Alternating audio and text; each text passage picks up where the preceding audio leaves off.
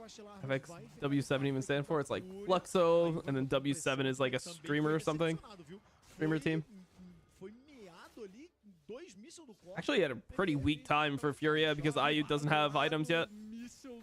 A pancadaria no meio rolou e a gente já tem dois monstros aí, dois objetivos de monstros épicos pro time da Fúria. Mais eles conseguem essa primeira parte da proeza. Sim, like W7M is like a streamer team, I think. Fluxo, né? Like a streamer org or something like this. Do outro lado. Eu pensei que ia estourar uma briga por ali, mas também pro Fluxo W7M, eu sinto que também eles precisam chegar antes, eles precisam estar na posição de uma forma mais tipo, comandando a situação, entendeu? Mais assertiva na situação. E quem pisou primeiro no Rio foi justamente a equipe da Fúria. Não dá pra você dar a cara pro Maokai, pro MF, que você vai se dar mal. Era isso que eu ia comentar, Colossimos, porque no caso do Fluxo W7M, você percebe que tem muitos campeões que tem um scale muito poderoso. E pra você já comprar uma luta com 10, 12 minutos de partida, poderia ser arriscado demais. Então percebam que eles movem o Fu lá pra rota inferior, ele consegue levar aquelas duas barricadas de uma forma bem livre, então é um tempo que eles ganham. Beleza, acabaram tendo que abrir mão das 3 vacilarvas e consequentemente um stack aí das proezas de força em relação aos objetivos. Go Furia. I'm down with Furia. I want Furia to win. Então, eles vão precisar se preparar já pro próximo dragão que a gente tá vendo que chega. Furia's a lot more chance to become meta due to necessity. Aí o jogo vai I mean, yeah, but this is game 1. Uma composição que joga mais cedo mesmo. A galera do Fluxo Game 1 of Fearless is essentially just not Fearless, right? It's just like a standard game 1 draft. Esse dragão que vai dar uma proeza e talvez forçar. Give Yumi support. You have to path bot as a jungler. No, it depends on if they can get Dove or not. And most of the time, I don't want to path to Yumi and solo queue. I think Drake Hero is just inting here. Yeah, he's inting. He's inting bad.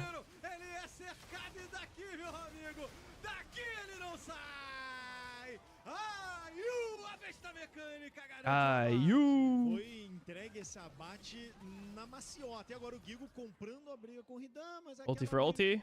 Vem no tapetinho, vem. Compra parcelado. Okay. Drake for Furia. Pretty slow-paced game so far. Ó, e o dragão vai ficar pro time da Fúria. Pode anotar aí essa parte da proeza pra eles. E a gente percebe Panther pro meta champion right now. Fúria falou um pouco mais cedo sobre essa importância do Maokai para você Can't make it up, bro. You can't make this shit up. Já deu as caras, ele tinha sua ultimate disponível e o Drake Hero acabou ficando vendido no lance. Uma boa chegada também do Tuts. Foi pra cima, o Fu ficou enrascado. É muito controle. Yeah, he's dead too. Não consegue nem jogar. I use this walking up mid, getting at these short trades. I mean, these trades always benefit MF. Because if you're MF, then you will sustain with BT and Corki will not. So you generally want to be doing this. And LTA matches are terrible today. Well, I mean, they're elimination matches. So like, yeah, on paper, they're not super exciting, but they're exciting because teams get eliminated today. Same thing for LTA South, right? Like, that's kind of how it is right now. These are the elimination matches. And I am down to watch people get eliminated. W7M, eles têm uma torre que tá bem machucada lá na rota inferior. Aquela torre que anteriormente o Fu tava batendo nela. Então ela já perdeu bastante vida e pode ser uma esperança aí para que eles possam levar essa proeza das torres e aí já acabar decidindo tudo pro próximo objetivo. Eu tô contigo, Lagos. As proezas estão abertas porque o Fluxo pode pegar aquela torre lá do bot, ela tá bem danificada. E aí com 2 abates a mais, garante. Tem que tomar muito cuidado, porque a Fúria tá próxima. Mais um abatezinho já é deles. Então fica essa disputa. Ridan fica ameaçando por aqui, mas ele tem que tomar cuidado. Not too gonna look for this. I think this is good. I think this is a good look. Guy's just dead, no? Ayu has no flash, though. Oh, he doesn't die, but Drake Hero will die. Gigo can go crazy here. Gigo can go giga crazy here. Oh my god, this guy went this way? He blast coned over. Ain't no way he blast coned over. Like, what a psychopath. He blast coned over there? He said, yeah, let's go. Let's send it. That is super mental to blast cone over like that. Super mental. Okay, though. How Trimby looked today? Trimby looked good. Trimby looked good, but his team did not look good. e vai conquistando mais. I like the way he played. I thought he played generally well. Olha onde ele tá jogando. Olha pra como que ele tá agredindo e sendo uma pedra no sapato do Fluxo. I was just standing there and just channeling ult in Pantheon's face. It's kind of alpha though. Not gonna lie. I like what Tatu did here. Boom. Flash out. Get the fight going for the team. Nah, I like Tatu, bro. I like Tatu. I like Tatu. I like IU. Ela tá aparecendo bastante aqui na LTA Sul. Mas eu falo já um pouquinho mais porque tem Arauto já em jogo e os times estão se preparando aqui pra quem sabe rolar uma luta. E parece que esse é o objetivo. O time do Fluxo, o W7M quer brigar. Eles estão posicionados no Rio. A Fúria vem chegando só agora. Scary to fight like this. Oh, they're gonna get rolled here, bro. They're gonna get rolled. This is such a zone where you just get fucked. Maokai ult is coming up. Maokai has ult. Maokai can ult here. Don't you just send Maokai ult here? I would send the Maokai ult here. 100% you're sending Maokai ult. There you go. I think it was a little bit late, but I like the idea. Oh, yeah. Oh, yeah. Hell yeah. Instantâneos pro time da Fúria e o Gigo. Ele quer mais. Tá colado no Marvel. Jojo vem junto. O time da Fúria. I like it. I like what I'm seeing. Good shit, Furia. Good shit, guys. Slap him. Let him know. Esplêndido, esplêndido. O IU não tinha o ultimate naquele primeiro engage. Então eles fizeram o primeiro engage mais para fazer aquele abafa, para dar aquele susto. E aí na volta, no segundo tempo, quando o cooldown já tinha sido resetado, veio junto com o ultimate do Jojo. Oh. Um abraço. Oh, Toots kind of just spitting on him, to be honest. And they're getting Drake, and they're getting Herald. They're chilling. Who do you think is the worst LTA South team? I think it's probably Fluxo. This Fluxo team, I think, is the worst one. O Maokai também não tinha, então eles recuam, respeitam esse momento porque eles sabem que esse combo é poderosíssimo. E aí o time do Fluxo não consegue fazer muita coisa nesse momento. E aí sim, vem a Fúria da Natureza, veio mandando bala, e aí esse combo é fatal do time da Fúria. Teve um equalizador ali, mas ficou meio torto, não pegou em ninguém. E mesmo que pegasse, vamos ser sinceros, mesmo que pegasse no IU, não ia resolver o problema. Não. Que ainda o Fluxo e com isso eu sinto que o time da Fúria interessante. Muito boa. Que agora eles têm vantagem de ouro, têm vantagem dos objetivos, as botas são deles. They got your stream on main broadcast. Nice, nice, nice. Yeah, they're gonna do it every week. O Jojo consegue ir muito fundo dentro da selva adversária. Yeah, bro, this is a fun team, bro. This is a fun team. Furia is fun. So for people that don't know, that haven't been watching, that are just tuning in now, Furia essentially has like the next up and coming mechanical jungler, Tatu, and IU, who is the guy who hit like rank 1 in EUS, and he was there for like, you know, like less than a month or something during a boot camp and hit rank 1. So they just have like a couple wonder kids on this lineup. Pretty based. Furia lose this game? I don't think so. I think it's so hard to play. I'm generally a Pantheon into Sejuani hater. And I just think that it's going to be so difficult to play. Like, I essentially think that Furia can just engage on, like, the front line of Fluxo, and Fluxo has no counterplay to it.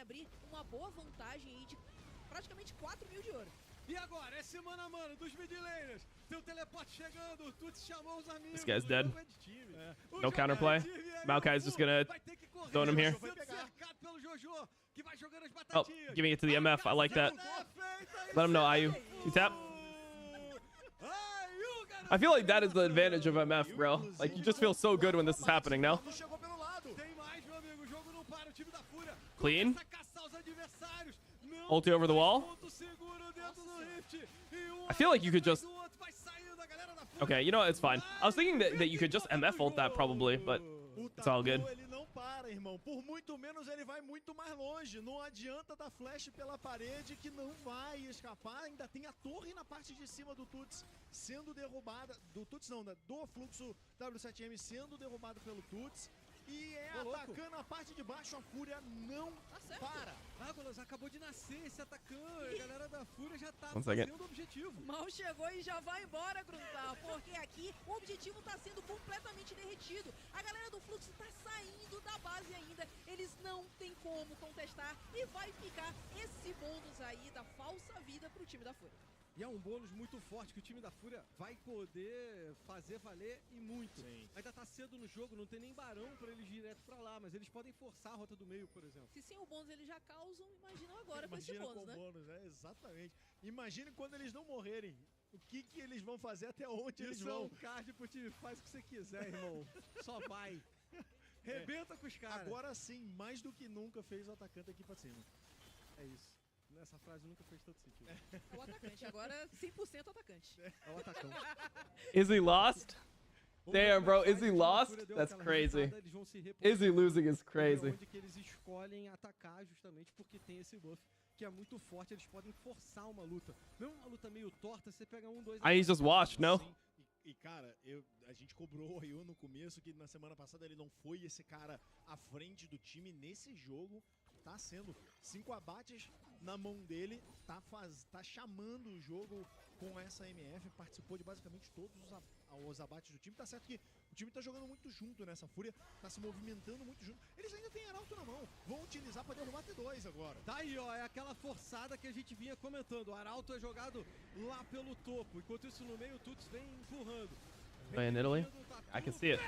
Torre, ela vai pro chão, tem Arauto, vai Chilava, buff do atacão, a parada é muito boa pro time da Fúria, que vai tentar entrar na base adversária. I mean, they're just getting ran, bro. There's nothing to even say about this Furia game. They're just getting ran. Nessa brincadeira. Eles querem o meio. Eles vão levar pra parte central do mapa, então é T2 e T2, eles preferiram, ainda tem um ultimate do Jojo. E tá aí, ó, equalizador pra limpar lá atrás, o Gigo tá muito avançado, ainda assim, a torre vai ser derrubada e o time da Fúria começa a dar aquela recuada. Também não vai entregar kill de bobo, né, porque Sim. vale 200 de ouro, vai. Vale grande parte de um abate essa brincadeira aí, não tem por que forçar demais. A vantagem tá crescendo, a equipe da Fúria tá escalando, tá abrindo o mapa e já vai estar disponível na parte de cima o Barão. Então vai jogando com calma, porque com certeza eles conseguem ir empurrando ainda mais essa vantagem de ouro. Is he washed?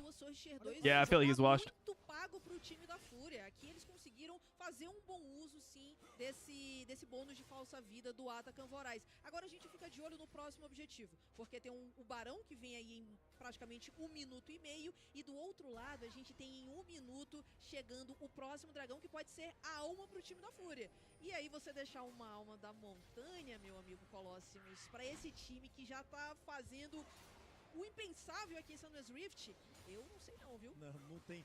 Pro equipe do Fluxo, nesse ponto da I think it's still Giga Throw. No, I don't think so. Tá naquele Bro, it's actually sad to me that Izzy lost. I didn't watch obviously because I'm doing this, but like Izzy losing, that's pretty sad. I really don't think there's any comeback potential though for Fluxo. Like Furia can just get Soul for free. The Pantheon is actually useless in this game. Like Pantheon has nothing that he's comboing off of. Like Rumble ult is very fake. Maybe they can get a pick like this. This is all you're hoping for, is maybe they can get some random pick. I mean, they didn't get the pick. Oh my god, the Sedge ult is flying. Completely flying here. I mean, they don't need to chase at all. They just need to secure the soul. Gigo's TPing behind. Oh, they're gonna send it. They're gonna send it. Gigo's TPing behind. Oh, Jojo's in there. Let's see what ends up happening with the MF. I mean, the angle doesn't look that amazing, to be honest. But they're gonna get soul. All right. They did what they needed to. Doesn't look amazing though. O Gigo chegou e saiu rapidinho, mas o estrago foi devidamente feito na linha de frente do Fluxo W7M. Giggs e Ridan são as duas vítimas e o dragão é a recompensa da Fúria. É, o time do Fluxo W7M tentou, eles buscaram a jogada, só que o Gigo conseguiu sair muito bem e a mandíbula de Malmorte. My man is 35. Yeah, that's the thing, is like people fight. Like, I mean, how old is Pereira? Pereira's like 37 or 38, no? Alex Pereira, let's see. Alex Pereira is 37. And he's still like pretty elite, you know? I mean, not pretty elite. He's like completely elite. So I don't think that it's an excuse for Izzy, bro. I don't think it's an excuse for Izzy, but I mean, Izzy's been getting knocked out. Like, kind of sad, to be honest. Like when Izzy was in his prime, he's like one of my favorite fighters to watch. I thought it was really fun to watch.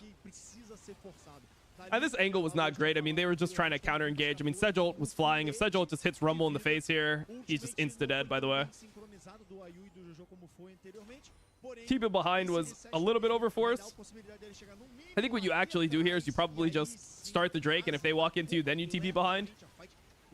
But it's all good. I mean, they're playing well. Vidas foram cobradas, abates foram coletados, a equipe da Fúria se catapultou mais pra Oh, this guy's dead too. Nah, I can't play. Ficou o Ridan pra trás e o Mar havia puxado. Ele tá preso e daqui ele não sai ao túmulo do jogador. A galera da Fúria vem de novo num avanço interminável pra garantir os abates. É impressionante o que o time da Fúria tá fazendo, passando o carreto por cima do Fluxo. Devidamente passado. A equipe da Fúria agora vai fazer o objetivo que eles deixaram de lado anteriormente, porque eles não estão dando passos sem direção. Cada passo que eles dão, eles sabem para onde querem ir e o que querem conquistar com cada uma das jogadas que fazem. Forçar o Barão na jogada anterior não faria sentido, seria algo arriscado. É só ajeitar e brigar que a equipe da Fúria vai ganhar. Eles estão mais fortes. E Colossimos, eles fizeram muito bem essa jogada, porque inicialmente Islam eles versus só Dricus. controlaram a visão e sentaram lá na moitinha. Have Islam versus Dricus, please. Strickland, don't. Não Nah. precisava iniciar Oh, de Islam fato, versus e agora Dricus. sim, Sorry, I thought you were parecia que a gente saying tinha dado a última Israel. luta. Adesanya versus Dricus. I got confused for a second. São praticamente 8 Islam vidas versus de vantagem Dricus. de ouro. Wait, Islam's gonna go up for the belt? Gigantesco nessa partida. Gigante. Islam's gonna, I mean, okay. Ele tá I didn't know com anything about that. 8 abates, 0 Okay. mortes até agora. Tá com o score invertido do Tuts. O Tuts tá com 3 abates e 8 assistências. Ele com 8 abates e 3 assistências. E o Gil vai pra quarta solada No flash. dele, do ano. Vai pra cima do Ridan. He's dead as hell. The thing after dead, bro. Whatever comes after dead is this guy. Oh, Pantheon wants him too, bro. He wants to die as well. He wants to die too. He said, bro, this is a soft FF. He wants to FF the game too. He's done. He's had enough. Coach, you picked me Pantheon in the Sejuani. Pantheon in the Sejuani. Yeah. We're done. We're done playing this one. É, meu amigo, a equipe da Fúria com aquele avanço infinito que você tinha falado anteriormente, Grutar. Vem pra mais uma das passagens. O Jojo jogou o ult. É o último push. Bro, also, this is like Fluxo's best comp. So aren't they just getting stomped in the next one? Like, isn't this just going to be a complete stomping? 2-0? Não viram nada, só viram o atropelo do time da Fúria no GG. Vitória da Fúria! É, rapaz, carreto, hein? Que carreto que a equipe da Fúria passou. A equipe do Coach, why you do this to me? Sometimes coaches just need to be held responsible. Look, coaches are not the ones that make the draft, like 100% of the draft. But what coaches should be good at is preventing your players from inting themselves, right? Like just making sure that you don't draft something that's ridiculously int. And today I saw the SK game. If you guys watched the SK game where they were playing versus BDS, enemy team has full poke comp. They have Varus locked in, Jace locked in, and Nidalee locked in. SK has no engage on their team. They have just Ash Arrow, which is not really engage in pro. Like, it's nice to like start the beginning of a fight, but you need other stuff to like really get in there and follow that up. You need other forms of engage to really solidify that. You need something that can like AoE CC people in order to really make use of the Ash Arrow engage. And the enemy team is full poke, and SK's coach picked Braum. Like, he let his player pick Braum over just picking like Rel or Leona or just anything that could actually just like CC people and lock them up. Like, that right there is like coach diff. Like, if your coach is not good at seeing those situations, then your coach is kind of inting you. That's just what I think. Your coach is kind of inting you at that point.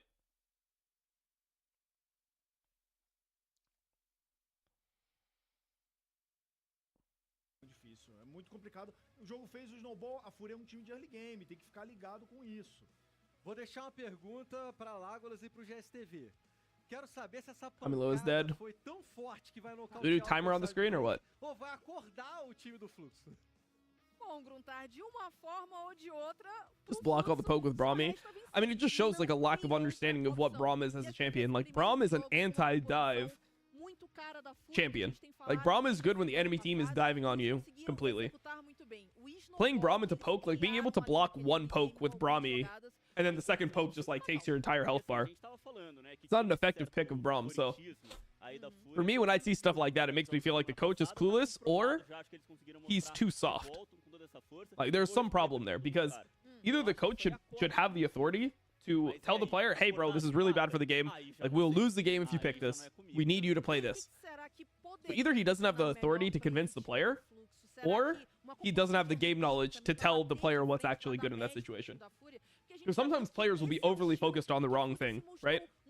If you think about how players are looking at draft, players are generally looking at draft through the perspective of their lane and like their matchup. Like, that is what players are generally really like focused on. They want to know, okay, I want to play a lane that's good. I want to play something that's winning or something that I'm comfortable playing. That's what they're focused on. And coaches are generally focused on the overall way that the comps are going to interact against each other. Like, how does our team comp look against their team comp? That's what a coach should be focused on.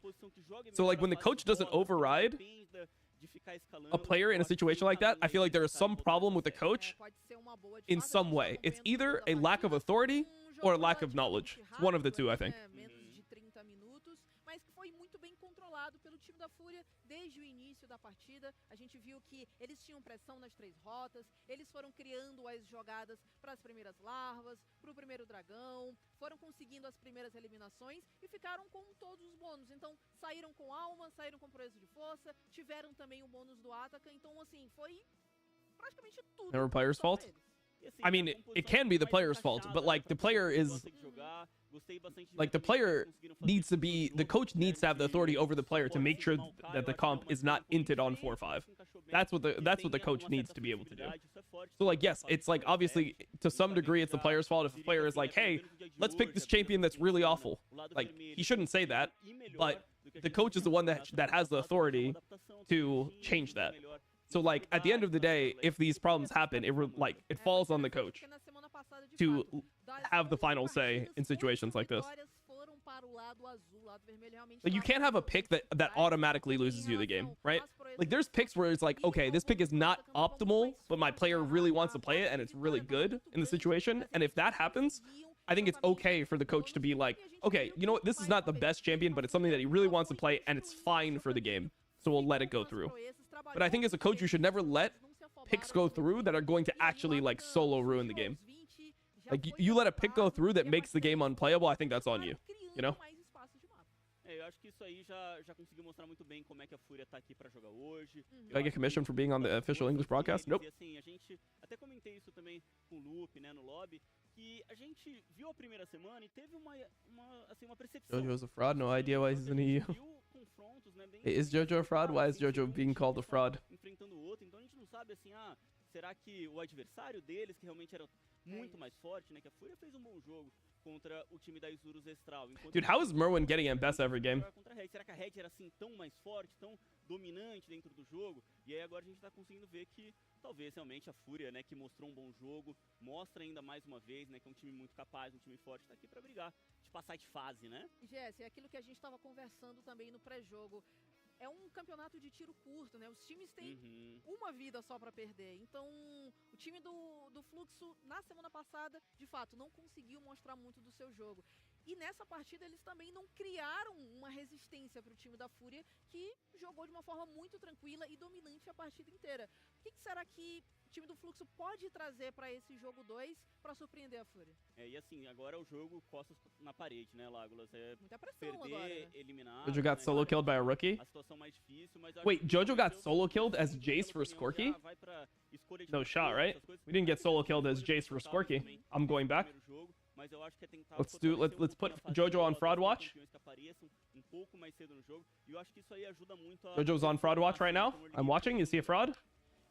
Isso que você falou sobre o early game é muito verdade, porque na semana passada a diferença de ouro aos 14, 15 minutos pro time do Fluxo era de mais de 2.000 de ouro, na verdade, né? Então eles estavam atrás com uma Jojo on quantidade fraudwatch? muito alta de ouro para esse tempo de jogo. E hoje a gente viu que mais uma vez eles foram dominados. Chega num ponto da partida em que parece que eles Honestly, I think he thought Elyoya had heal. That's why he baited it to like this degree.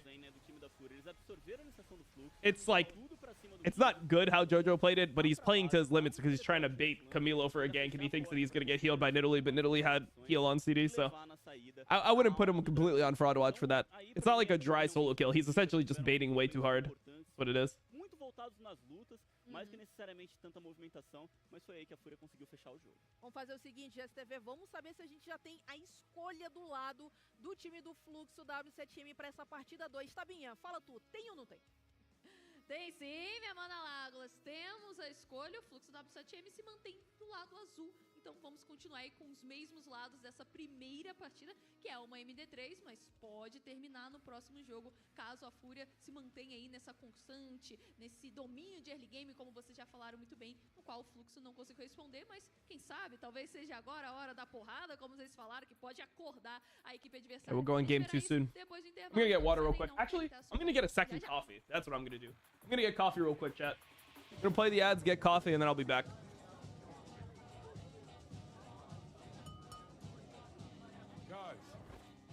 Make way.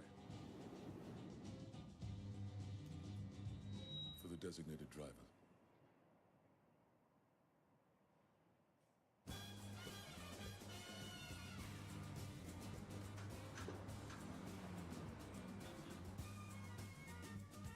Produto destinado a adultos.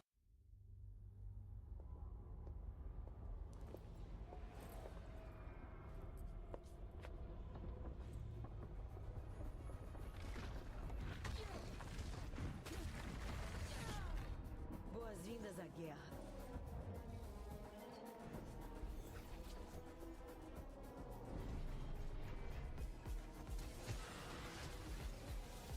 Não me teste. Você trabalha pra mim agora. Eu não me curvo a ninguém. Saca só. Tanto caos pra nada, Jinx. Eu nem senti nada.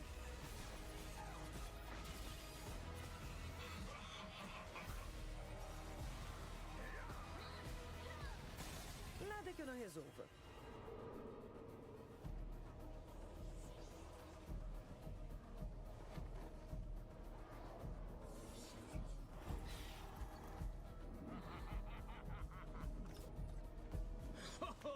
Mas é agora.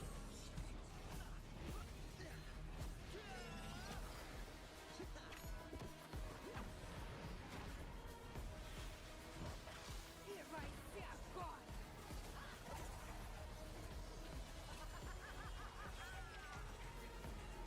Vamos dançar.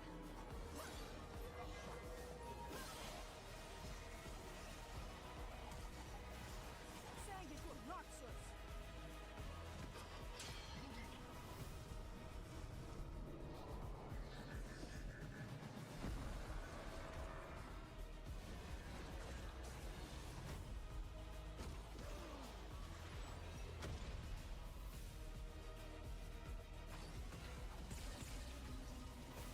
Sinta a ira dos Medarda.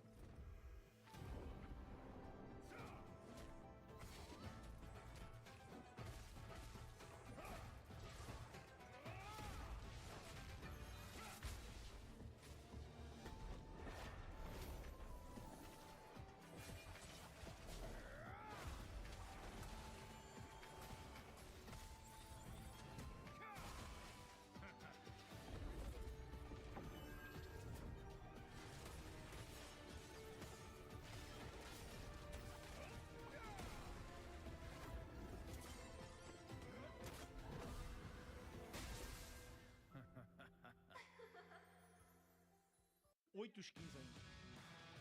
Estamos de volta para a sequência dessa série. Fúria contra Fluxo W7M, o primeiro jogo avassalador do time do Fluxo, Colosso. Sim, passou por cima a equipe da Fúria. A equipe do Fluxo foi completamente atropelada pela equipe da Fúria, que não mediu esforços para dominar o jogo. Foi um jogo em que eles, do começo até o final, dominaram o Summoner's Rift, dominaram o confronto, o embate. E agora vamos ver se o Fluxo vem com uma proposta pra jogar um jogo mais rápido do que esse jogo de scaling, cara. Esse jogo de scaling, tem várias equipes draftando pro scaling, não tá dando certo. O GSTV falou que essa pancada aí ia acordar o time do Fluxo.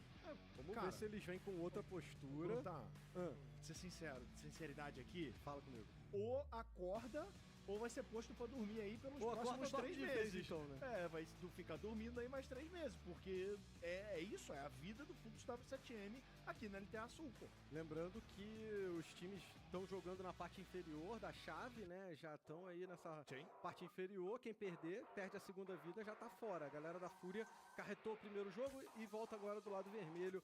Vamos ver como é que fica essa situação dos banimentos. Eles não baniram Kalista no 2 agora. I think this is a wrap, by the way. I think this right here is a Fluxo Gigo tá botando no coração dos jogadores do Fluxo. 0-2. É pra ter medo mesmo, Gigão esmaga. All right, let's see. Let's talk draft. Let's lock in. Renekton, dude, they should ban Gnar into Gigo. Legitimately, this guy is a Gnar, insane Gnar player. They pick Ambessa first pick. I like that. Kalista, Varus, Skarner banned. This should be Ezreal, I think. I think you lock Ezreal right here for IU. Like, all the other ADs are out. Aurora, Ezreal. I fuck with it. I think it's good. Do outro lado, Wukong. tem o Aurora e o Tatu buscando esse Wukong, o Wukong que foi banido no jogo. I feel like, I mean, maybe the reason why they're leaving Ezreal is because I assume IU, just with the level of his mechanics, it seems like he would be somebody who wants to play things like Kai'Sa into Ezreal, right? That's a matchup.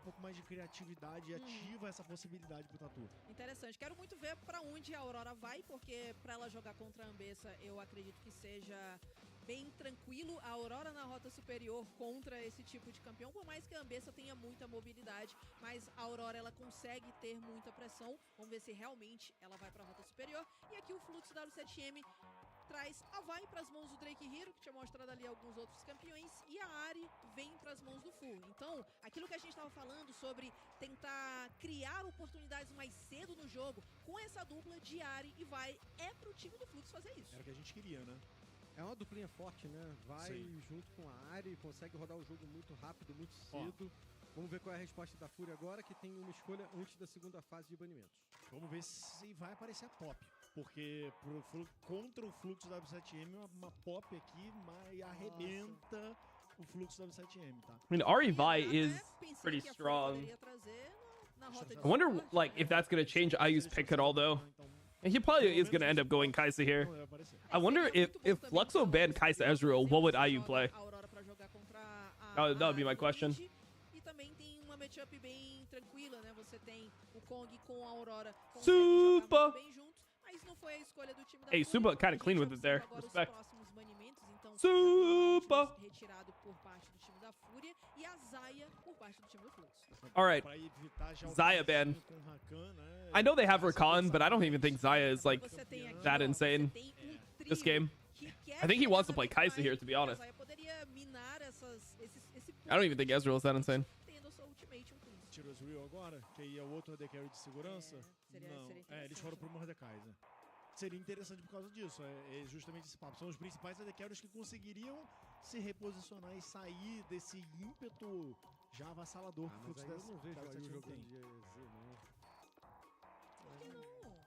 Porque não tem campeão tão mecânico quanto o Ezreal, pô. Pois é. É ok. É que eu acho que ele demora muito pra entrar no jogo.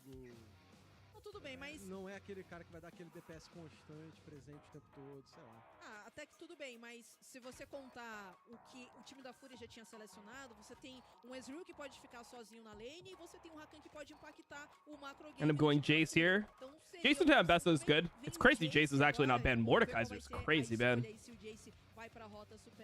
And this is just Ezreal on 5. Like, how is Ezreal getting through to 5 for IU, bro?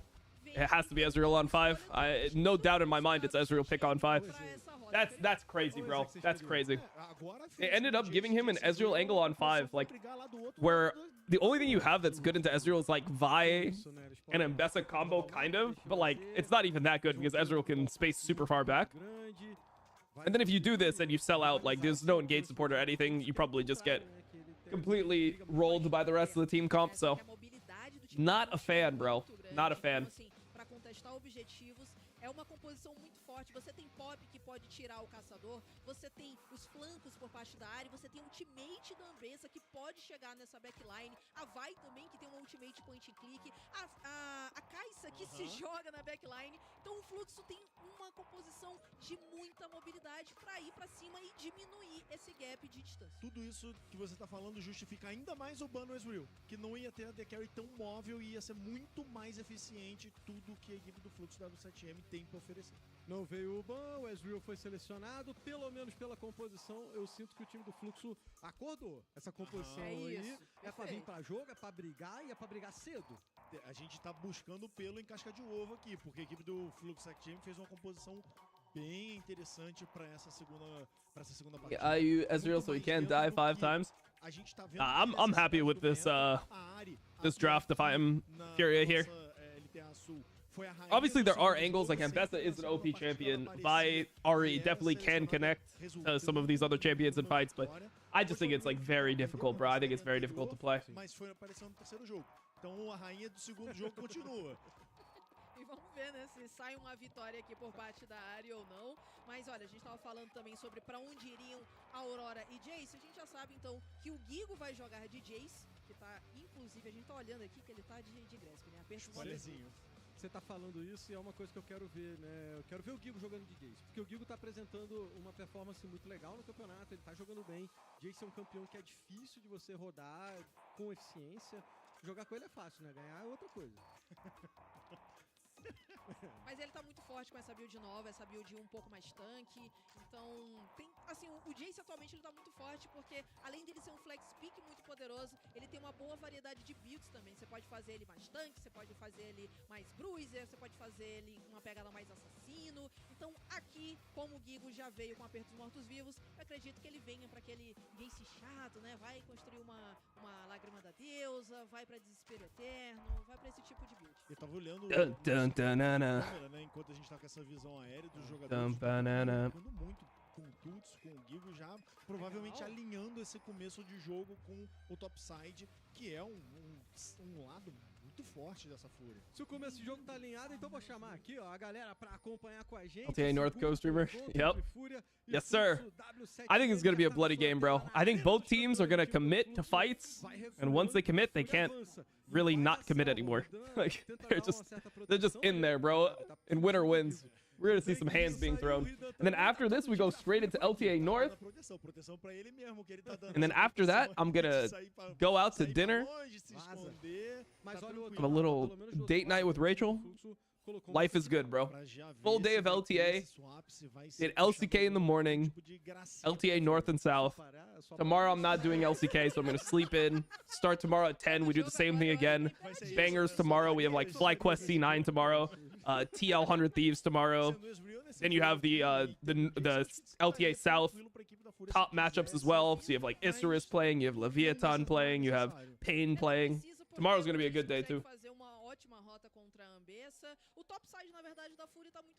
Perfect. When you're playing Hello Kitty with Rachel. Rachel is playing Hello Kitty right now, by the way. She is playing Hello Kitty Island Adventure. She says it's a pretty good game. For some reason, it doesn't seem like it would be my type of game, but I respect it either way. Geeks versus Gigo top lane? Wait, who wins, Geeks or Gigo top lane? I feel like Geeks has to win, no? It's like plural. Talvez. Acho que não. Confundirias? É porque o início é igual, mas depois no final fica diferente. É Geeks e Giggle. Hey, Toots. Vamos ver em campo. Give him a little tap. Depois eu respondo pra vocês. Little tap tap. A primeira partida foi de boa. É justo, é justo. Foi de boa, foi de boa. E tá de boa pro Tuts aqui na parte central, de, pelo menos não pressionar aí pra equipe contrária. Claro, são os primeiros níveis, né? Tá mais tranquilo. O que eu achei interessante é que a equipe da Fúria forçou muito. Eles invadiram a parte de cima, inverteram. Wait, how could Giggs actually lose to Gigo? E aí, o Tatu que já tava jogando dentro da selva inimiga. Tatu's walking top. Rakan is already here to try to cover the dive. Ezreal will be lading 1v1 versus Mbessa, which is good for Ezreal. Like, Ezreal is one of the champions that benefits from this. Oh, Jojo is actually going on to Drake here. Drake here is only level 1. Or 2, sorry. He's not level 3, so he's not actually able to play the game here. Question is, can they invade his top camps here? I think you should. I think here you just send the Wukong to the top camp, so there's nothing they can do. Like, there is a world where somehow Mbessa can TP on you, but I don't think you even consider this. I think you just take his top camps. It's good from Tatu. If they start collapsing like this, you just walk out, but then your Jace is able to push out the wave, so it's good regardless. And then if mid has to walk back in, then you just like play from there. Yeah, I like them walking back here too. Faz com que ele não possa jogar mais forte, porque a lane tá pressionada. Então a Pop sai rápido. Na parte central, o Fu já tinha empurrado o Tuts, então o Tuts tava voltando com o teleporte. Com isso, o Tatu não pode forçar por tanto tempo dentro da selva inimiga. Não foi na primeira, vai tentar na segunda. Wait, I've heard of like this game, Hello Kitty Island Adventure, like 10 years ago. Is this a new game, or like why is everyone playing it now? I swear this shit was like out for like years, or am I just delusional? Oh, Tatu's in trouble. He got it, but they're gonna have to. Oh, he's dead. Mega dead. Mega dead there. I mean, going back in is like risky, but it can be fine. But you have to respect the collapse. And also, Tuts needed to crash the next mid wave, I think. Yeah, Jojo. Wait, how is Jojo playing right now in the LEC, and he's playing right now for Fluxo? Or for Furia, I mean. Doesn't make any sense. Você não pode continuar fazendo uma jogada tão agressiva quanto essa. E aí o time da Fúria paga com o First Blood, que fica aí pras mãos do Drake Hero com a Vai. Na semana passada eles fizeram exatamente isso contra Isurus Estral, e foi um jogo que o Tatu não conseguiu encaixar. Foi justamente isso. Começa com essa agressividade desmedida, ele gastou muito tempo no topside de Giggs. É Giggs e Gigo. Já é empurrado. He has flash, he'll be fine. He's just gonna hold the flash, I think. It's cold. Never mind, he's just not gonna flash and die. Never mind, he just wanted to die. I thought he was cold. I thought he was cold, but then I realized that he is just inting. He's int feeding. Nice, well played. Guardar essa possibilidade para uma próxima situação. Is Jojo poor? Why does he need 2 salaries from 2 regions? Bro, what's wrong with having a second job? Maybe he's just a hard worker unlike you. You ever thought about that? Maybe that's why Jojo's successful. Because he's playing 2 regions at the same time. He's like Deion Sanders, bro. 2 sports at the same time. What do you know about that? Isso, mais um abatezinho. A gente fica de olho no relógio em relação aos objetivos também. O primeiro dragão, mais uma vez, é um dragão das nuvens. As equipes não fizeram menção em executá-lo, mas agora sim. Like, some people have ambition in this world. Alguns segundos e a gente já começa a ver as primeiras movimentações, porque já tá todo mundo indo pra lá. Don't blame him for it. Vai ter briga com certeza. O Ayu e o Jojo foram os primeiros a What an analogy. já estão posicionados. What is wrong with me? You know, the LTA North viewers are sitting there, they're like, what is happening right now? Level 5. I mean, Jace is coming. Aurora's coming. Fluxo is inting, no? Fluxo is inting, bro. They're inting. Flash of them, Geeks. Let him know. No flash on Mbessa either. Mbessa's cooked. They're all cooked.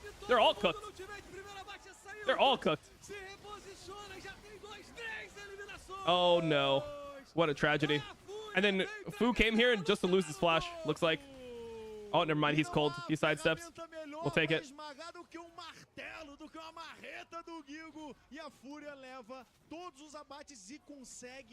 a proeza dos abates no fim das contas. Foi 3-0 essa brincadeira para a equipe da Fúria. Cara, o time da Fúria jogou aqui no limite, porque inicialmente eles tinham menos jogadores. A gente viu que o Gigo foi subindo junto com o Tuts, demoraram um pouquinho para subir, mas quem também demorou foi o Flux, chegou já no final de toda a luta. E aí sim, quando chegaram esses dois jogadores, a gente... I mean, they really overcommitted. Like, Gigo's just walking here. Tuts is able to follow. Espera a chegada dos demais jogadores. It is quite a tragedy. I mean, now you have like flashes down on Aurora, flashes down on Wukong, so maybe you have another fight sent for Grubs. Oh wait, there's a fight on live. There's a fight on live. Tatu has no flash. He's just dead here, no? Drake Hero's dead though too. Oh my god, it's a fist fight. Porque tava sozinho no resto do time, garante uma eliminação e fica uma pra cada lado. Eu vi que ele até apertou o S ali pra mandar aquele fake que ele tinha se escondido com o clone. Não tinha muito pão de também, correr. Né? Percebi que ele tentou meter esse louco aí. Ficou paradinho ali, o cara pensando, ixi, o clone, não vou bater nele, mas foi eliminado. Uma boa jogada aí que Tatu conseguiu ainda sair com essa eliminação, foi cobrado e agora... Observa que a movimentação é pra parte de baixo, porque esse dragão tá vivo e por mais que o time da Fúria Game behind us remote game. Remote LEC. Ainda faltam mais that's what it is. mais uma pra eles conseguirem. E se eles ficarem esse segundo dragão, eles ficam bem próximos, né? Ficam monstro épico pra poder garantir. Você vê lá em cima o Gigo pressionando e é uma pressão gigantesca, enquanto o resto da Fúria vai se espalhando, principalmente com esse cara aí, o Tatu, se movimentando muito. O Tatu invade quando não deve, quando tem pressão é que ele vai invadir mesmo. Aí ele vai jogar dentro do território inimigo e a Fúria tá cobrindo todas as bases, tá? Se não for pelo objetivo, vai pela torre, porque lá em cima já tinha caído 2 barricadas e aqui embaixo... Bro, did that hit? Did that hit? Is that not some high ground, low ground? BS? That shit did not look like it hit to me, bro. That was a little crazy.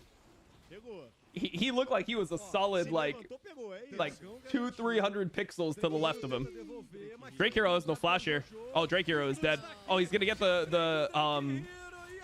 okay, let's see. Oh, wait, he's actually kind of smurfing it. I like that, Drake Hero. I like that. Oh, he couldn't pull back the Q. Wait, he's a beast. Wait, he's actually a beast. Respect, he hits 6 off of it, and then he's able to play the situation. Agora, será que ele tem plano de fuga? TP out. Is Vi dead? What's happening here? Esse é o teleporte, mas do lado de lá vai tentar ser executado o Drake Hero. Será que deu tempo? Tá aí executado. Drake Hero! O plano de fuga dele. Esperar ganhar tempo suficiente para que ele ganhe um teleporte para base de graça pela torre T3. Tá pago. Vamos falar agora um pouquinho preços de força, porque falamos inicialmente que o time da Fúria ficou com as primeiras larvas, agora ficou também com o primeiro dragão e eles só precisam de... Yeah, I think both teams are down to fight the next Grubs, to be honest. Aqui, ó. 1 minuto para a segunda leva de larvas. Pode ser aí um momento de decisão, pelo menos em relação às proezas pro time da Fúria. Cara, a Aurora, mano, esse Q dela, o AD Carry, é o terror do AD Carry. Porque pega essa lapada, é metade da vida. E pior que nem só do AD Carry, se tu vê isso aí acontecendo no top, meu amigo, é uma lapada de vida que ela tira só nesse combinho aí. Situação difícil pra jogar contra ela e o Tuts tá se movimentando muito, tá fazendo um bom jogo. Vamos ficar ligado. What the fuck is that name? It's Fluxo and then combined with a team it's like W7M. Se posicionando, o Fluxo sabe que não pode deixar de graça pra Fúria completar a proeza. O Gig já vai fazendo aquela contenção, garantindo o push pro Ridan e com isso a prioridade da parte superior do mapa. O Gigo vai resetar, só que aquilo que eu tinha falado, o Fúria tá cobrindo as bases, eles não precisam daquele... I literally have the LTA South music stuck in my head. The draft music is still just perma stuck in my head. Dun dun dun dun dun. O Tuts estava lá embaixo empurrando. Dun dun dun dun dun. Tem mais o teleporte. Banana bum bum banana. I can't focus. It's over for me, bro. It's over for me. O time do Flux W7M precisa escolher muito bem essa luta. Tuts vai se movimentando com muito cuidado, esperando o momento certo para poder avançar. Okay, let him know. That champion is balanced, by the way. That's a flash from Poppy for a shift from Ezreal. I think Ezreal wins that. Are they fighting? Oh, good turn. I like that. Wait, is Jojo dead, though? Nope. Jojo's not dead. Está detonado, o Tuts deu aquela maciada e o time da Fúria vence essa briga. E aí vai jogando nesse longo alcance. Please stop it. You're vai making me hear it. jogando My bad, isso guys. como My arma. bad, guys. As vastilarvas ainda não foram feitas. Foi feita umazinha. My delas, apologies. Várias tentativas do Fluxo, nenhuma delas com êxito. O Ayu ainda tinha barreira e flash. É, mas eu confesso que eu senti um frio na barriga agora, porque toda vez que eu vejo essa ultimate da Rambessa, dá um medinho. A campeã, ela é embaçada, mas ó...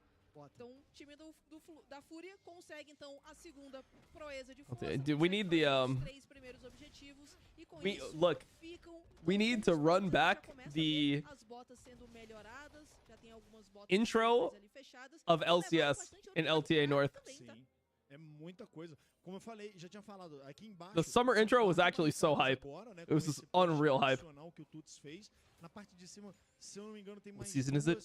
quase Dig 3 season. barricadas para a equipe da Fúria, então a vantagem vai crescendo de forma... I don't know. It just hyped me up every time. Descontrolado. O Ayu, cara, tá 1K de ouro na frente do Marvin. I was seeing that stuff like 4 times a week in playoffs. I would get hyped every time. And if I missed it, I would go back and watch it. Tá chegando muito mais rápido. Tá chegando aí, vai estacando essa gota. Eles vão se posicionando agora pelo meio do mapa, tanto o Jojo quanto o Ayu empurrando por ali, enquanto o Tuts controla a parte inferior. Oh, shit. Veio na marretada pra cima. Bro, is this allowed? Oh my god, okay. Abuse the cooldowns. Que isso? Ele veio com metadinha. Good play. I mean, that was assim, scary to me, but I guess not. I guess it wasn't that scary. Que isso, imagina. É blefe. Não, é, o Rida falou, não é possível esse maluco. Wait, let me see. Wait, I have Mark Z. Let me hit up Mark Z. O Jungle tá do lado, não é Mas ele possível. conseguiu fazer uma boa troca, força o Ridan a ter que voltar para sua base agora, vai fazendo seu reset, já tem Eclipse também, então primeiro um grande item fechado.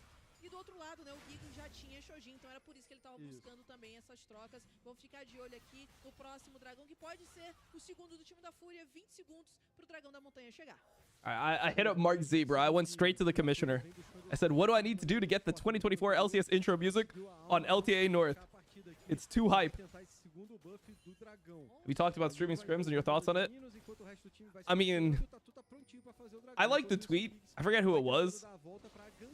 Maybe it was Wolverine or something. But I like the tweet where they said, imagine if it wasn't Bwipo saying this and it was just like a random LCS player that just said we should stream scrims. Like the main reason that people are behind it, whether it's a good idea or not, is because Bwipo is saying it and people and like FlyQuest won, right?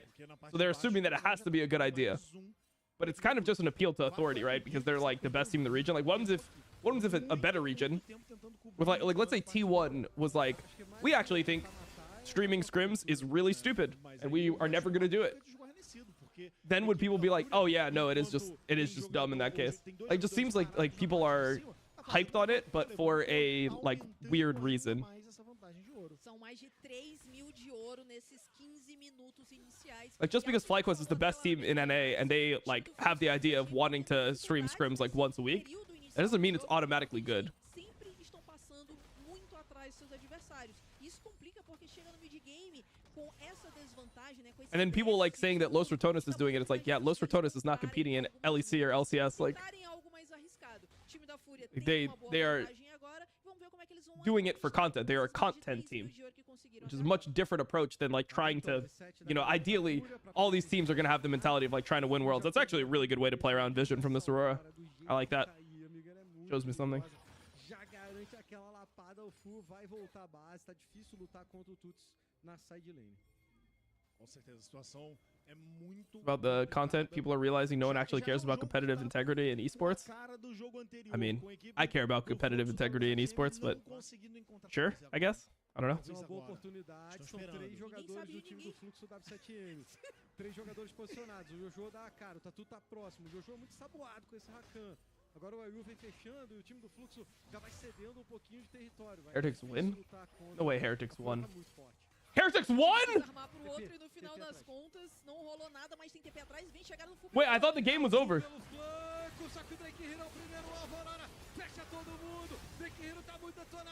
No shot, Heretics won, bro. Nah, that's so illegal. They're sending it here, no? Oh, I guess not. I guess they can't.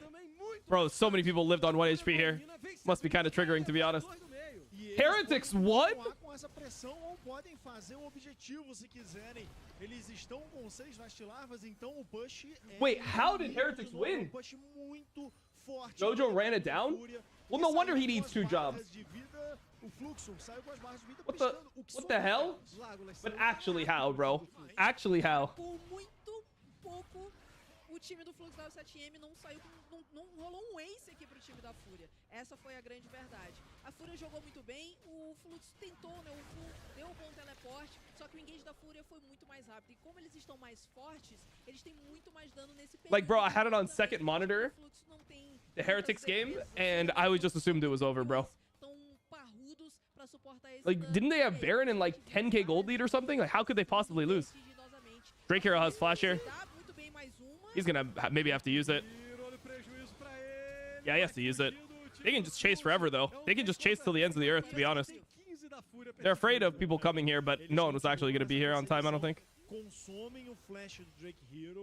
Jojo is just really bad. Jojo's fault. Well, why did they import an NA player to the LEC? No way. No way Koi lost that. E eles continuam por aqui. O Jojo vai dando a contenção, deixa o Gigo um pouco mais seguro. São 3 jogadores do Fluxo, mas eles não têm o ímpeto. Wait, Heretics is in playoffs. Holy shit. Wait. Já tá com muita vida ali o Gigo. Wait. What does this mean? Wait, this means that Rogue and SK are already eliminated. Rogue and SK just got eliminated right now. Rogue and SK got eliminated, guys. What?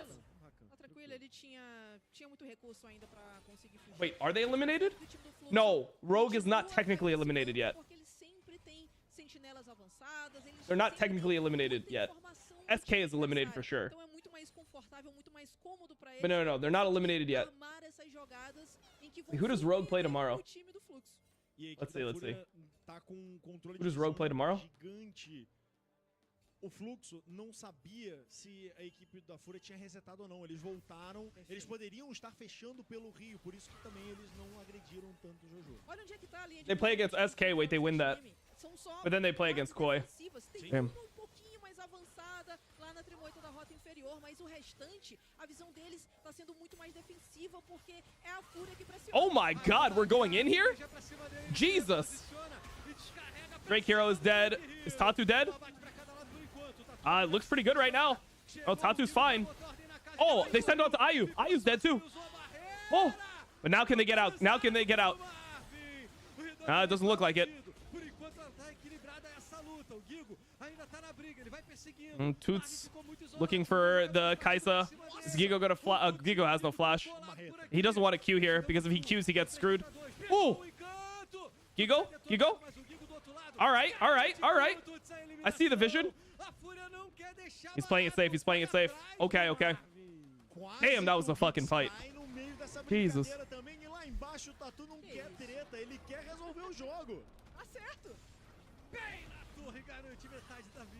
Não vai derrubar, o Drake Hero chegou aqui, vai limpar, mas Tatu fez o dele e tem dragão vivo, eles podem se reposicionar para fazer o objetivo. E ainda bem.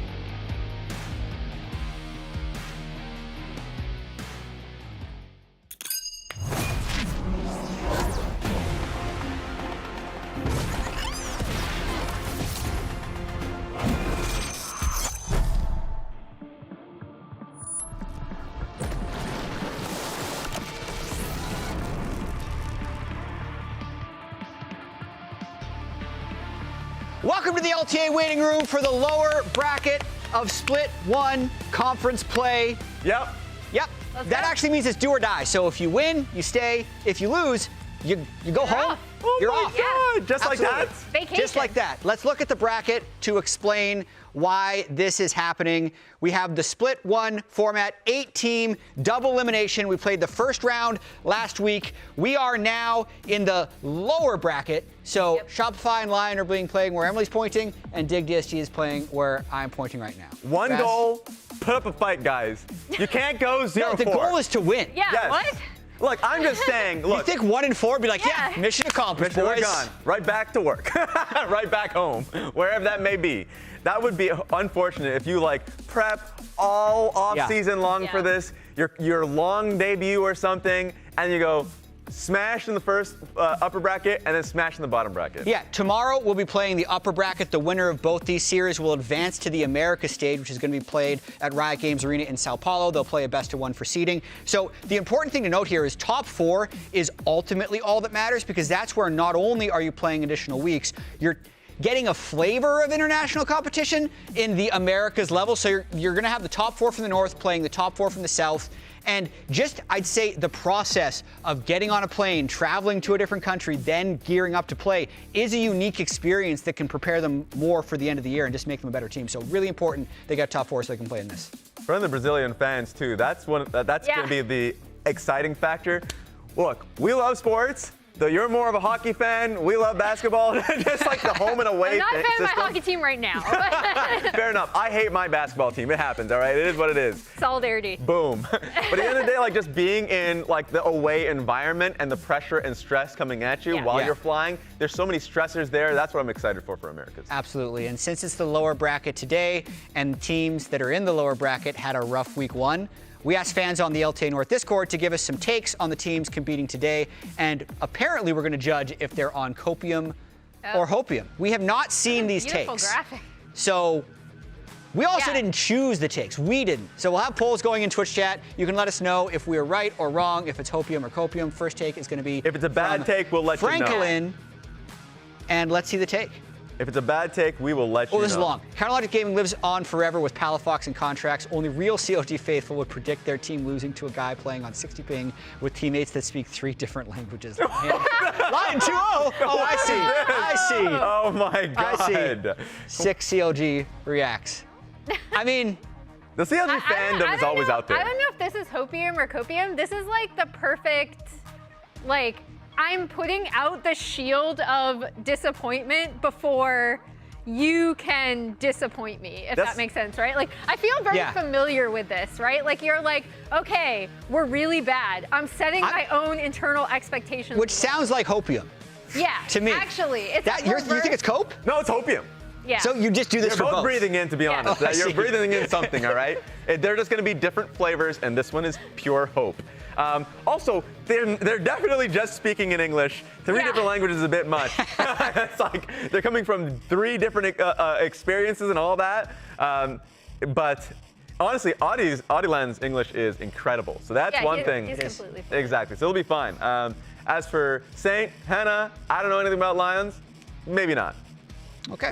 Next one. We'll see. From Excelsior. Real talk, Isles and Shaden are going to lose out in macro play to Huhi and Exu. The DSG jungle support combo is the lifeblood of that team and can push Dig out of the game through pre-15 objectives. This is very logical. Yeah. We just have a 4th analyst sitting with us. Yeah, I was going to say, I don't know if this Well, yes. I don't know if this is hopium or copium. It's just kind of analysis. a take. Yeah. Which is hope, I would say. Yeah. Yeah, because copium would be absolutely ridiculous things like Huhi and Exu are, the equivalent of owner carrier. That would be copium. Yeah. This is just hopium. This is just hopium. I will say, It's very measured, yeah. I think the prevailing opinion from the community is that DSG are worse than Dignitas. I think people just believe Dignitas to be the better team, so they're coming at a more of a coping perspective, saying that Huhi and Exu are actually better or smarter. And I think all of that just goes straight towards Huhi. There's so much faith in Huhi as a player and how smart he is and how, of course, he didn't gel when he was on NRG, but prior to that, he had been in really good standing. So I actually am going from this is perhaps coping. I'm going coping angle because you're going against the grain. I also do want to point out that, like, lose out in macro play to Huhi and XU, fine. I agree that it's mainly Huhi focus. XU is really good at, like, really early rudimentary game plans, and then past that, I think he sometimes struggles. But the big thing here is pre-15, and they don't say who's going to win. That's true. They're leaving that one up to the gods. Fair enough, At the end of the day, they're saying that XU is the Rottweiler for Huhi. If Huhi points him in the direction, he's going in that direction. So we'll see if... that is what Emily said. Good point, Emily. So Sonic X5040 has our next one from Discord. Okay, Shopify Rebellion is going to 2-0 Lyon. This is long. Yeah, Fudge put Licorice in the trash, already improved. He is the superior. Is the superior sweets, because between Fudge and Licorice. Contracts is flipping on his switch and taking down the weakest jungle in the league. Audi. Palafaker is making his comeback to show up the language-gapped rookie mid laner. Oh my God. B-Boy is the GOAT and should hands down clap Henna. And Zazel, well, he's cool too, I guess. Surely better than an already uninspiring support playing remote. This is just coping fandom. This is cope This is to the extreme. Yeah. This is absolutely cope. This is very cope. You need to relax. Yeah. That's an impressive Shopify fan, I have to say. They're getting them. They're already at this level after Yeah. one defeat. Yeah. Yeah. They need to double down after losses. You can't, like, after this, you're going to see the legendary triple down if they were to lose. If you're this That's good, confident, though. I appreciate that. Yeah. you need That's to attach. fandom You at need to its attach bets and stakes to a prediction like this. Oh, that's true, If you're Sonic. if you're going to come out this strong, because if you're wrong, what are you going to do? What are you going to do, Sonic? What are you going to do? Okay. Look, we're looking at that Discord channel after this talk. Yeah. You're going to get called out if you're wrong. Arsh says, I think Lyon beats SR this weekend. When I talked to Licorice, he pointed out that they only had one real scrim block with the team before facing C9. Okay, Arsh actually did talk to him because he does. Oh, that's true. Oh, yeah. And they look pretty good. With that logic, they're going to be like 5 times stronger with 5x Okay. scrim practice against SR. And if I don't we know extend about that trend that. out by the time Brazil is over, Lyon's going to be competing against Gen G. All right, it starts Cope, reasonable cope. and then just goes straight to cope. That was math, I guess. I mean, this is one of those things. Math is math. One real scrim block, because at one point, like, oh yeah, we only had a week, and then yeah. we heard him on college being like 3 days of scrims. Apparently 3 days of scrims is only one real scrim block. It's fake scrim. Actually, I never even picked up the game before yesterday. Like, what are we gonna do next? Yeah, this is the coping to the nth degree. Arsh, Okay. I appreciate the cope though. I was gonna say I appreciate that it just gets exponentially more cope as it goes on. Yeah. Good. Beautiful. Lyon looked good considering they have never played League of Legends before that day. I know. Yeah, Wow. it's I'm incredible. so impressed. Pretty shocking. Yeah. And Next they also one. just had a cardboard cutout sitting there. Yeah. So, like, if you're basically playing at Amazing. 4v5, congratulations. I like the simplicity of this. Castle, not 2200 LP. Surdy, 2200 LP. I guess it's just that simple. It's that simple. Do we need to say anything else? I think that's It's not- hopium. It's not hope or cope. It's just facts, I guess. You know? I guess that's just what it is. Real talk about Castle and Surdy, though. Yeah. They both looked pretty good last week. They did. Surdy had some bad starts, which you could kind of blame on him, but I felt like that was more a team thing. Yeah. And then his actual team fighting and the way he stayed in games, to me, was really impressive. Agreed. I'm really impressed with Castle. Because you guys already know. But I came into the You were year. the biggest Castle hater. I wasn't hating. I came into the year, I saw his VODs, they saw something different. I was like, I'm not impressed. And then immediately that year on IMT was clearly the best performing player. And then there is something about a player that, especially top laners, that is able to perform while the rest of your map is not, that is just genuinely impressing to me. So this is gonna be it right here. Yeah. Okay, before we get to our last one from Sharpie, Raz or Emily, can you explain who Sharpie is? God, look, I was just talking about #1 IMT. IMT fan. They love IMT, and I think that I've now transitioned and moved on to DSG. I think Okay. Okay. they were trying to Yeah. like sell their fandom. It was like, hey, right. IMT's gone. Who else want me? This one's from Sharpie. Who I don't know won? what we're gonna see. There it is, DSG. Let's talk DSG versus Dig. There it is. What's unique about the games this split? Draft. What was the astrological sign for League when it was released? Is that Scorpio. true? I have no idea. Really? He Okay, must have looked it Scorpio. up. How many letters are in the new boss Otacon? And what's the 7th letter of the alphabet? G. Finally, what season are we in? Okay. Winter. Add it all up, taking the first letter of each one. DSG win. It's written. How much time did you This spend is on this? amazing. This is some amazing copium, first of all. Yeah, DSG. I love so it's DSG. We are in winter, so this flies as long as we're in LTA North. Yeah. But it's not winter split for LTA Found a flaw in his True. system. You But saw we're his in the flaw in north. his logic. We're in the north. We're in the LTA North. It's totally fine. We did It north. still works. Thank you, Sharpie. Thanks, you said everyone, you for your hated your submissions on the basketball LTA team. North Discord. Be sure to follow the LTA North Discord, and maybe your take will be next, for better or for worse. Thank you for the take. Although I don't think we necessarily flamed, except for the Sonic guy. Yeah. I think we flamed him. Yeah. Before we move on completely, we do have one more slide. This one's from Mark Z. And he says, LTA update, we just passed a temporary policy for Split 1 to allow LTA teams to stream scrims during the split. Fans in some teams have been asking, and we're excited to clear the way to make this happen. Copium. Now it's up Mark to the C. team. Oh, yeah, we are rating it. still Okay. have it up. Raz, is it copium or hopium? Is it copium that like now you're like, okay, players and teams are not going to agree to this anyway? Yeah, I'll come in from the copium angle just because like there's only really 1 or 2 teams that's like looking to make this a thing, and I think it's basically trying to assuage or ease the feeling from the community of like, players don't stream that much or at all during the regular season. During the season itself, during off season, we're streaming every day. But during the season itself, we're not seeing much streaming or content like we did in the past. Like that's something where I feel like the feeling is there. When we start seeing scrims, it's gonna be great early, but then after a while, I think it's not gonna work out. I find this interesting because the way Whippo was presenting it was that we want to do this to make everyone better. Yeah. I don't know if it's necessarily going to do that. It's not like there's a lacking of high quality League of Legends to watch. Yeah.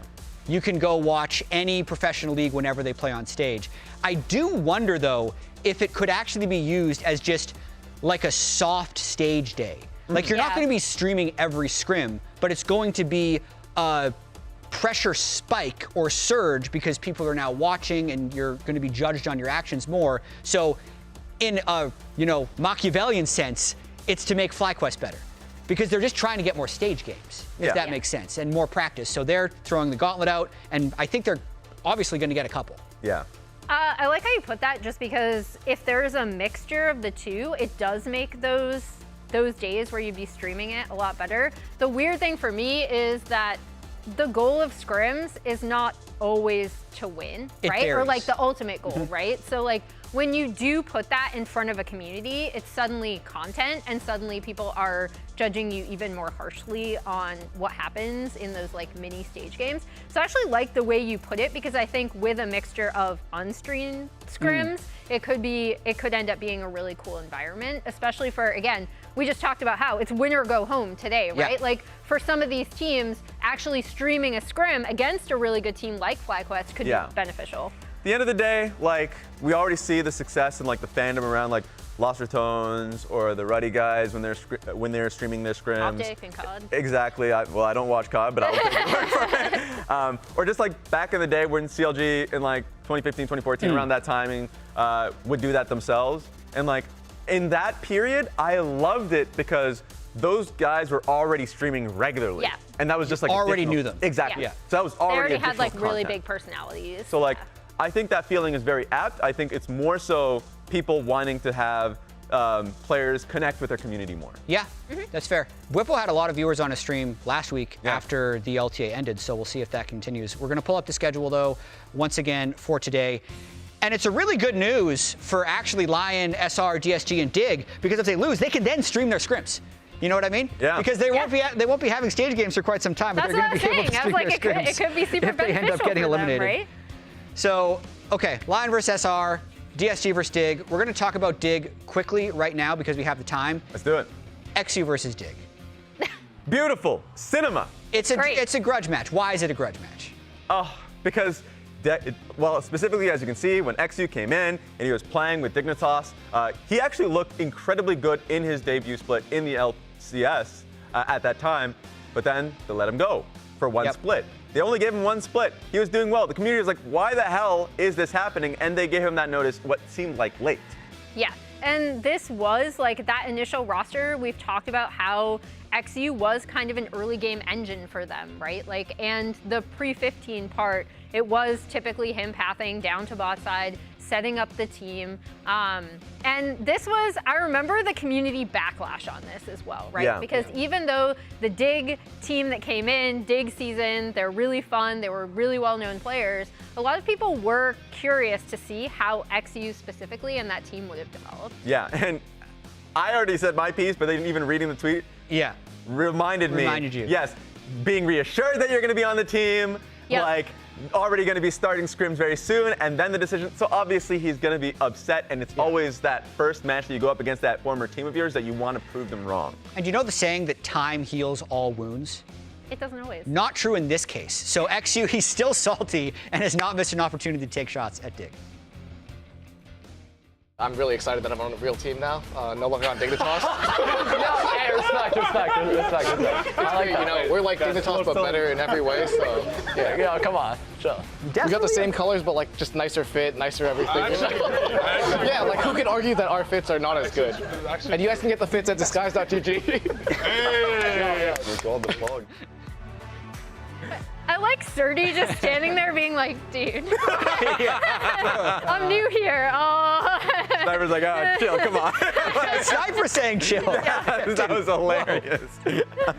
That was during our draw show. So also, it is a different Dig than we saw last week. They were playing with Lyra, a guy who hadn't played on stage in years and years, but they're going to have Shaden, who is the player that they've been wanting to practice with. It's the player that Sturdy played with on FlyQuest Challengers in the NACL Spring. They won the championship. It is good for this team that they have Shaden this week. Yeah, and it's important to note that these two players actually did want to play together because of that prior history. So we'll see if that ends up helping out Dignitas as they take on DSG today. Maybe we'll see differences in Shaden's pathing. Obviously, you pointed out Lyra had not played a professional stage game in a really, really long time. Yeah. So I think he did admirably, but now having their actual starting jungler, we'll see how much of a difference that makes. And Shaden will absolutely give direction. When he was playing in NACL, he was the best jungler there. I mean, I guess Yuji was another one, but like he was somebody that has consistently been an incredibly strong carry jungler as well. So like we've seen him when he was in NACL. We also saw him when he was on EG, when he was in LCS at that time. So like overall, Shaden is going to be an exponentially stronger player than Lyra is and will make this team look much better. And Sturdy already looked pretty good last week. So I do want to talk about his debut because Dignitas pulled Team Liquid in the first round, which is a really tough team to go up against in your first game, especially when Impact is the reigning MVP and TL was so good at shutting down enemy top laners. I'd say in these games, Sturdy actually did get shut down early, but then was so capable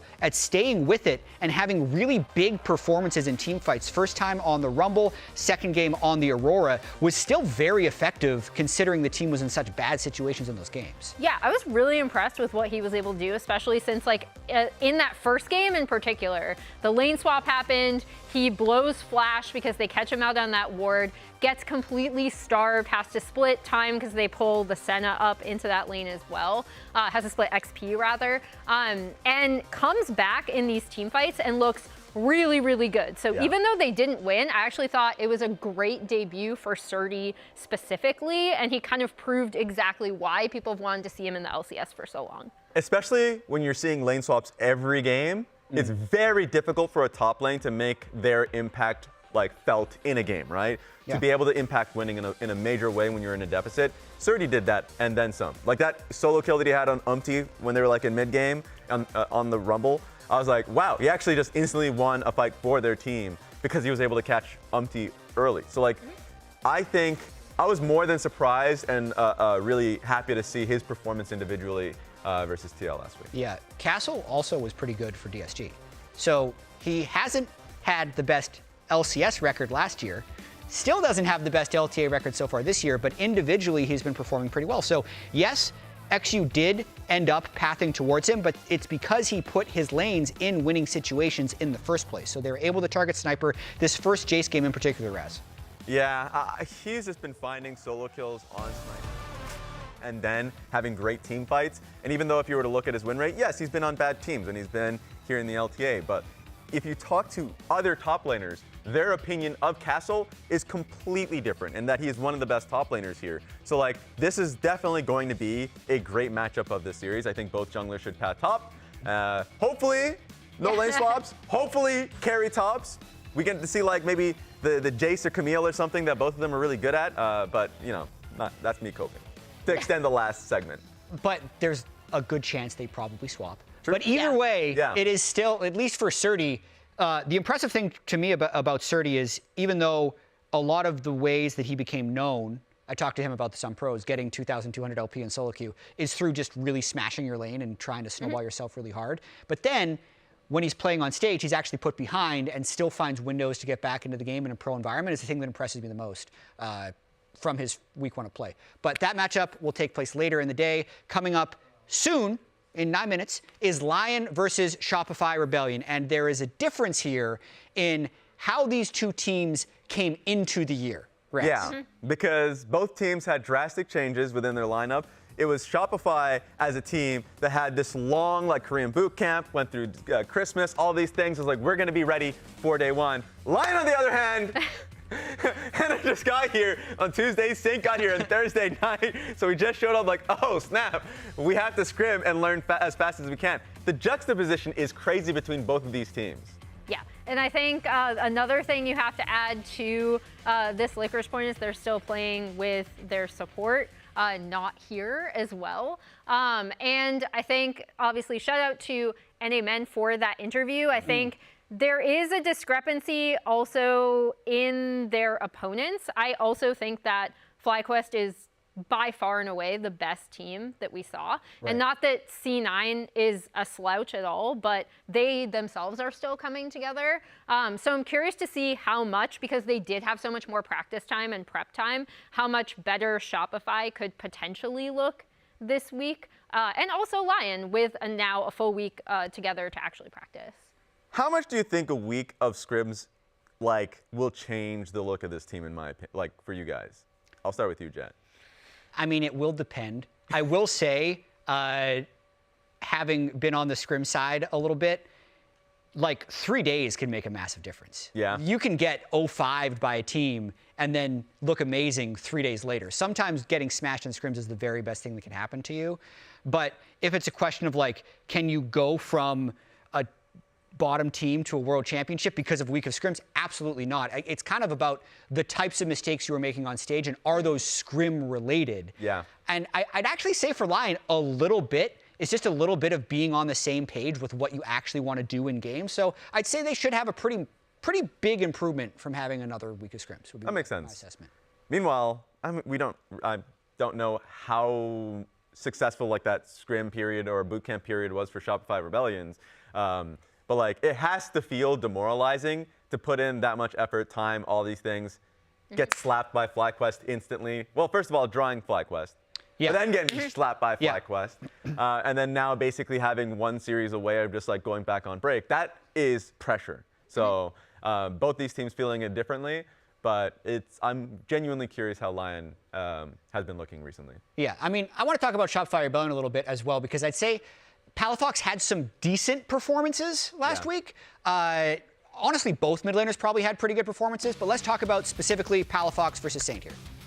Yeah, and I think the big thing for Palafox, it wasn't necessarily in lane, but I thought his team fighting looked a lot better. Saint was one of the big bright spots on Lyon, I thought. In particular, look at that kill participation, almost 86%. So when Lyon were doing things, Saint was right there in the middle of it.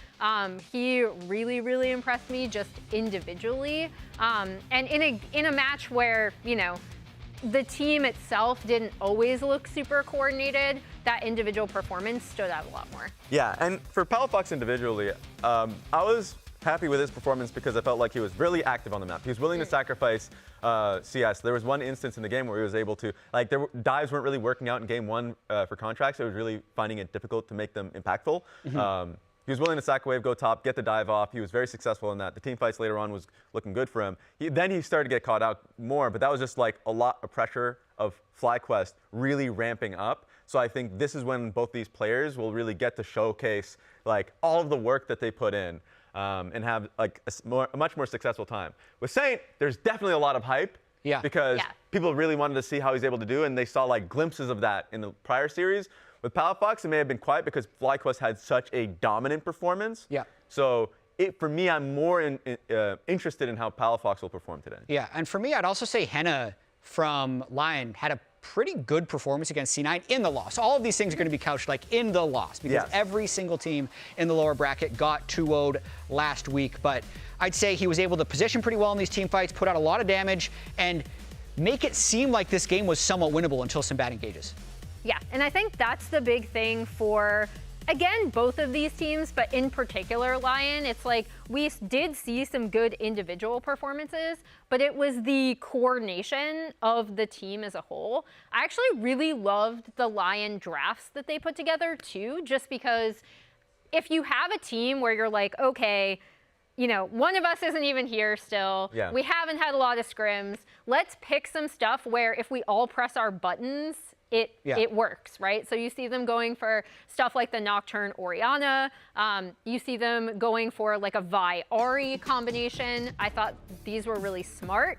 On the flip side of that, the coordination for a lot of these things really wasn't there, especially in that game 2 that you just talked about, Jat, with some of these engages going really awry and them not being able to sync everything. Yeah, exactly. So you see the Nocturne Orianna happening on the top side of that team fight. The Nocturne Orianna itself was really good. However, the rest of the team was 2,000 units away. You need to have the team engage with the Nocturne Orianna. Here's another example. Adi goes in way past the rest of his team, and the follow-up just isn't there. So sometimes this is just getting a little too hyped on stage. Sometimes it is a communication thing, and sometimes it's just bad play. It's hard to say. Exactly, because we already talked about and sung the praises of the carries and how they looked in those moments. For me, the pressure is going to be on Adilan and Lions in particular, because you know, even one of the play that we didn't show was game 1. It was like the 3v3 that happened bot side versus C9, and it turned away from them. There were so many moments where I was like, oh, if Lions like maybe flashed over the wall or had played this one a little bit differently, it would look good. But like, it just needs to be the structure of those fights that need to get better, because the carries, we've seen that. In fact, Licorice and Zambessa, even though in lane looked pretty poor versus the Renekton, the matchup looked tough, and Thanatos really pressured him. But in some of those fights, especially that one fight that Lion had in round Dragon, that looked really good. He looked fantastic in those fights. The pieces are there. It just needs to be the setup for those fights that you mentioned. And Lyon is the most international team that we have in the LTA North. True. They are truly from all over. We've got Licorice from Canada. We've got Henna and Saint over from Korea. Adilan. They are absolutely, Adilan, Peru. Lions, Argentina. Yeah. Man, we're 99% sure they're playing in English. 99% sure. But at the same time, there could be a little bit of a gap. There could be some accents. It could be a little bit more difficult for them to communicate. And sometimes communication is overly used as a crutch when you have bad plays like you had last week. But it's going to be a process for these guys to get on the same page. Especially if you're just not comfortable in your second or third language being English. That's, to me, the biggest part, because specifically for Saint and Henna, yes, their English is going to be rough. That's going to be hard to really get to them where it comes to feedback or in games, if it's like a split-second thing. But even though I've been saying that Lions and Adilan really fluent, it's like it's still not their primary language. So there's going to be miscommunication. That's going to be a point of issue that they have to deal with.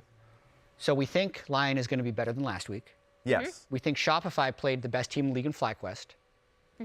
What are the predictions, though? Ooh, I'm curious. Yeah, so for me, I still put everyone.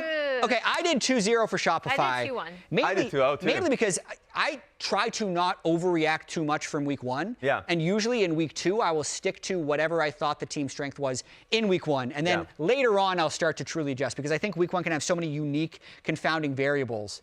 And I think Shopify, the quality of that roster, should be able to get them through. I thought they had the right ideas. I thought they were like, or at least they were on the same page. Yeah, I was going to say, I don't know about that topside dive was a good idea. Wording. Emily, real quick. Yeah, I don't think either of these teams are clean, which is why I said 2-1. But I do think the caliber of Shopify's play, even in a pretty rough loss, was better than Lions. Yeah. Awesome stuff. For more insight on how it's been joining the LTA and what they've been up to the past week, Raz, you caught up with the coach. Well, I did. What's up, guys? I got Coach Kim, head coach of Lyon Gaming. Now, question that I had for you is, it's been a busy offseason. A lot of trials and tribulations we've been hearing about, just like not being able to scrim and not having Lions here. How's it been for you guys? I mean, it was like a little bit tough, of course, because we are playing like with our support remotely. So, I mean, it's tough, but we used to deal with this kind of situation. So, I mean, for this week, we feel like confident. We play like 5 more times than Scrims, so it's good. I mean, we feel great for this week. That's awesome. What are your because you already talked about it, what are your expectations? Because at least us in North America, we got we got recognized to you about like how dominant you guys are in LA, and then you smash 100 Thieves at play-in. So like, what are you hoping for coming into the LTA? Yeah, I mean, it's awesome to like be here. I'm so happy to be here, but of course the expectation for us is like at least top 4. As everyone know, like we are dealing with visa issues and things like that. So I think it's hard, but we feel confident for this tournament. The team vibes are like, okay, they are joking like to each other. I mean, it's great. So we feel confident, and I think we can do it. Sweet, appreciate that. Thank you again. Good luck for today. All right, let's start the show.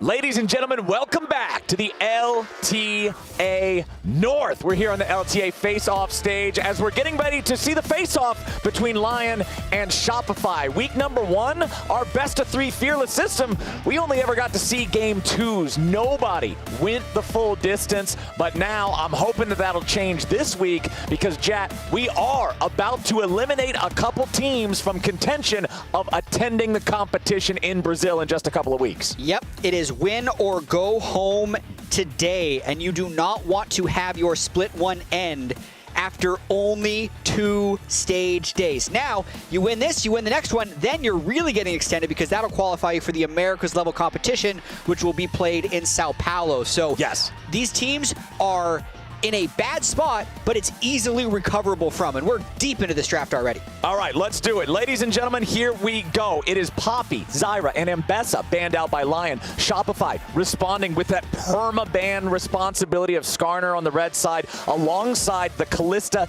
and the Varus. Cassante first pick over for Lyon. The response from Shopify, locking in the Jace, which flexes very well either solo lane and the Corki. Absolutely. Corki could still go bot, so they have a little bit of a double flex for Shopify already, but if I had to guess, I'd say Fudge will probably play that Grasp Jace up into the Cassante top lane. Yeah.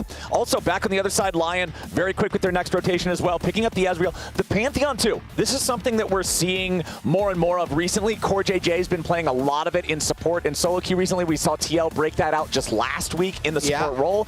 Earlier this morning in the LTA South, Brazil was also playing at top lane, did very well in that game with the Pantheon. So we'll see where this ends up going. A little bit of flex on both sides here as Sejuani is locked in for Shopify. And even more grassroots, Spica, the former rank 1 player, now rank 2 player in NA solo queue, abused Pantheon to get there. Pobelter in his Jungle to Challenger stream had Pantheon as his most played jungle, so it's a big time flex pick here. He's very strong. He's been buffed enough now that his numbers are just frightening enough that Pantheon can force a lot of really, really good situations for himself. But let's take a look at these bans because it's getting AP heavy here in the second half of the draft. Lilia, Galio, Talia, all off the table. And I like the fact that they are still banning out the AP junglers because they want to make it difficult for Audilon to have one of those picks. So they're probably predicting that Pantheon is support.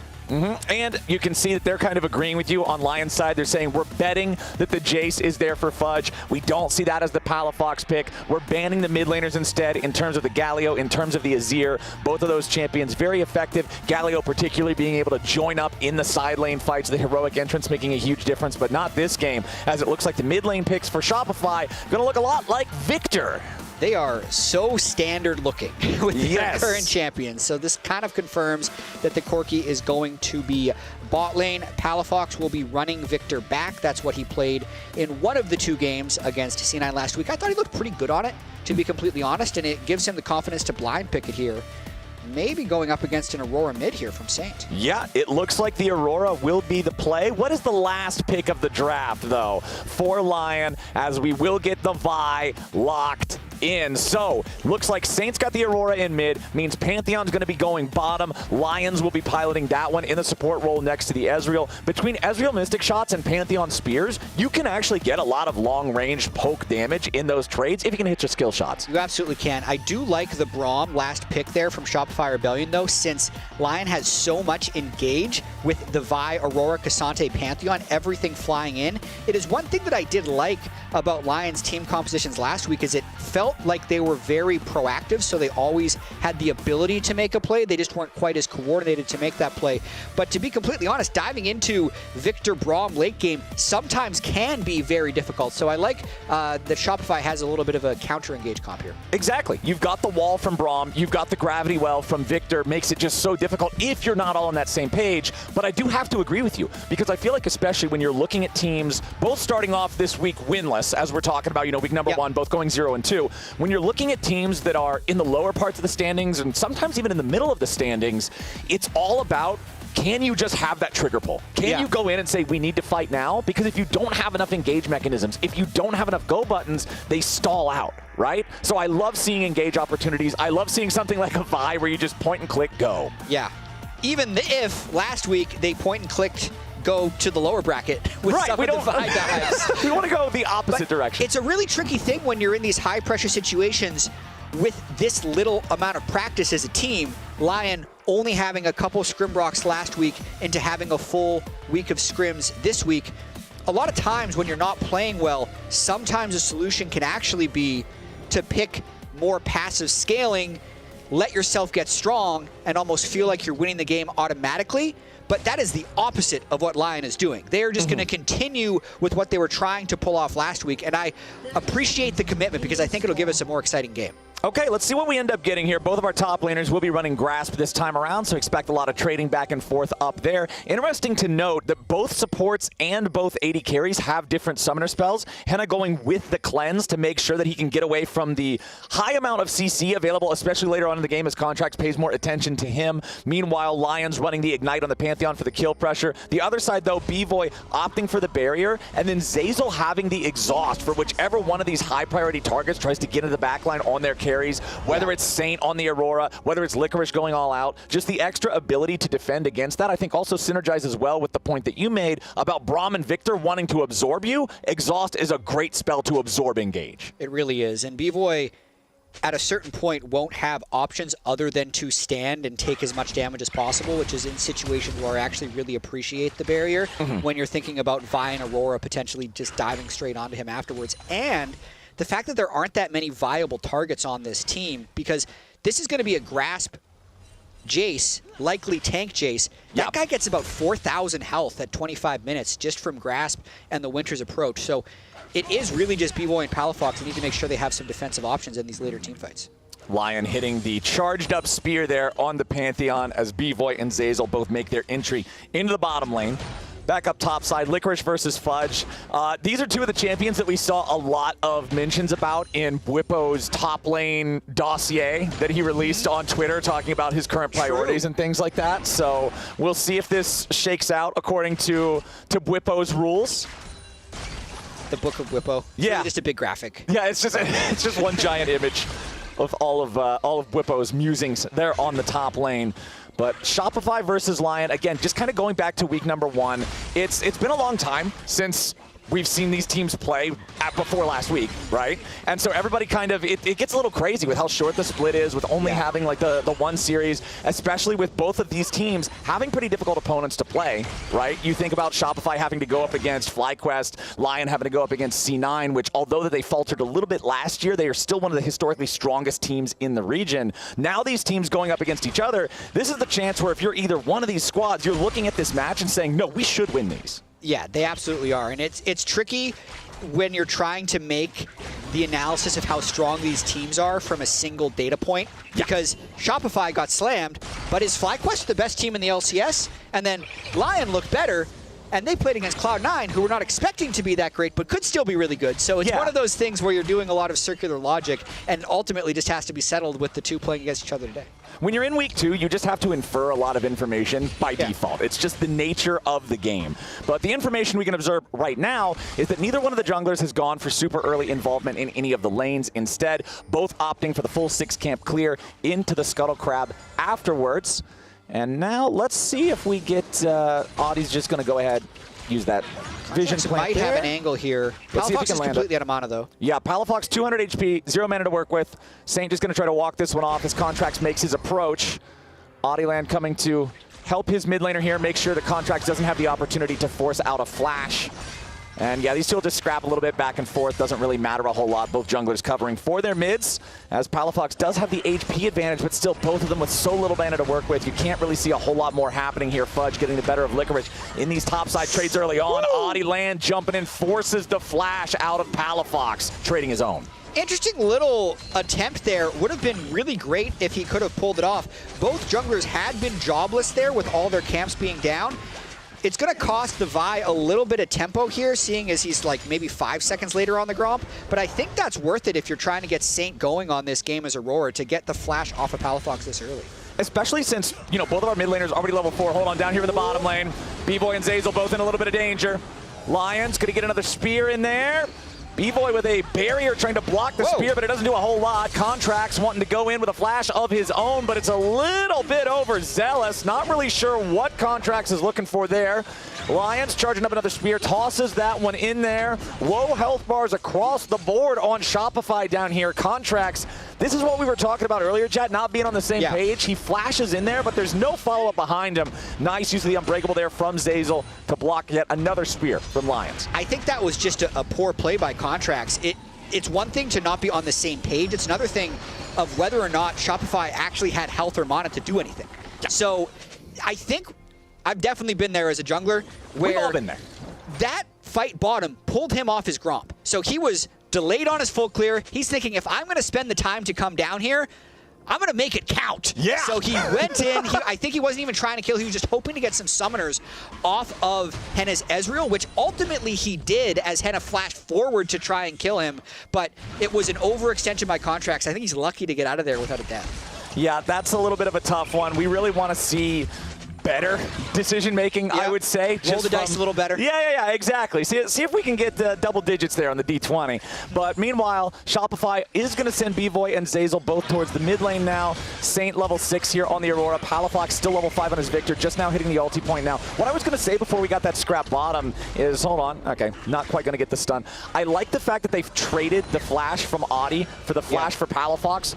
And that's still down for about half the cooldown now that they're level 6s with Saint on the Aurora. Should be easy to set up for a return play, but Contract's going after the first set of grubs. Yeah, but also because the flash was burned mid allows Saint's Aurora to make a move down bottom lane. Because they know grubs is being taken and because Lions' Pantheon didn't move, they've basically stopped B-Boy from approaching this turret. He's about a level down. It is just going to be a straight trade, but on top of that trade is a large amount of experience denial from the bottom lane. So I think Lion comes out a little bit on top with that move, which I like to see. And also, when we go back to considering Contracts and the play that he made bottom, trying to force summoner spells from bottom lane, ultimately getting the flash from Henna, like you said. Henna's Ezreal. He has flash on a 30-second cooldown. You can see right there where he was playing super aggressively. And no just back up the wall. This is what I was talking about.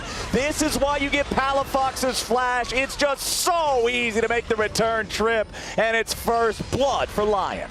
That was just a really nice overall sequence because that was set up from the flash being burned, but I think more directly set up by the Grub for Drake trade. They knew that they were denying Braum and Corki so much they could see Braum on the map, so it was a it was a safe gank as well. It's something you're very willing to commit to because there's no way that Shopify can counter that, and it pays off with that first blood. The only bad thing is that it went to Pantheon.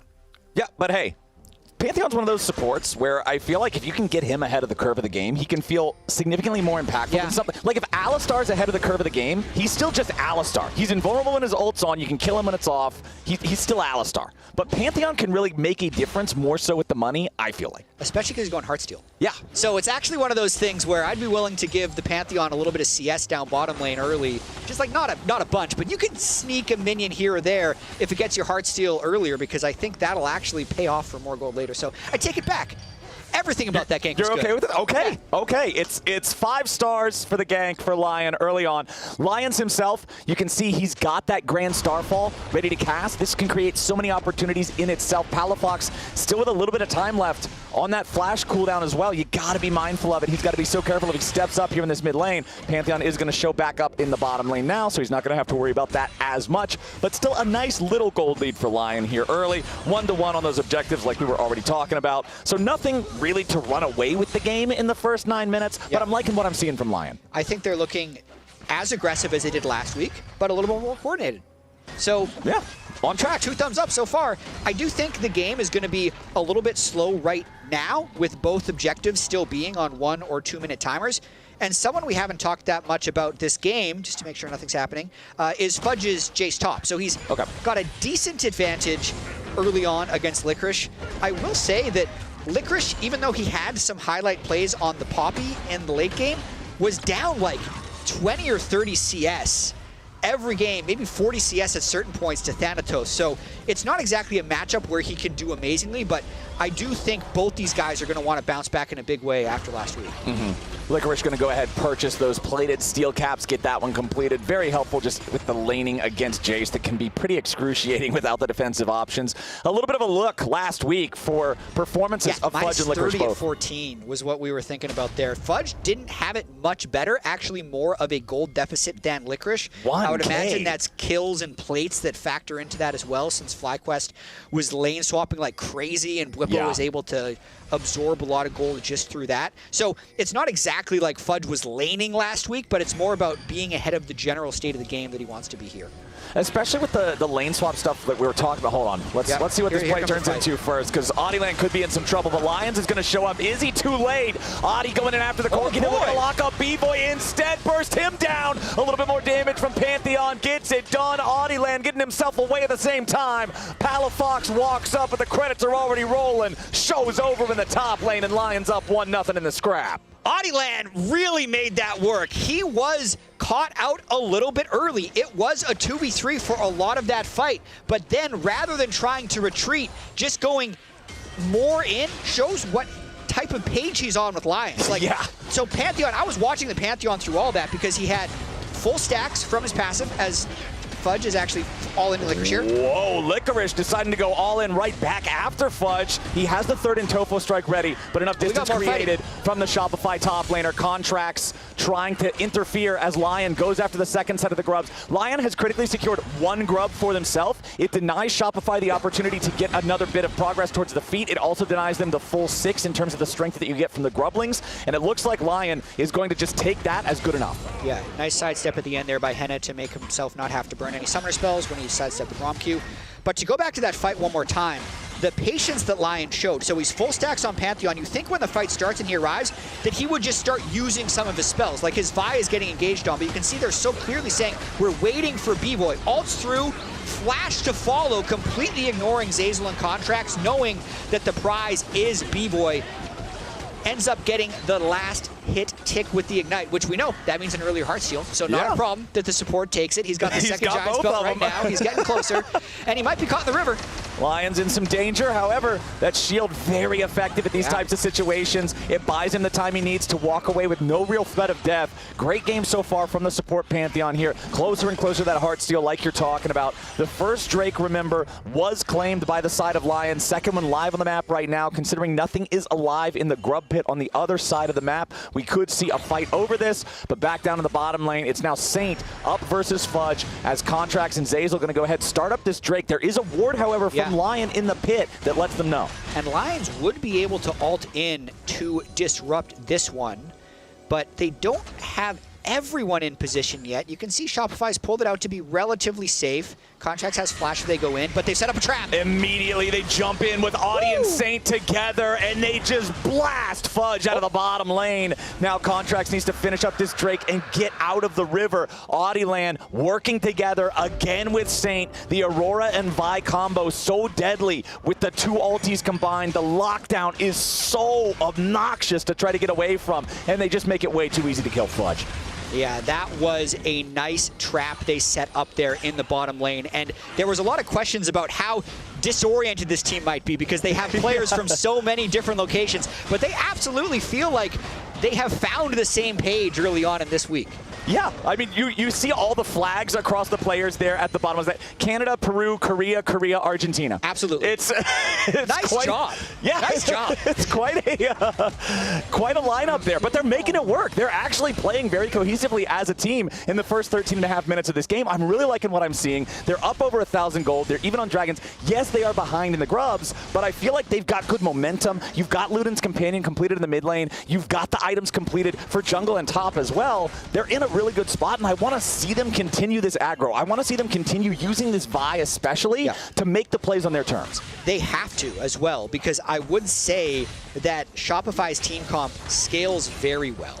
So as much as we're singing the praises of the Vi and the Pantheon flying in and making things happen early, one of those things goes wrong and late game Victor ult just starts getting bigger and bigger, and you just lose the game. So yes, it is a good start. You can see they got some decent plate gold as well. They're well on their way to getting feats of strength, which should give them a boot bonus if they can just kill that bot turret, since they already have the first 3 kills. But Shopify just needs one good play to get back in the game, and it might be this. Yeah, Licorice in some danger right now, but nice use of the footwork there at the very end. Make sure he goes down towards the minion wave instead of straight away from the Jace. Means he dodges that last accelerated shock blast. Licorice spins the flash, but he stays alive critically as Contracts and Fudge won't get the kill there. But this should be first turret of the game. No, it goes over the other direction, and that means that feats belong to Lion. They got the first 3 kills, they got the first turret, and they're going to take the bonus boots.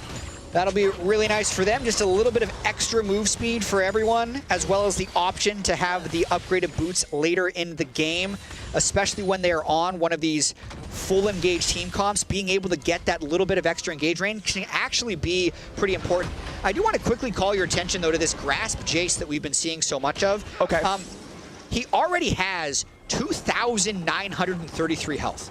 At so 15, much health. It's just so much health, and part of it is the runes. He can proc Grasp so much. He can send out the auto attack in range form, switch to melee, and get the melee version of the Grasp proc. He's done that a little bit. While it's in the air, yeah. Exactly. So he's only gained 86 health from the Grasp from his 26 uses so far. So a lot of those are going to be the ranged uses. You get 5 health for a melee use, 3 health for a ranged use. But then you also, because you're in that tree, he's gained 165 health from Overgrowth, and it's just going to keep adding up throughout the game, where he'll be at like 4 or 5k health by the end of the game. It's so difficult to deal with because the base values in the champion are also very high, but now Contracts needs to be careful. He and Zazel exiting stage right while Palafox is in danger. Audiland starting it off here with the ulti onto the Victor, but not a whole ton of damage here just yet. Ezreal ulti flies through from the other side of the map, and Palafox is already down. Saint's the one doing the shooting as Fudge tries to back up his team, but a grand Starfall brings Lions into the mix and brings Zazel straight down into the ground. Double kill for Saint. 5-0 Lion, and it's Rift Herald the reward. And that's exactly the type of play they want to be able to make. The one spot where Shopify moves beyond the halfway point in the map, and they're immediately punished. I really am impressed with Lions this game. I mean, this guy isn't even with the team. Like, he's playing remote.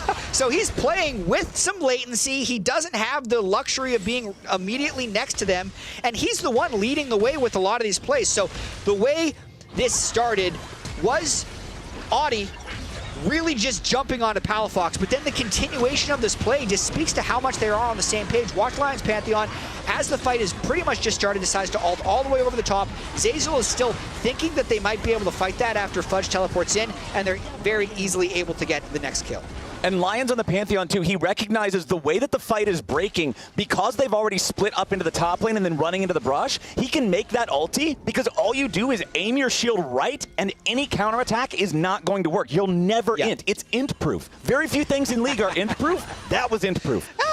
I've done it a few times. Anyway, this is Adilan's timeline, and you can see what a champion he actually was in the LLA. This is why some of the expectations for him were so high and why he had such a disappointing week 1, kind of going in way ahead of his team. But so far, he's the one that is getting followed by his team. Level 12 already, same level as his solo laners. Yeah. 100% kill participation, and now they're looking to make a play around this next Drake. I mean, we always, throughout the history of League of Legends, often talk about mid-jungle synergy, how these two roles have to work together, how that facilitates so much of what happens on the map. And both Saint and Adilan have 100% KP in this game that only has 5 kills. In this game that all of those kills belong to Lion. 2 of those on the enemy mid laner. And it's not like they're just focusing the same guy over and over and over again. Almost everybody on Shopify has at least 1 death. The only person who hasn't fell down yet is Contracts. But Contracts on the Sejuani hasn't really been able to make anything happen for his team besides, what, 1 flash for Licorice up there in the top lane? Meanwhile, back in mid now, Audi could be in some trouble, down to half HP, having to fall back. Sejuani ulti only hits Saint, and he's not really too sad about it. Contracts now down to 1/3 HP as the Herald claims the tier 1 turret back in the mid lane. They do zap it with Palafox's laser before it can charge the second time. But again, Shopify not finding enough. And now their engage is pretty much gone for this next Drake if Lion want to turn for it. That was the Sejuani and the Braum ult and the Sejuani flash burned there. So Lion is pretty unafraid of any collapse here from Shopify, and they can take this Drake uncontested. All right, nothing to it. Shopify's like, well, we tried. You know, we went in for the defense on the tier 1.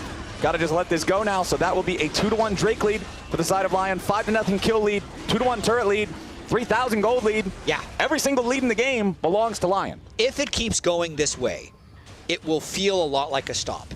But these are the games that are always a little strange for me to watch, where I know that Braum, Corki, Jace, Victor scaling is really high.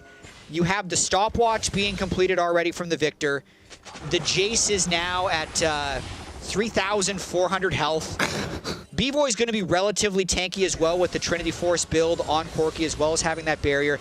Like, they are going to be a hard team to continue to dive on top of. So I do feel like Shopify kind of just needs one good fight, and they might be able to turn it back. But Voracious Otacon makes it 2 good fights, because if you get the good fight against Voracious Otacon, that little 200 gold per person and loss of tempo isn't going to be enough. He's so strong, man. That objective is so strong. But yeah, we do have, not only do we have second items starting to come online in a couple of different roles, but worth noting that we have 3 separate tiers that are all about to evolve.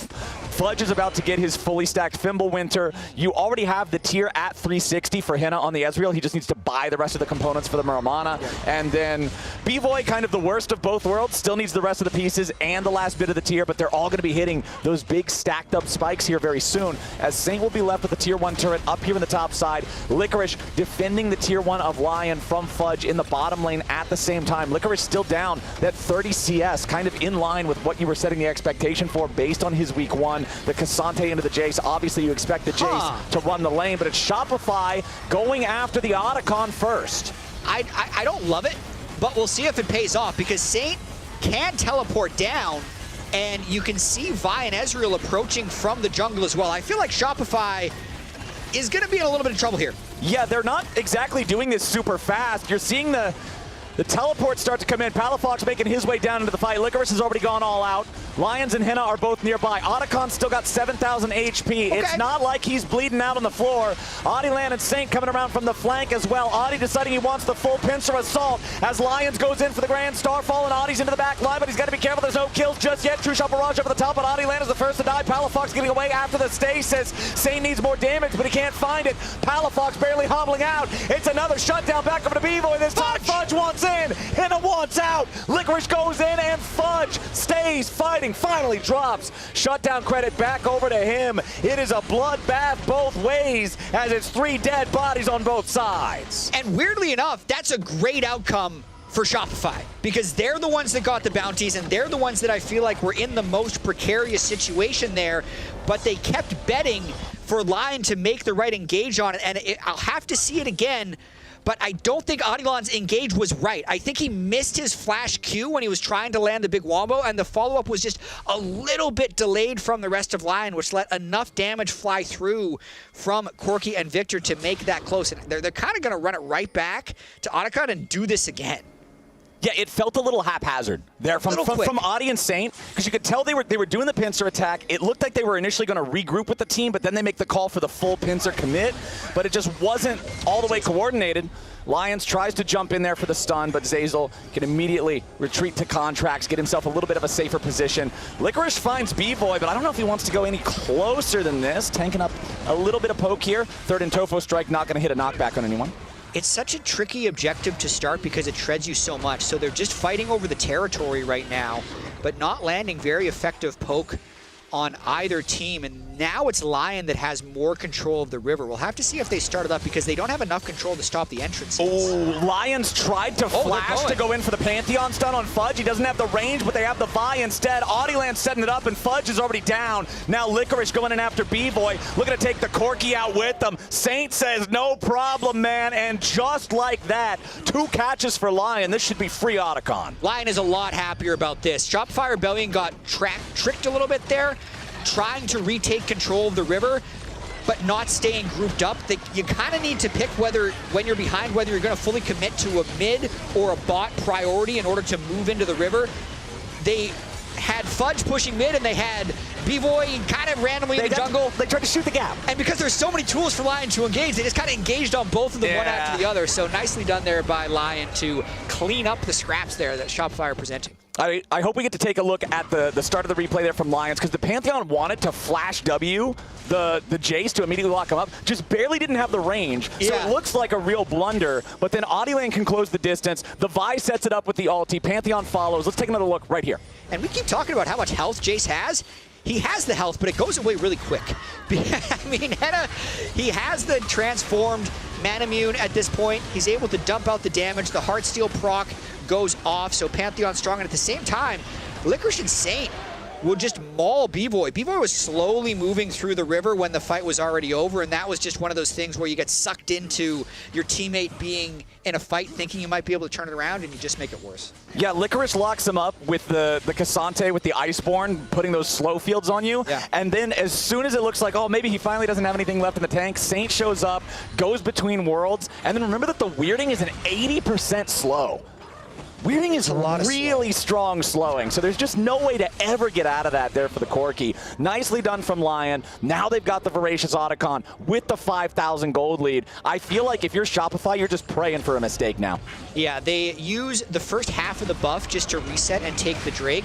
This isn't a great use of Voracious Otacon as of yet. A lot of times, I like to see the players who will teleport play extra aggressive because they can keep the tempo, so that's going to be Saint and Licorice, who both have teleport up right now. They got to just dive and make a play here. And it looks like that's the call. Lions goes in after Palafox, but Palafox has the completed Zhonya's Hourglass, ready for a second stasis. It's a full send coming out from Lyon as Palafox continues to be the target, but he continues to stay alive. Lions himself barely holding on as Palafox finally going to get dropped by Licorice, but it's 2 false lives sent back to the spawn platform. Shopify holds on for now as Lyon continue trying to press the advantage. But honestly, haven't gotten that much directly. That's 2 withdraws, which is 400 gold. They get 1 kill, which after you share the assist is about 450, so that's pretty even on both sides. What I'd want to see after they burn those health and cooldowns and death timers from Palafox is to immediately go for Baron, but they're a little bit slow. Everyone took a full reset. Saint went and pushed the bot wave, and now they're going to move towards Baron, so I think this is one of the least effective Voracious Otacons we've seen.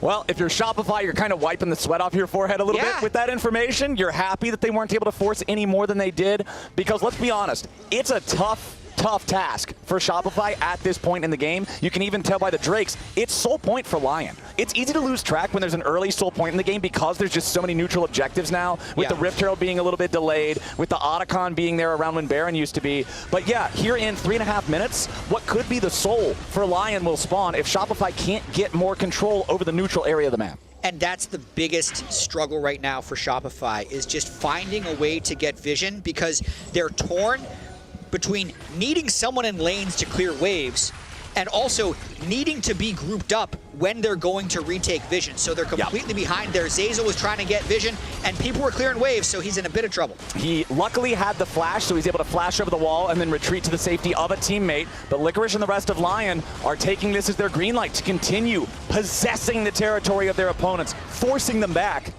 and using the opportunity that they've created with that space to push damage onto the top lane tier 2. They get about 1/3 of the HP on that one down, and Shopify is just struggling to maintain control of their own territory in the face of this 5,500 gold deficit. Yeah, they're in a very difficult holding pattern right now. It looks like they've been able to withstand the original thing, and Contracts, he's going for it because he's hoping that they recall, and they actually have. Yeah, it's a full send after Lions. The Pantheon, he's annoying, he's hard to kill, but not when you have everybody there to beat him down. Second death of the game for the Lions support. So nice pick there from Shopify, but the question then becomes, what does it get you? What do you earn from this? And so far, it's just 300 gold. Yeah, I think it's just going to be the gold because they used a lot there, and it's not like they're necessarily stronger 5v4, but it might be the best chance they get. Okay, Lions still just trying to keep their distance here. The problem is, we talked about how Braum and Victor together, they're a great counter-engage team. They can absorb a lot of pressure, but when you're looking at Shopify's comp, how do they actually engage? Corki, Jason, Victor can't do anything. Braum can only do it if the opponent stops looking at their monitor. The only person who can actively engage effectively is the Sejuani, and everything in the tank got spent for the pick on Pantheon. It absolutely did, and I think the priorities have shifted for Lyon after that little bit of Baron posturing. I think they're going to be waiting the minute 30 seconds until Chemtech Drake spawns to try and get that soul. It's a less threatening objective, and it's also where they caught the last set of picks was just setting up around Otacon bot lane. So it's a little safer, get the Drake. And again, if this game ends and Lyon wins, it looks like a straightforward victory the whole time. But they have had to fight for every inch of this. I still think if Shopify could win this next fight and Palafox can actually get to 3 items, they could tilt to being a little bit stronger in fights. But what Lyon has been able to do is just keep the tempo up so well, so there's never vision. Like, it's never an even straight up 5v5. It's almost always Lyon getting the jump on someone, so it's not a straight up 5v5 team fight. And that, I think, is why they've been so successful. Yeah, and I want to give Lyon credit for that. I want to give them credit for playing so well with Audi and Saint constantly making these moves, for Lions being able to set things up with his Pantheon, knowing the right times and the right angles to take the ultis. I feel like Lyon has had those, oh, okay, I see what you're about moments in this game, whereas we haven't had any of those from Shopify, right? One of the biggest things Shopify managed to get this game is a pick on a Pantheon that then doesn't turn into anything else. But it looks like now Licorice might find himself in a bit of a strange spot, but he goes in for the all-out as Zeyzal's taken low here at the very start. Between Worlds going to keep him locked up, and Palafox is already down. Audi Land ready to follow it up here as B-Boy's stuck in the middle of 3 and already dropped. Fudge trying to get away over the wall as Contracts tries to flash to safety. It's a triple kill for Aurora. It's a quadra kill for Saint. Contracts is the only thing standing between the Lions, mid laner, and a Penta. He'll head back to base, tail between his legs, and Lyon just slammed him. And that is going to be the fight that sends Lyon into what is likely an insurmountable lead. It's a bit weird here, to be honest, that Shopify is going for a play this high up on the map when they are the team that is behind. I think they didn't want to play that slow bleed game of waiting for the next Chemdrake, so they just hoped that Lyon didn't have the backup arriving. The backup arrives in perfect time. Saint, 3 full items on Aurora, lands the ult on everyone, gets all those Q pullbacks and 3-hit passives to clean up the rest of the fight, and that's likely going to give them a 1-0 in this series. See a little bit of nerves, a little bit of stress in the back lane. It's been a tense game. Yeah.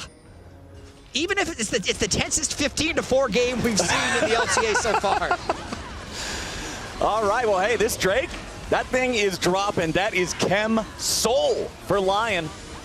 And I want to again go back to what you were talking about a little bit earlier, because we saw a bit of it in the replay. Fudge's health bar looks very scary until you see how much damage a single hit will do to it, because he has over 4,000 life in terms of just direct raw HP. All of his items give HP: Black Cleaver, Fimbulwinter, Edge of Night, another raw belt. But in terms of resistances, Oh, they're just diving. There's just nothing there. Yeah, speaking of nothing there, ain't going to be much left of B-Boy either as the True Shot Barrage finishes the job. Beautiful shot from Henna to guarantee they get what they came for. Shopify scrambling to try to hold the line now as Henna is crashing the second wave into the turret down here in the bottom lane at the same time, so everybody's going to rotate over. This tier 3 is gone. The mid lane tier 3 will follow, and both inhibitors now under pressure at the exact same time. Lions could be in danger. The chain CC on him is enough to burst the Pantheon down even through all of his HP, but it's at the cost of 2 inhibitors in the base of Shopify Rebellion. It's been a rough game for Palafox in particular. Even though he wasn't the one who died in this fight, he's the one that enabled Lyon to make such an aggressive dive.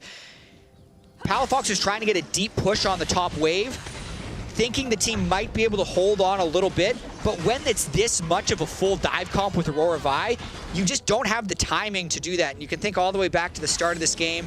He gets his flash burned a little bit early, they punish it immediately, and he's literally just never been able to get that next foot forward. He's always been playing like he's behind in tempo this entire time, and it's honestly been a really good game from Lyon to punish that on repeat so far. And you can tell that they are focusing him. You can tell that he's aware of that because look at his build. He just completed Void Staff. Yeah. But before that, it was a very vegan Victor. The triple V. Zhonya's second is pretty rough. The very vegan Victor. Yeah. It's Seraphs into the Zhonya's very defensive itemization. Not saying that it's bad in particular, but saying that you're never going to be the cannon. You're never going to be the guy that wipes the enemy team off the map. Yes, you're good at baiting them into bad engages, but man, they're 12,000 gold ahead. I don't think there's such thing as a bad engage now. I know.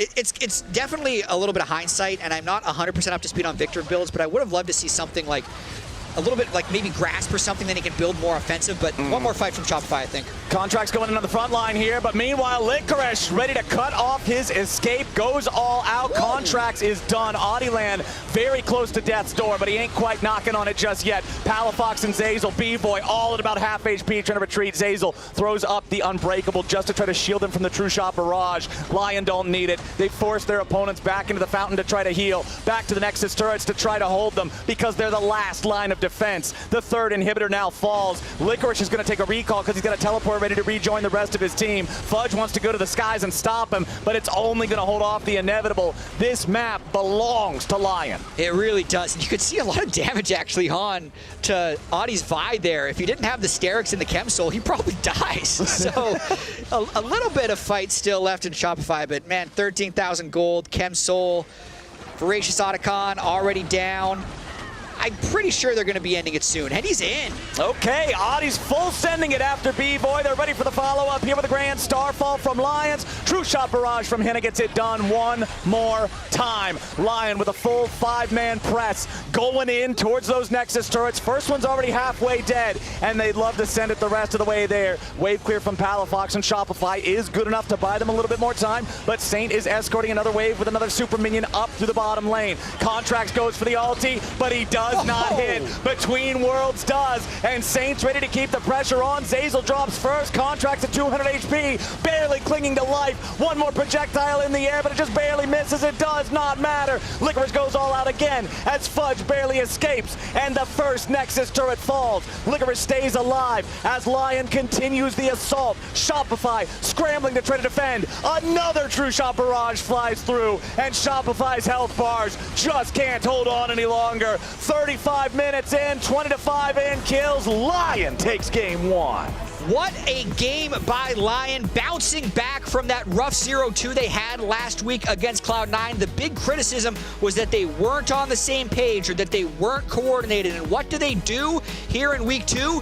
They just run it back, more engaged, but this time they were on the same page. Awesome stuff from them. And hey, a reminder, attention, this is a public service announcement. The LTA will be back in the main Riot Games arena next week at the usual time, but only on Sunday. We'll only have 2 series left to play next weekend, so Saturday is not going to have any games. Make sure you tune in next Sunday to see who the last 2 teams will be to punch their ticket to Brazil and who's going to have to wait for Split 2. We're heading to break before that second game, so don't go anywhere.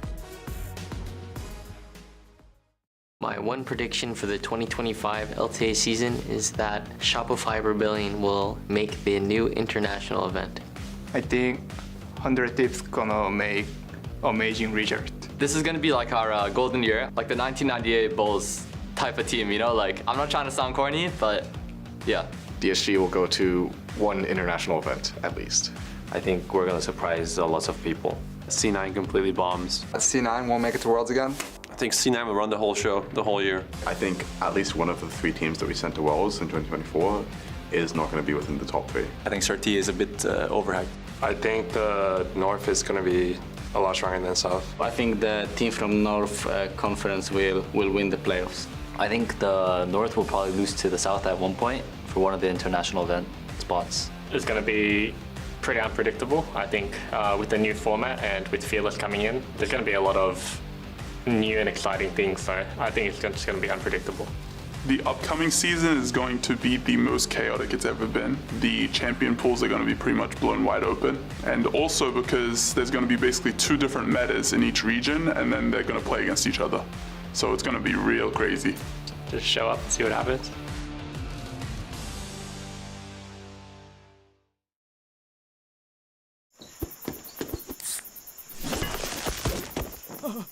Red Bull gives you wings.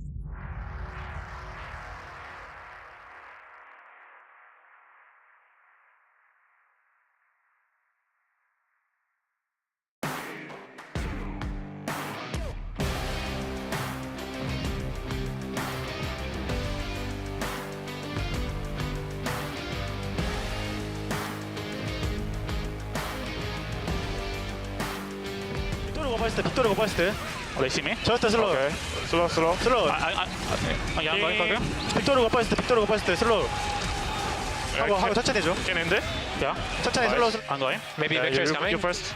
I don't know Victor. Yeah, okay. Nice. I can TP, look Victor. Yeah, Victor. I flash, she no flash. Slow. I think we can. He don't have pressure. Brown through. I go mid.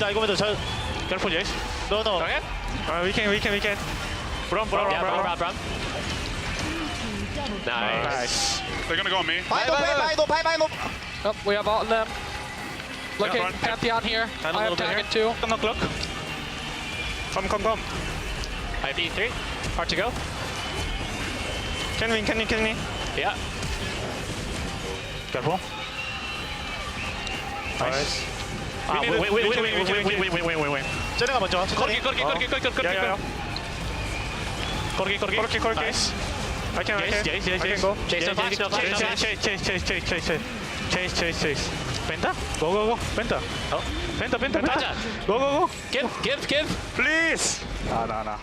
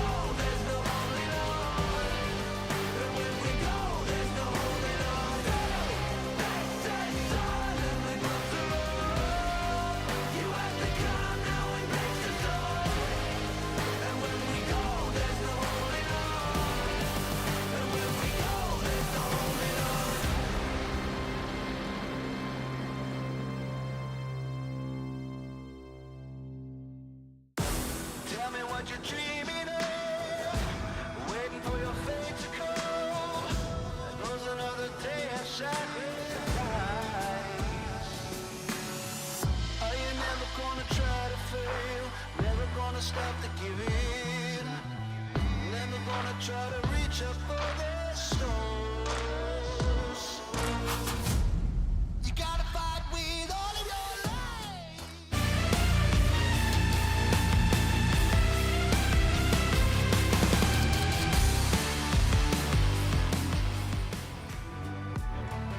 Welcome back to the LTA North Lounge, and Kobe, Lyon coordinator. What the hell are you doing here? So much more coordinated than last week. Like this was a breath of fresh air, because last week there were so many team fights where it was like 2 people on top side, Nocturne, Orianna ultimate, and the rest of the team's just not there to follow up.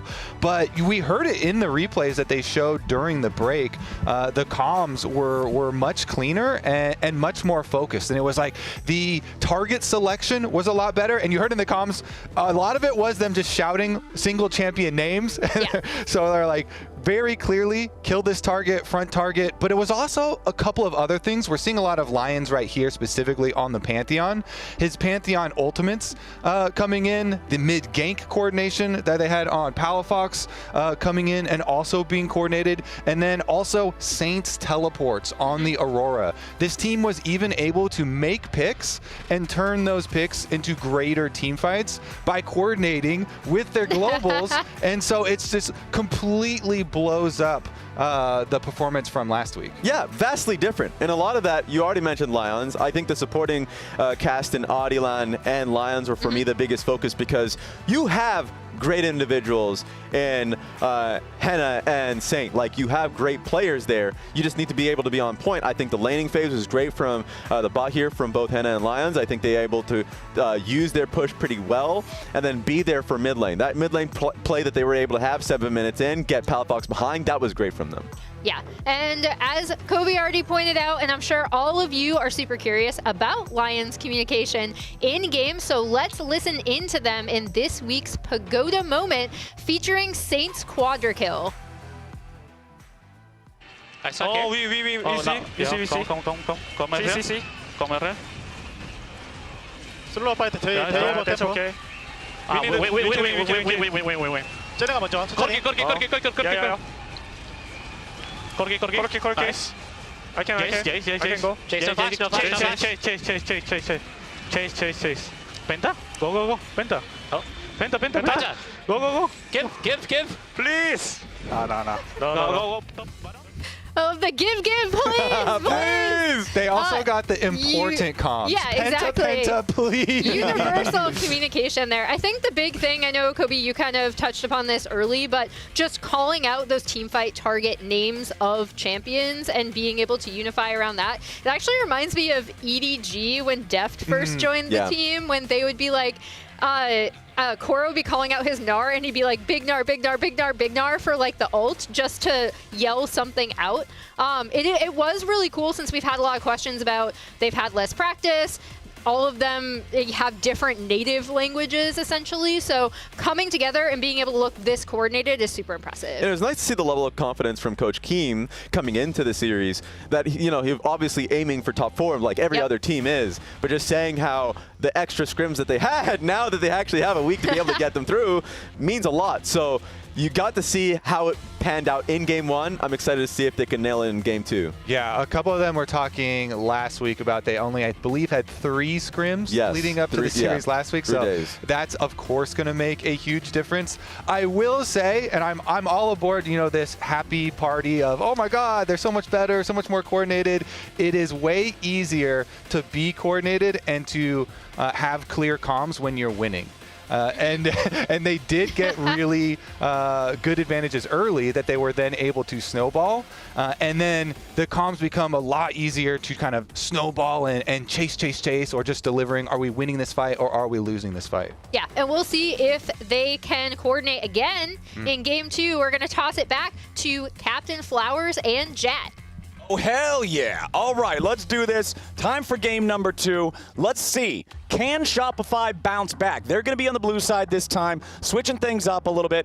Or will Lyon just be able to make this yet another 2-0 so far in the LTA North? We do have our Fearless bans in place. Nothing that was played last game is allowed to be played again. Say goodbye to Tank Jace. Say goodbye to Cassante. Say goodbye to everything from game number 1. But don't you dare say goodbye to those Skarner bans. He's the strongest jungler in the game.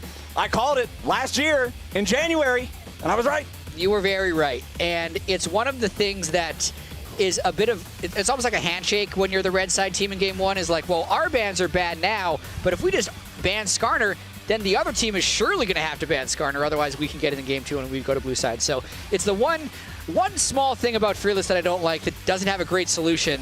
But one thing I'll say about this game's draft is there were so many proactive tools that Lyon had that they used well in game 1, and because of Fearless, they can't just run that back again, so they have to tweak it a little bit for sure. They're going to have to change things up a little bit, but we are seeing some similar bans to what we saw in the first game. Remember that in the first game, the Skarner and Varus were both red side round 1 bans. You also had the Ashe banned out in the second half of the draft. Kalista was banned away. Yone is always a power pick, it feels like, so he's off the table. Ivern too. First pick Ambessa for Fudge and Shopify. And I like that with the Cassante and the Jace being out of the pool. So I believe that perfectly aligns with Whippo's picture of the meta. But I'd have to double check his Twitter to see that one. Yeah, I'd have to go back and look again. I know it's a bit of a tangent, but he said 10,000 likes in order to post his tier list, and he got it in about a day. Yeah, so, and that's in like modern era of Twitter where like stuff gets less in general. Like used to, I feel like back in the day, 10K was like, oh yeah, we're blowing that up easy. Yeah. But no, Whippo was commanding some tier list power there. I like that. I like to see that. We'll see how well this lives up to that, as we do have the Rumble locked in for Licorice as the response to that Ambessa up in the top side. And immediately we're going to lock in some big AoE team fight potential for Henna down here in the bot lane. Misfortune picked up in first rotation for Lyon. Love those two together. They just need a little bit of lockdown to go with it. So Henna played a great game. I'd say Saint and Adilan were the two highlights for me for that team. The mid-jungle making so many big plays throughout that game 1. Have to see them run it back in. A little bit more defensive here from Contracts on the Maokai. Okay.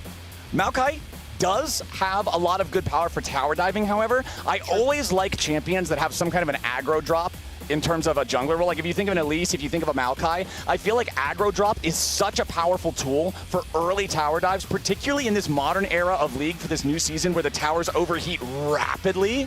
Being able to drop some of that aggro could be the key to getting on the board early, which they struggled to do as a team at all. Remember, at one point it was 5-0, I think almost 20 minutes into the game in the previous game, so definitely not something they want to repeat. They will have Rel here for Zeyzal. Maokai Rel, this is some awesome engage potential. It's awesome engage. They're going to need to have a lot of damage come through from Palafox and B-Boy, though. Palafox had a really poor game 1. There's going to be a lot of pressure on his shoulders to be able to do a lot of damage in these team fights. I really like this Poppy pick. Poppy against Rel can neutralize the champion so effectively. It can make the lane miserable as well as being able to stop her from doing the job that she wants to do later on in the team fights too. I feel like with the Maokai and Rel combined together, you're always going to want to layer those ultimates. Maokai wants everybody to all group up, while with Rel, everybody wants to get away from her so she can't get the wombo. So that should be decently well telegraphed with the Maokai roots coming in for Poppy to try to stop that Rel follow-up. I mean, surely it's insane against Ambessa too. The Quadra Dash champion, just whenever you want to stop it, you just press W and walk away. So Liquor should have a lot of freedom with what he wants to do in this game. Well, I do think it'll be either a support or jungle Poppy, because we do have the Rumble locked in. Oh, shoot. It almost has to be. Right? Whenever it's with Licorice and Poppy, they're so linked. Yeah, I don't blame you at all for it. It's very much a link that you would make. It's probably support Poppy. Yeah, so right. it has to be support Poppy now, because Zin's locked in. He only goes jungle. Yeah. I don't think anybody's playing top lane Xin Zhao. Support Rumble is a LTA. thing that you might do. I mean, It was in my quick play game the other day. I was gonna say, yeah, if we're playing nonsense games at 1 o'clock in the morning, sure, support Rumble. But I don't know if we're going to lock that in the pro stage. Looks like Shopify is going to go ahead and spend their whole timer thinking about this one before they lock in. I'm not at all surprised to see that picked up there. Azir will be the choice for Palafox. Yeah, so of the 100 Rumble games so far that Games of Legends has from all the leagues, all 100 are top lane Rumble. Okay. I'm not particularly surprised at that information. So yeah, I think it's probably top lane. Most likely. Yeah. I don't think we're going to see that flex. Well, I mean, hey, there's a first time for everything. Maybe today is going to be the first time.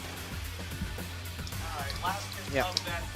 There was a first time for that tank Jace, and now everybody does it. Yeah, sometimes you set the new standard. Sometimes you shift the meta. Other times you play support Rumble once, and you're like, all right, that was my bad. We'll probably skip that in the future. But we do have a Caitlyn 80 carry here for B-Boy. How are we feeling about this in terms of, because you said that we needed to see so much firepower from the AD and mid roles of Shopify. Is this enough? I do like how much range they have, as long as B-Boy and Zazel can have a strong laning phase, because I know B-Boy really does like Caitlyn, and I've always liked Palafox's Azir. I feel like it's one of his best champions. He does have the right time to go in. He can get ahead of the Sylas. We saw this matchup actually last night in Game 1. Faker and Chovy played Sylas Azir against each other. Sylas got the better end of the matchup itself, but I overall think the composition makes sense for Shopify. All right, so Shopify still has yet to break the loss streak here at the start of the year, still yet to get a win on the board. They need to do it here, because if they lose this game, they're done till split 2.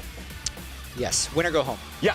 It's a tough pill to swallow, and Shopify does not want to have to deal with that right now. Lions showed us that they could bring it in game number 1. Shopify is seriously going to have to focus up now. No more chances. If you want to keep playing, if you want to have a chance to go to Brazil, if you want to have a chance to keep pushing forward, showing us what you got, it's all got to start right here in this game 2. And it starts with contracts, I feel like, for almost any contracts team. He does have the ability to just pop off. Now, it is a little harder to do that on Phase Rush Maokai, but he can still make an impact early on if he finds the right angles. All these lanes have a high chance of being volatile. Rumble especially can really take over lane if he gets a little bit ahead in the top lane. Or are we actually going to be seeing lane swaps here? They've been pretty handshaky, just doing straight up laning against each other, and they are 5-man evading. They get the early ward. Okay, Lion pushing up all the way in. A little bit of bone plating knocked off of the Poppy there. Let's go ahead and once again take stock of kind of where we are with summoner spells and everything like that. As the bottom lane, it will be Ignite for both supports this time around. No Exhaust taken as the more defensive option, but still the barrier for B-Boy. He ran this the last game on the Corki too. Henna continuing to opt for the cleanse, especially against a Rel Maokai combo. I feel like this cleanse is just immediately value from the moment you lock it in. Yeah, I think so as well. I'm not as sold on the barrier from B-Boy this time as I was when he was on the Corki against Heavy Dive. Okay. Just, he will already be stronger in the 2v2 against the Misfortune Poppy anyway. So it's, at this point, I think more of a comfort thing. There's probably what would you prefer to see? I think I would probably prefer to have an Exhaust later on in the game. If Zinner or Sylas are ever going to be diving in on him, I think it'll have more effect. It's definitely one of these, I think, more you're taking barrier for lane, but they're probably ahead already. It's a minor thing, as long as we're talking about summoner spells. I always like to take stock of what people think about that, though, because sometimes those minor things do make a big difference in terms of just barely winning or losing a trade in lane that then changes the tempo of the whole game after, right? B-Boy could also just be a player that is really good at barrier baiting. Like, there's just a level of comfort as well when you can pull out that shield at the last second. Yeah. Whenever I think of barrier baits, I always think of the completely crazy, the solo queue top lane Warwick one tricks that all take barrier ignite. They never die. Yeah, those are the craziest ones right there. Those are the guys that live on the edge. But quick look at all the lanes shows nothing super crazy just yet either side. Most of the action is happening down here in the bottom lane in these 2v2 scraps. As you can see, a couple summoner spells traded back. The Ignite there from Lions was dropped, but Zazel spent his flash. Yeah. So now if Audi just wants to go bottom, if this bottom lane from Shopify is going to be pushed up, there could be a punish angle. Exactly. Now they're gankable. They're also taking an early recall. Okay. That doesn't sound like you're happy with this. No, I'm not a fan. Okay. So they're out of wards as well, so maybe they were just afraid that Xin Zhao would be doing a little bit of a cheese gank because they're dropping a good number of minions. They can't, like, they buy rank 1 boots for B-Boy, I guess, and extra health potions for the Rel, but that's a good start for Lyon that they get the recall out this early. Yeah, they'll take it. Just slow pushing this wave up. It'll stack up nice and large. You do have Audioland clearing through his bottom side jungle right now. It looks like both of our junglers are going to give us a full 6-camp clear yet again. As B-Boy and Zazel have made it back to the lane.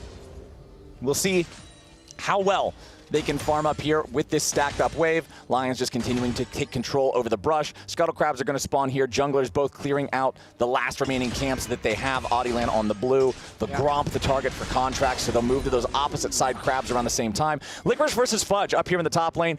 Pretty even. Licorice is behind a very small amount of farm early, but especially after what you pointed out last game and the stats that we saw from last week, I really do want to keep an eye on how well he farms against Fudge in this game. For sure. He needs to make sure he can win lane occasionally, but they're prepping a dive here. They immediately go in for the Poppy Slam into the turret, but it does not work. That turret is so deadly early on, and now Saint's going to be in some danger. Tries to get over the wall, but Contracts following with the twisted advance. Saint is in trouble. Audieland making his way over, looking to stop the Shopify jungler. It's first blood over to Palafox, but Audieland makes it a 1-for-1. Lions coming up through the river as Audie continues going after Palafox, hits the first one of the 3 Talon strikes, but he will not get any more. Even trade in mid lane. It will be a nice little bonus for Palafox, but because they traded the kill back and Saint has the wave pushing into him, he's not going to end up losing all that much. But I like the move from Contracts there, right? Xin Zhao does something on the bot side of the map. Contracts immediately follows when he knows there's not a counter gank, so he can full send on that dive, and they're able to get the kill. Back up top side. Let's check in on how these guys are doing. Both at about half HP. Both are manaless champions. Let's take a look at the replay now instead, as we do see how Saint ended up in this spot. He was really far pushed. Yeah, you can see flashing just a fraction late. He needed to make sure he had enough distance, because if the Maokai can't follow over the wall, then Saint definitely doesn't die there. So very slim margins on that. Still gonna be nice. The Palafox gets the gold, whereas Audie gets the gold on the other side. And less! Oh, wait, hold on! Hold on, what? We're right back to live, and Saint solo kills him. That's not the way you're expecting it to go down. Lions using the tackle defensively, trying to get away, but Contracts' gank works out in the bottom lane. It might be one of those Contracts games, but he needs his teammates to cooperate. When he leaves, he cannot be getting solo killed. So what are we going to see here? I believe we're going to see the solo kill. All right, they're both level 5. I guess he just lands all his spells. Oh, wow. Yeah, max range E2. Damn. Wow. And it didn't look like that Palafox was able to get his E-shield off. Even a little thing like that would be enough to save him. But then Contracts just finds another angle coming in from behind and getting that kill. You can see a little bit of frustration there on the face of Palafox. Does not want to give those away. I mean, I feel like in pro play, whenever you give away the 1v1 or the 2v2 kill, you're always kicking yourself a little bit for it, because you feel like, okay, you shouldn't. In a neutral state, you should understand the matchup, not give your opponent that window, but Palafox falling there does give Saint the opportunity to pull back ahead in terms of gold. Contracts will be starting off the grub pit, takes the first grub, has more help nearby to continue controlling the area, but Lion doesn't just want to let him walk away with it. Well, I'm confused. The Shopify didn't just 5-man this, because they deployed on the map as if they were going to take all the grubs. Fudge's Ambessa ran out mid lane like they were going to fight at grubs, but then they just take one and walk away. Meanwhile, Licorice has gotten a full wave, pushed it all the way into turret, and now it's still 2 out of 3 going over to Lion. So I like the macro more from Lion, but I think they were set up to just concede grubs, and instead they get the grubs and still get the benefits of the lanes pushing. Nice job from Shopify to at least get the flash from Hina there, but I totally agree with you. I feel like that had to have been some kind of a macro blunder from the side of Shopify, just sort of giving away what shouldn't have been given to Lion. But hey, if you're Lion, you're not going to look the gift horse in the mouth. You're happy to take the 2-1 grub lead and get Licorice a little bit of extra money in his pockets in the side. Yeah, for what it's worth, Licorice did have teleport, so if they did start a 4v5, then Licorice might have teleported in and they didn't want to fight against a equalizered up Rumble, but still, Lion getting slight better of that, but ultimately, I'm looking at this game state.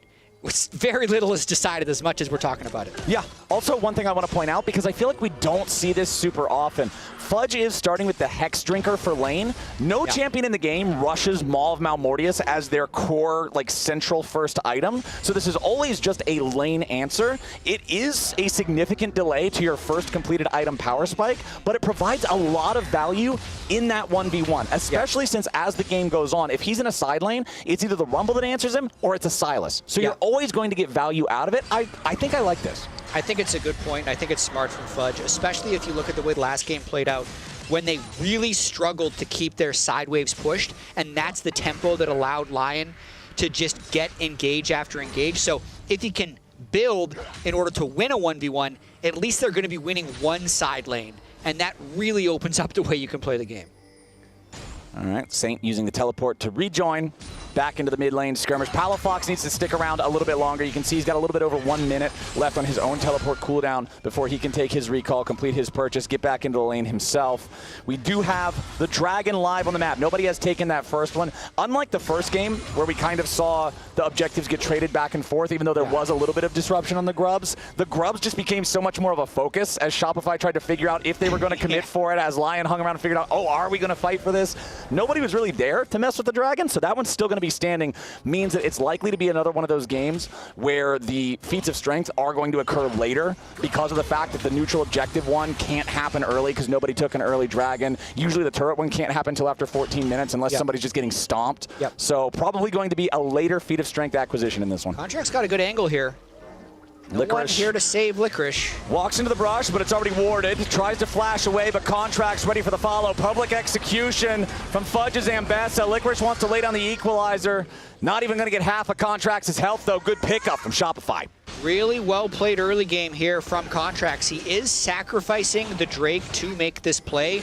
That, I think, is why Licorice was so far pushed up, is he just thought that the Drake was going to be next on the menu and that he was for sure in a 1v1 up there. And if someone does gank me, well, then they're giving away the Drake, which is exactly the trade that happens here. But the reason I like it is because Fudge really needs to be strong enough to fight Rumble. So that's the early Hex Drinker. That's the magic resist he's going to be able to continue to stack up. And with the extra kill there, it just increases his chances that he can win against both Sylas and Rumble later in the game.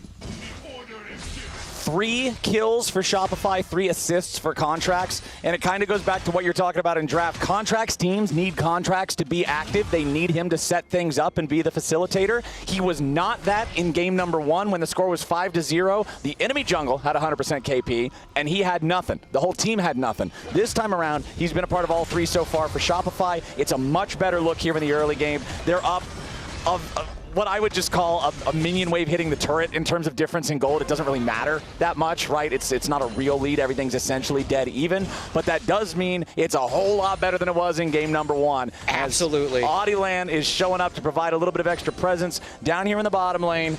Henna and Lions crashing the wave into the tier 1 turret, using the power of the Grubs to try to take this third plate. Zazel and Fudge, Contract showing up behind him, but Saint is also hovering.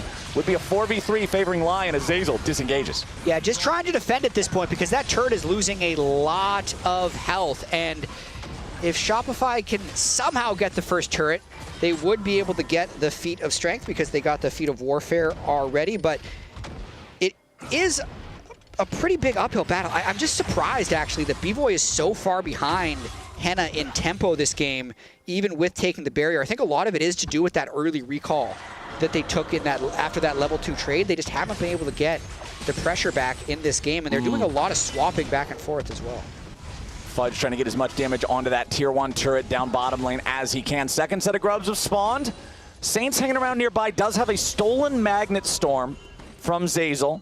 We'll see if Lyon wants to try to force anything here. They do have the 2 Grubs they already secured from that first set.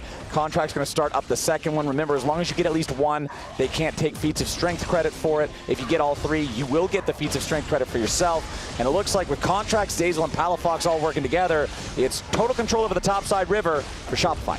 Saint's got to be a little careful he doesn't go too far, but I think he's just trying to scare him off that last one. Contracts will not be intimidated by a lonely Sylas.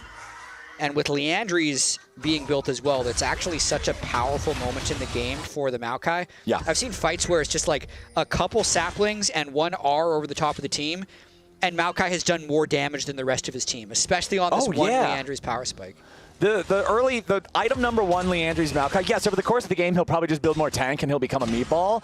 But for this short, briefest of moments in Summoner's Rift, so strong. He really is a bazooka. As Shopify, Contracts, and Zazel both up here in the top side. You can see Contract still just clearing through as Zazel's going to establish some vision, moving back towards the top half of the map, towards the top lane. They are going to drop the ward from Palafox. See Saint trying to recall there in the brush. He'll retreat back to the tier 1. Lions is hovering nearby, so it's not like there's really a dive angle here for Shopify, but it doesn't seem like they're entirely aware of Lion's presence. So Zazel will walk up here. They're at least going to know on Lion's side that, hey, Shopify's kind of looking for this, but Contracts and Zazel back away from it. The whole feeling of this game is so different than game one, though. It's Shopify actually making a lot of more aggressive plays. They have deeper wards. They have lanes to play off of. You could see Palafox pushing top lane. Fudge is pretty comfortable down bot with that Ambessa, 10 CS advantage on Liquid's Rumble. There's a much higher chance that Shopify, that we get LTA North's first game 3 with how this one started. And you know what I'm looking at as the biggest driver of the difference between this game and game number 1? Which team has the engage options? Because if you look at Shopify, you have Maokai, you have Rel. These are great engage options. You can use them anywhere, anyhow, any way, any reason you want. Just point and click, go. If you look over at Lyon, you've got Xin Zhao and you've got Poppy. Xin Zhao needs to prime his Q to immediately get hard CC, so it's conditional. Poppy needs to rain to slam you into, so again, conditional. The engage mechanisms for Lyon just aren't there the same way that they were in game number 1, and just like I said before that first game, when you're talking about teams that are lower than top of the table, middle of the pack, bottom of the pack, whatever, engage is king. Being able to go when you want to go matters the most. And I think when Lyon will be able to go is there, but very hard to execute. Saint will have to grab a Maokai ultimate somewhere, then maybe they can pull something off, and I think that'll give him enough pop to actually go for a fight. But with this next Drake spawning fairly soon, you can see there's not that much vision from Lyon. They can probably get that mid wave pushed and move through here, but you can see that's where Shopify is all set up waiting for him. Also worth pointing out that after the Hex Drinker was built, the first fully completed item for Fudge is the Voltaic Cyclo Sword. Yeah. This is the high damage option for Ambessa. This will make you squishier. If you dive in, desync with your team, you can pop very easily, but it gives you a ton of damage potential as Saint steals away Palafox's ulti. Beautiful eject from Lions. The Azir Soldier battle ends in a victory for Saint with the stolen ulti as Lions knocks away the backup for Palafox, and a kill on the Shopify mid laner translates into the second Drake of the game for Lyon. Lyon really have Palafox's number today. Yeah. That was so rough because they had the setup. Like, they have the Liandry's Maokai to control the river, but Palafox gets caught with a little bit of a fast play, gets flipped back by Saint. Lions is on the same page to be able to secure that kill, and that's a big swing there to keep them in the lead in this game. Absolutely huge. Now Zeyzal trying to keep Licorice away from this tier 1 turret. As you can see, Zeyzal now needs to be worried about his own self. Flashes over the wall. Saint's trying to come up here and help Licorice. Fudge just trying to provide an escape mechanism here for his support. Saint wants to go in. Uses the public execution. Low HP there on Licorice. He'll be the first to die. Bullet time over the top. Cuts contracts down to size. Vivo going in for a couple of more shots. Henna has to try to escape. Lyon has lost their top laner. Shopify has lost their jungler. A 1-for-1 trade in the top half of the map. Oh, B-Boy was so close to cleaning up there. Collector first item, so he literally needed one more hit onto Henna to be able to get that kill. And now he might be dead. Adi going in for B-Boy. Needs that third hit of the 3-talent strike. B-Boy with the flash over the wall. Lions tries to tackle him. I feel like if that's just slightly different, he does get the wall bang based on the terrain. Yeah. You can never quite know. Sometimes those angles are strange. It looked like it could have worked. Luckily for B-Boy, it does not, but it still costs both summoner spells. And those walls change every season. How's someone supposed to get the right slam angle on that one?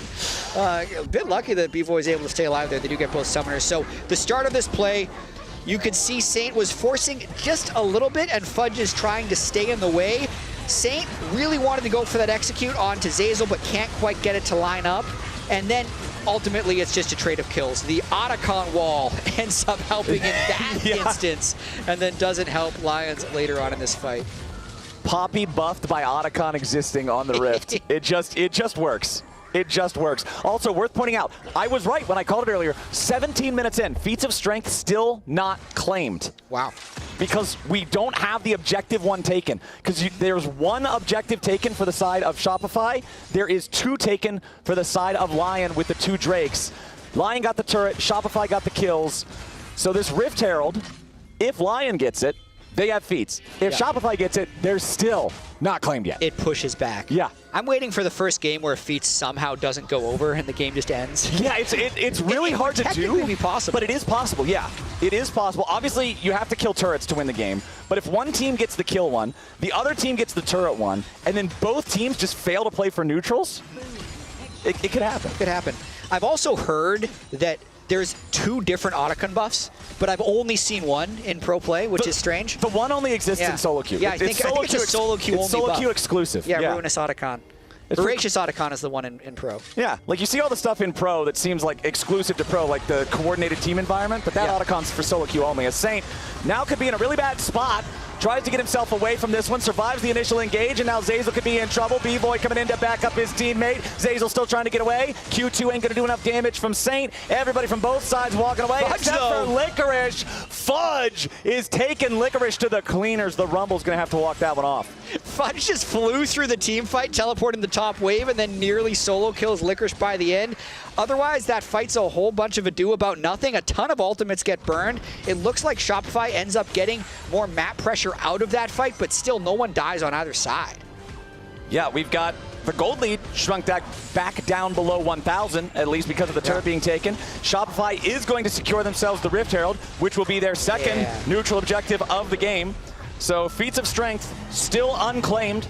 The next neutral objective, which will be either Otacon spawning in 45 seconds. Most teams can't take him on spawn. He's very tough to kill. Or, much more likely, the Dragon spawning in just over a minute. Whoever claims that will also get the upgraded boots. And you would think that Shopify has a slightly higher probability of being able to take this down with the Maokai saplings and more engaged buttons. But the problem is Palafox still without flash, B-Boy still without flash. So if there's the right angle, like a Poppy flash stun into the wall on top of a Rumble ultimate, could be enough to turn the fight in Lion's favor. 30 seconds until that Drake spawns. Shopify just going ahead, checking all the boxes, setting up some vision, control ward here in the mid lane side brush, a little bit of normal ward down there in the banana brush to just keep an eye on where Lion might be trying to approach from, securing the crab for themselves too. They got everybody down here, even Fudge on the Mbessa. He has no TP, so he's set up to push the bottom lane instead.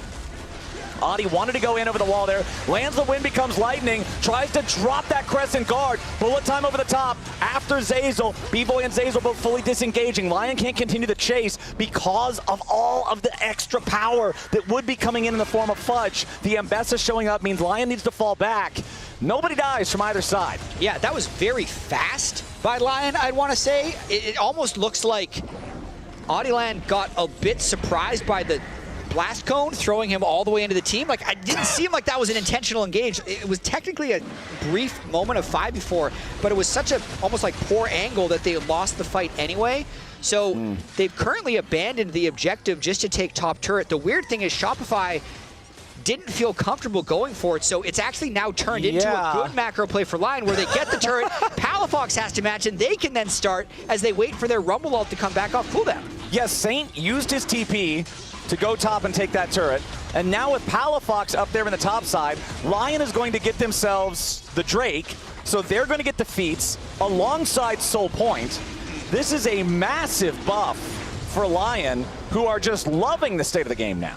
Yeah, 3 Drakes, Soul Point, feet secured, and this is close. I really thought this was going to be the game where Shopify pushes us to a game 3, but they're seeming to be a step slow on a lot of things. Like, one thing, Palafox definitely having a bad series. Saint has been punishing him heavily, as well as the rest of Lion. Yeah.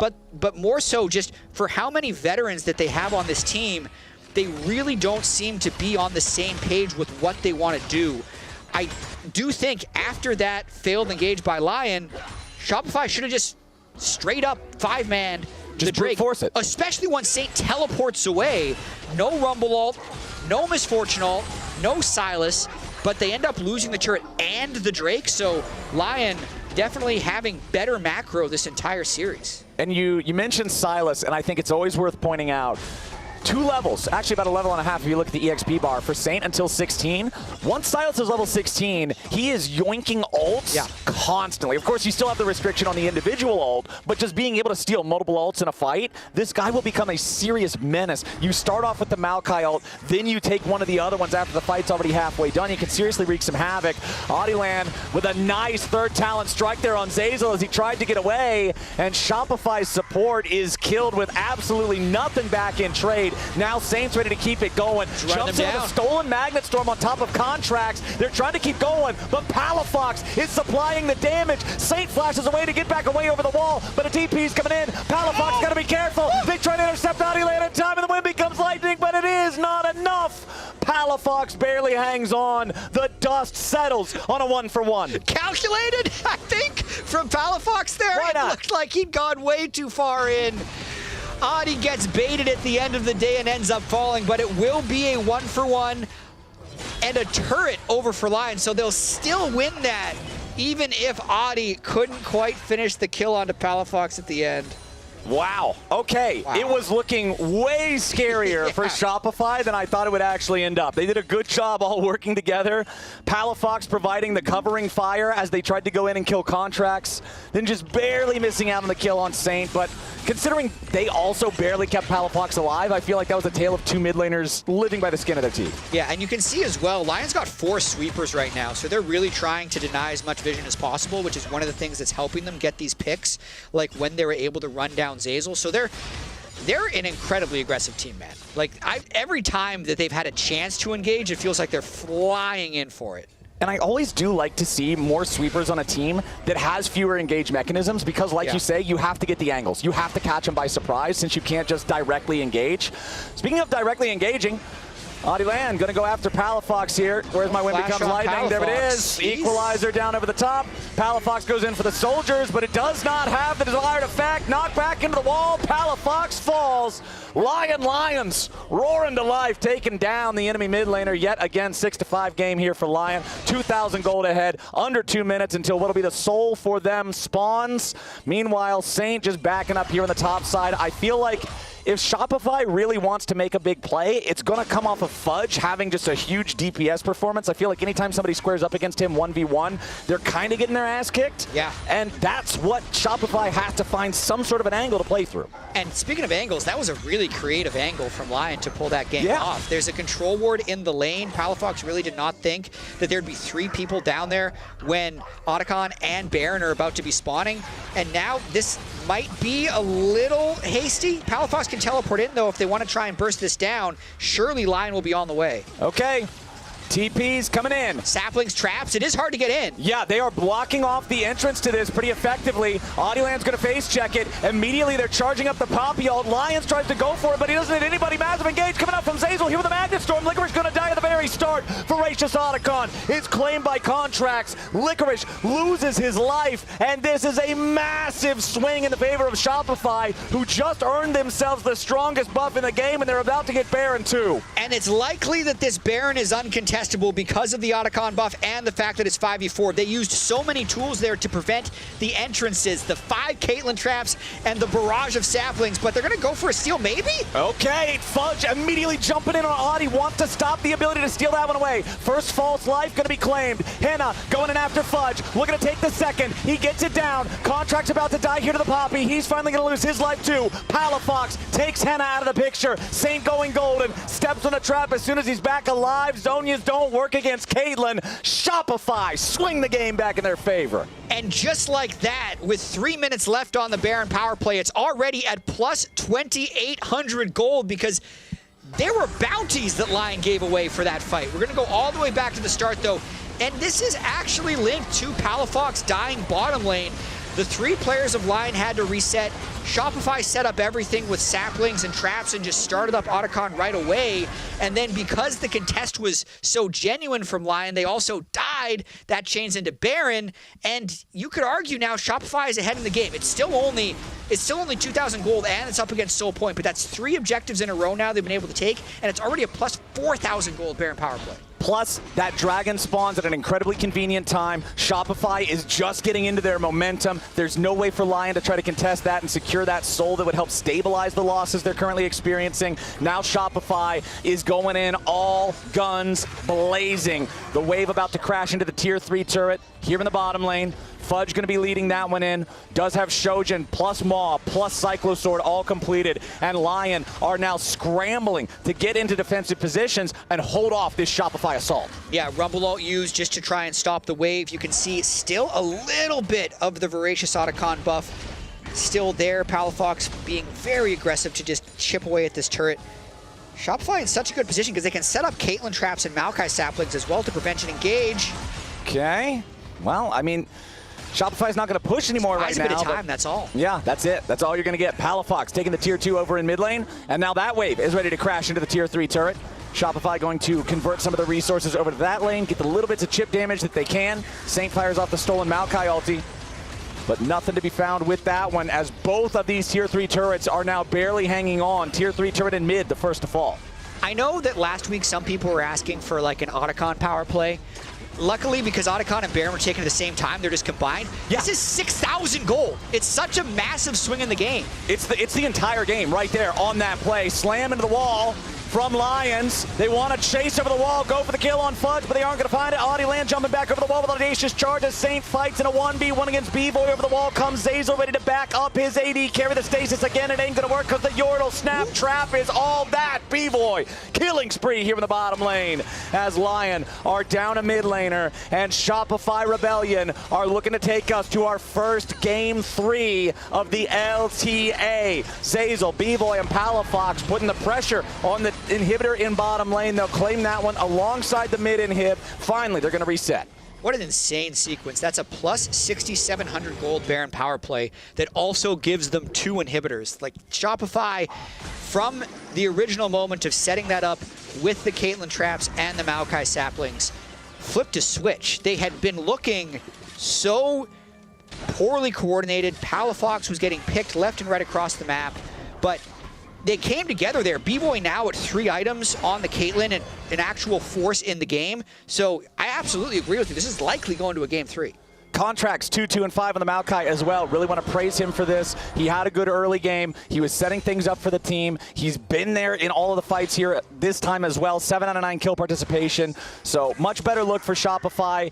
At least in the past 5 minutes, honestly, the mid game was really scary, but the setup that they had with the Caitlyn and the Maokai together, being able to control the area around the Otacon, really was the story of the throw in this game. I don't know what Licorice is doing. He's dead. That was... Okay, it's a 5v4. He's staring at a screen. That's what he's doing. We are ready for game 3 here at the end of this one. It is 10-6. It is a 5,000 gold lead for Shopify.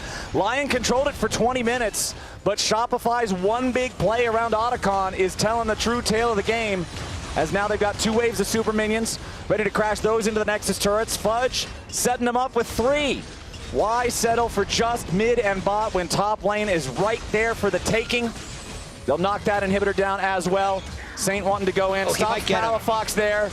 Palafox forced to use the ulti to keep himself alive, and it puts Saint in a great spot to get punished as he will fall first. Palafox on a killing spree. Audiland wanting to go into the back line, but it's not going to do enough. Flash away from Palafox, staying alive for now. B-Boy's got the damage to protect his mid laner, and with Hina now dropping, there's just no hope for Lyon. Licorice respawns, but he's got to hold the line against everybody in Shopify jerseys. As the Nexus turrets fall, the Nexus is exposed. Shopify Rebellion on their victory march, padding the stats, getting an extra kill on Licorice before they finish the job. For the first time in the LTA, we are going to game 3. Here we go. We got Shopify going to game 3. Thank goodness, man. This Fearless draft, now we'll have 20 unusable champions, 20 banned champions going into game 3. Winner go home. 1 game left. 1 game left. We'll get to it here real soon. First up, we got to toss to a break. Game 3's next. Don't go anywhere.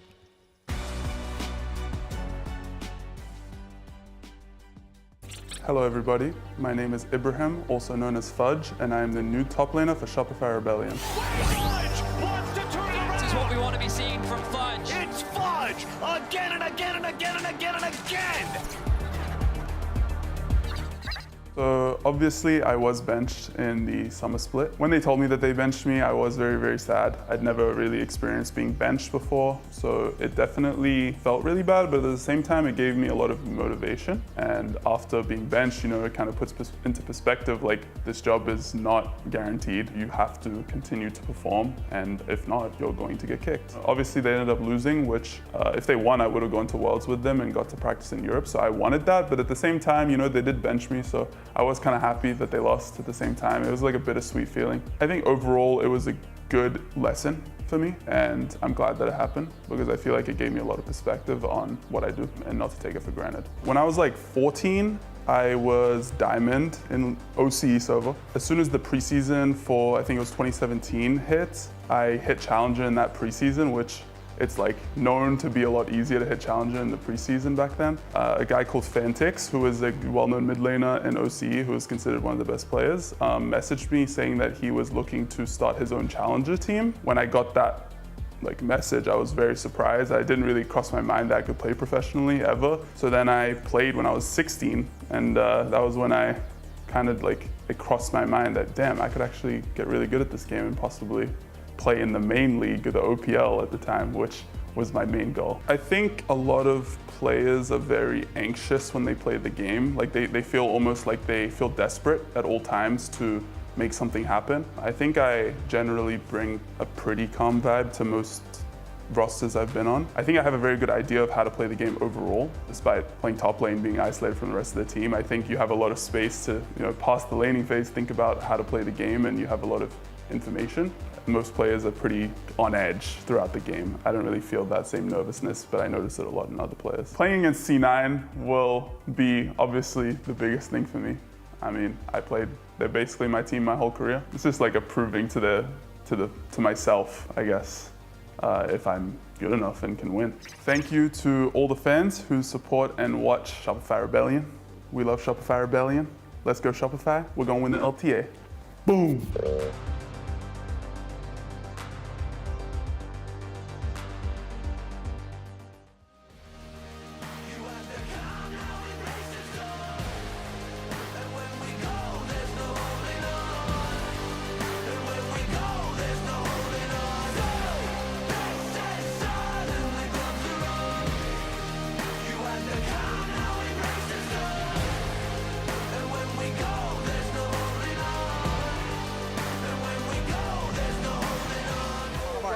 Okay, I'm fighting. Yeah, fight. TPing.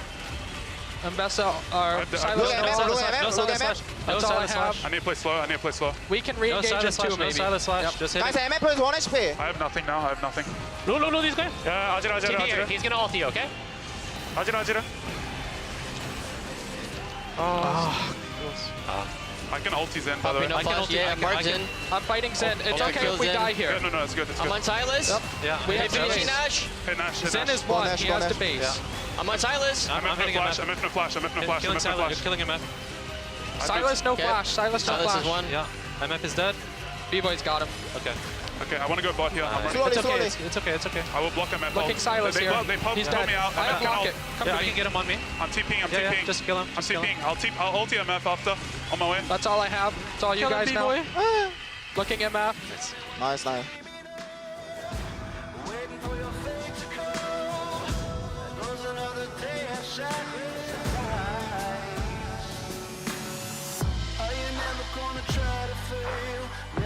Stop to give in.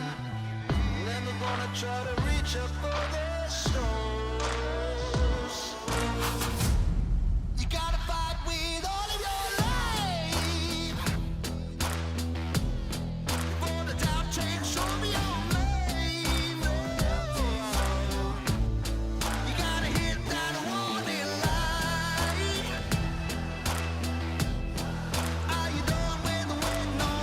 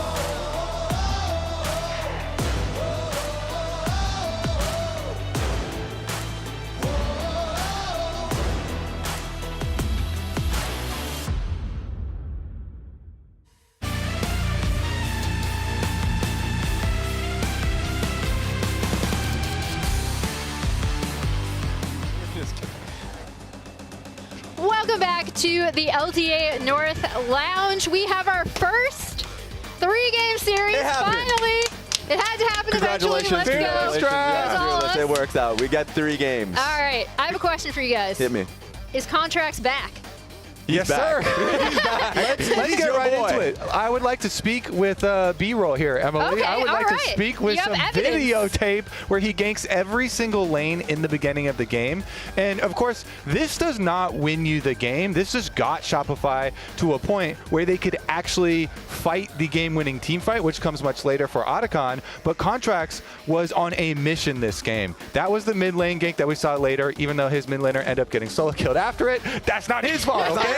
That's not his fault. Then he got bottom lane ahead, went for that wraparound one, and then we saw an important one, by the way, with Fudge, because Fudge's Mbessa ended up being some very important damage for them later on. But that coordination right there, you know, just the bounce back into the ultimate and getting some money onto that champion, which does scale really well. And that's peak Contracts. That was what we know him for.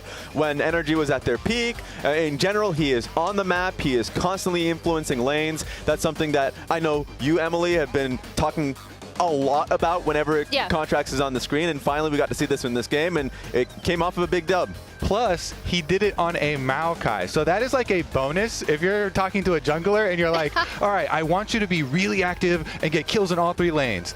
And do it on a tank jungler that's going to provide saplings for later for the team fights. Like, that is a double bonus because his utility, along with the Caitlyn, you know, Maokai saplings plus Caitlyn traps, that is going to be a big setup for the objective fight that is critical in them actually winning the game. And that is a perfect segue into, this was very back and forth, but where Shopify really took over and you're like, okay, they now have a stranglehold on this game, was this Otacon fight. Yes, Ezreal ended up getting the engage, but just take a look what Lyon has to walk through. Not only was it a line of traps, then you had like multiple saplings in the bush. The Maokai ulti just comes and sweeps them through, so it was a perfect setup for a Shopify win. Yeah, and this is also a great setup for that Otacon buff, right? We've talked about Voracious Otacon, how you really want to use it towards your next objective, how chaining it in with Baron is such a good play and kind of what teams all around the world have kind of figured out they really want to do.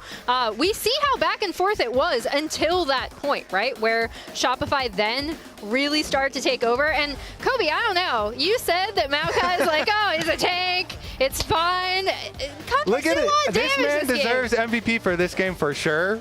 He went Leandries first, so he would also be able to deal damage, like you're pointing out. He almost had as much damage as Palafox had. Almost tying for most damage in the game on their team there with the Maokai. The saplings, the Leandries, everything really come to fruition. And Raz, you're highlighting the engage was actually his with the saplings and the Maokai ult starting it out. Crazy. And then made it so easy for Ezreal to get in there with Rail. At the beginning of the day, we all had it Shopify winning. Where do we stand now? Emily? I was just about to ask that question. I mean, I'm not going to flop on my predictions. I'm not going to flip-flop. I'm still going to go Shopify. I think hopefully this gives them more confidence going into Game 3 because I think when you saw some of the fights in Game 1, there were points where Shopify could have won those fights if they'd had more confidence, if they had all gone in on the same page. I'm hoping this now kind of sets them up there in a Game 3 with all the experiences these players have. Where are you at, Kobe? You didn't get the predict before. I have been very impressed with Saint and Henna last week for sure. Maybe a little bit less this series, but I've definitely been impressed with those players. So I'm a bit worried for Shopify as far as the carries have been playing online, but I'll still go with the voice. I might be flopping. I might be flipping and flopping. Even within this game, I didn't really like the Caitlyn pick, and I thought Henna had a really good early game. So let's just see if they are able to clinch it, which team takes it. We're going to be tossing it straight to the casters. Take them away, boys. Raz flip-flops like a fish out of water. The dude can't make a prediction and stick with it, but we'll see if Shopify can stick with the magic that happened in game number 2, bring themselves to a win here in the series, or if it's Lyon that are going to ultimately triumph and be the ones moving on. Jat, you said it earlier, it's win or go home.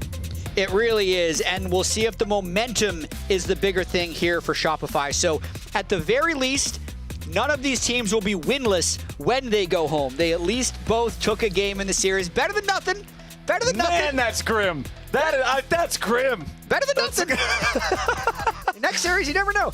So Skarner banned, obviously. The Ivern being banned, I like a ban like that in a Game 3 because that's exactly when you're going to try and find...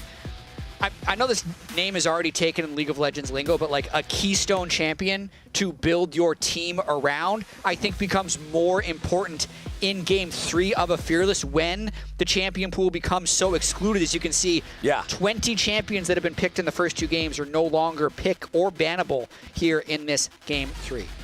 Yeah, we do have remember that the Ivern was also banned out by Lyon in the previous game on the red side in the first half of the draft too. It was banned alongside the Skarner and the Varus, I believe. So this time around, Lyon back on the blue side. It is the Zyra, it is the Ashe, it is the Ivern banned out by them. Over on the other side, the Skarner, the Callista. Last ban, what are we going to get here from Shopify? They know that they don't have first pick this time around. A lot of those power picks are out. Cassante, Jace, and Ambessa. The unholy trinity of please balance this, according to Bwipo's Twitter image, is now unavailable.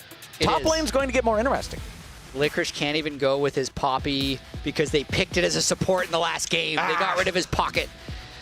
Varus would be a strong pick to have early, and I'm really, this is one of those things that is going to be exciting, especially for coaches trying to prep draft going into Game 3 because it's so unique. It's so different every single time. You really have to spend all that time in between games to figure out, like, okay, which role can we pinch the hardest? Which comp is still left? And how do we make sure we get it and the other team doesn't see it coming early? And I do believe that Varus was banned first set of bans on red side in both previous games. So this third game now, they're letting it through. The response from Shopify, they're locking in the Yone, which was banned out early on in the draft in the previous game. They're also picking up the Ziggs. So the answer to the long-range Varus lane abuse bottom lane is just don't interact with him.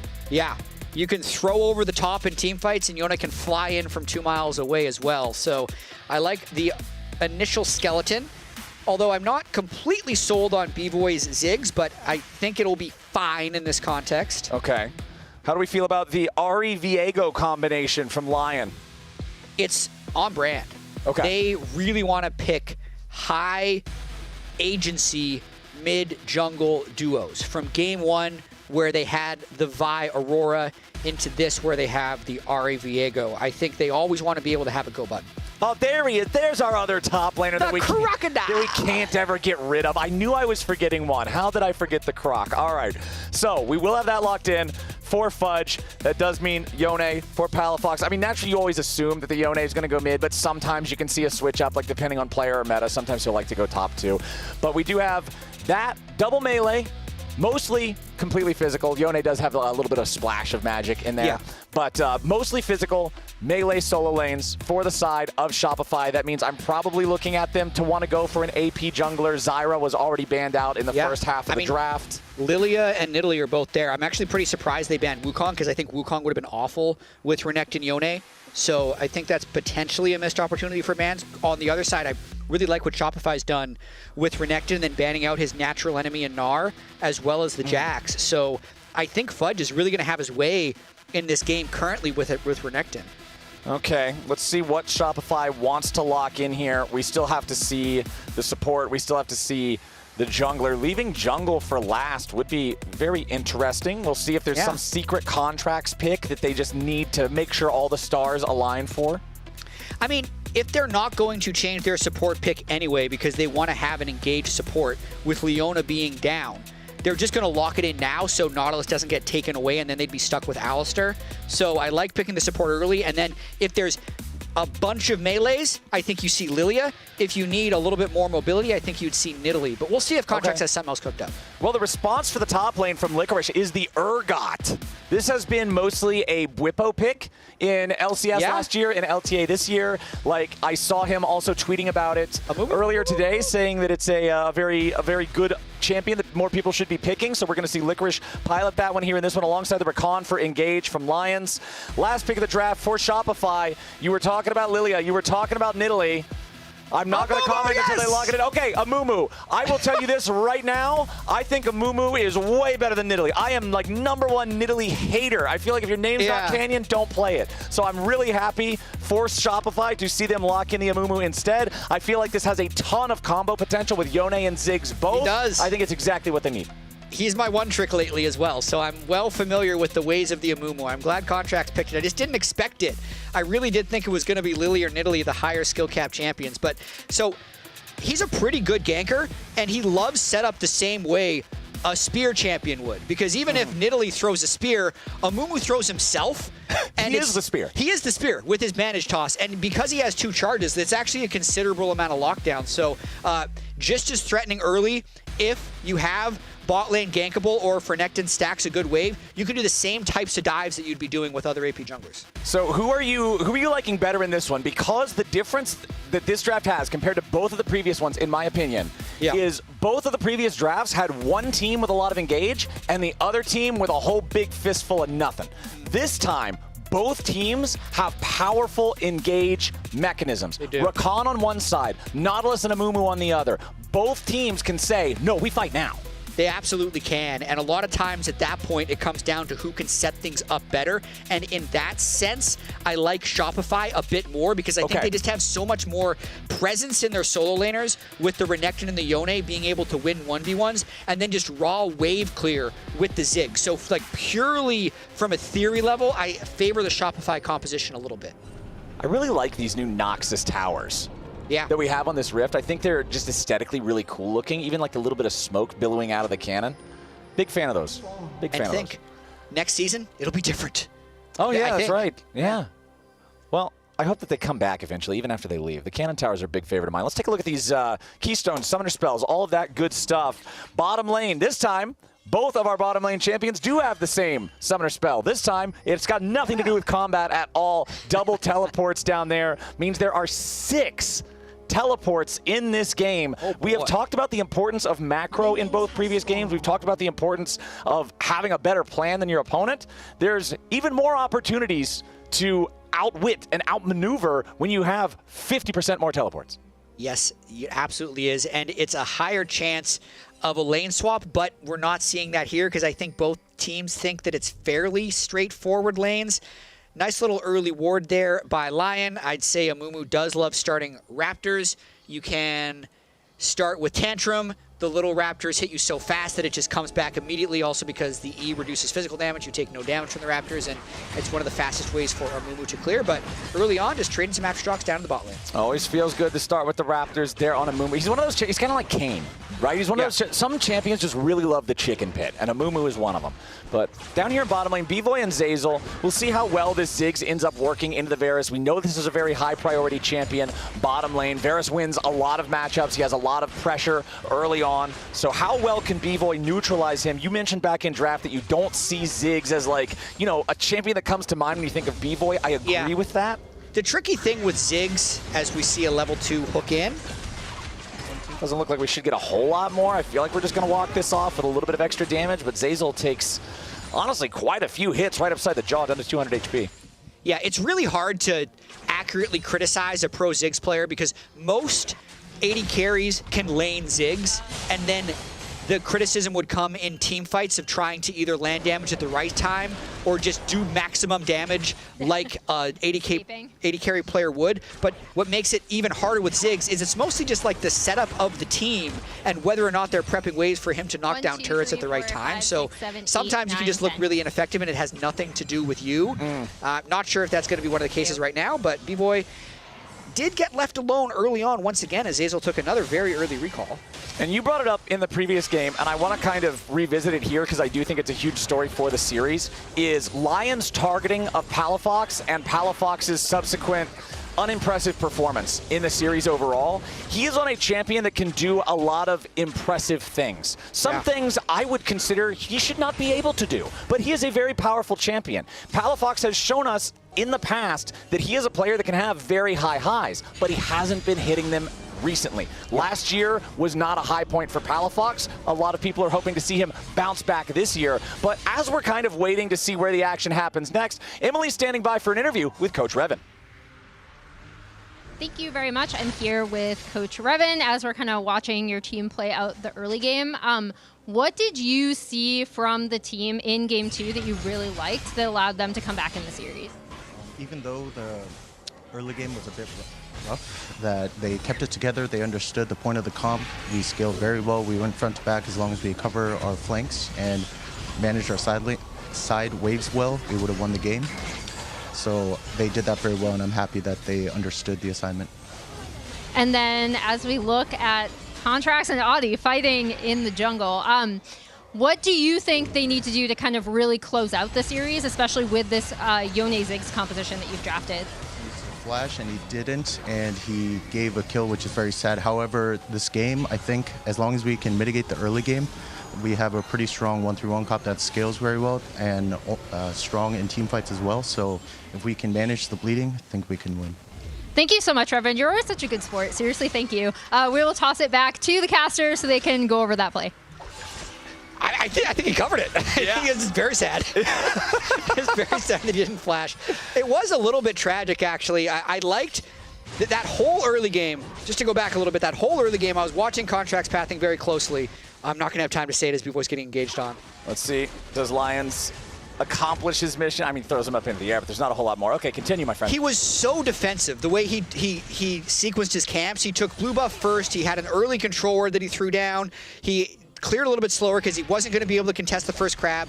Also, when you start Raptors, even if you get double crab, you can still take Raptors so you don't fall that far behind. But then he does actually get the smite on the Raptors, and he lands the second bandage as Palafox backs away on the Yone, which then leaves him in the truly vulnerable situation that led to the rest of the sequence. So he was worried the whole time that Viego was going to punish him and prepped to do so. Then the one time he tried to get aggressive, it ends up giving up first blood. It's the littlest things in a game of League of Legends, man. That one little opportunity that you give the opponent might be the one that he needs. Licorice level 6, Fudge still only level 5. Now, Fudge needs 1 minion or 2, and he'll hit level 6, so it's not likely that Licorice is able to find a big punish here. Really, he's in there. Just that first kill so far on the board. We have our neutral objectives both live on the map. It has been a lot of early grub taking so far in this series. First game had an early Drake. Second one, not so much, as Zazel forced to flash over the wall there to stay safe as Lions goes in for another grand entrance. Audiland invading the enemy jungle. Saint right behind him. It's a press from Lion into enemy territory to control some of these resources. That ain't your Grump anymore, Contracts. No. That is an Ahri investing a roam. Mid-prio, bot-prio used about as well as they can. I think losing the Gromp feels bad, but is ultimately the right decision because if he tries to take it, they give up yet more kills. Now it's just a matter of whether Contracts can race back to his own Raptors. He's not actually that far behind in terms of experience, but he's very far behind in his feelings because he's been getting invaded this entire time. And he's just pressing and he's scared, which then puts the rest of the team on the back foot, right? Because your jungler, this is what I like about what Adi's doing to the Amumu, is no one on your team has to worry about the Amumu at all, so they can play even more aggressive in their matchups. Especially now that Audiland has the Heartbreaker on Viego. Like, Contracts does not want to be on the same screen with Viego anymore. Naturally, Viego is a better duelist than Amumu, but 6 versus 5, no, there's no way. You have to stay completely away from this guy. Audiland just going ahead, starting up this first trio of grubs, will secure the first 2, no smite required, which means the third one should be easy peasy. Contract still just clearing through his own jungle. He's almost got level 6 himself. He will need to secure this red buff to acquire that. Zazel making his way up here, just being ready in case they try to make a play from Lion's side, try to move towards some kind of a dive. It would be borderline suicide because Fudge is on Renekton and he has Dominus available, so it's not like that's really going to go down. But Zazel's still going to shadow, just in case. Fudge will finish clearing out the wave. The grubs in their entirety go over to Lion. Yeah, and also there's not a substantial amount of setup for the Drake, so Shopify Rebellion really behind early on in this game. The triple teleports also increase the amount of mobility that the laners can have with Varus moving top so early. A little bit surprised, actually, that Lions isn't going to back up his Varus at the moment. But this will probably give them a jump on Drake if they decide to just run out bot lane as Audiland's Viego path towards the bot Dragon. Very, very tense state right now as everybody's got these ultis coming online. We got to see who's going to find that killer moment first. Palafox snapping back after trying to continue to trade with Saint, but Lions is ready to back him. Dragon's still alive. Nothing in that top side pit for the next 3 minutes, so don't expect a ton of attention on the top half of the map. And again, it matters so much. This game is what it's all about, man. If you guys who were here during the break saw the thing pop up, that Split 2 starts on April 5th. Yes. If you lose this game, this one game of League of Legends that you are playing right now, you don't play another game until April 5th. Yes. That's a long time to think about your mistakes. You can stream your scrims now. Okay. So there's a silver lining in everything. You can stream Captain some Flowers. sad boy scrims. Yes. For the next couple of months. You can. But if you win here, you have the even better option of being able to play again next Sunday for a chance to go to Brazil. And also stream your scrims. So it'll be a double win. As expected, as Viego path towards bot, they pick up the second objective. So the early game has been completely controlled by Lyon here.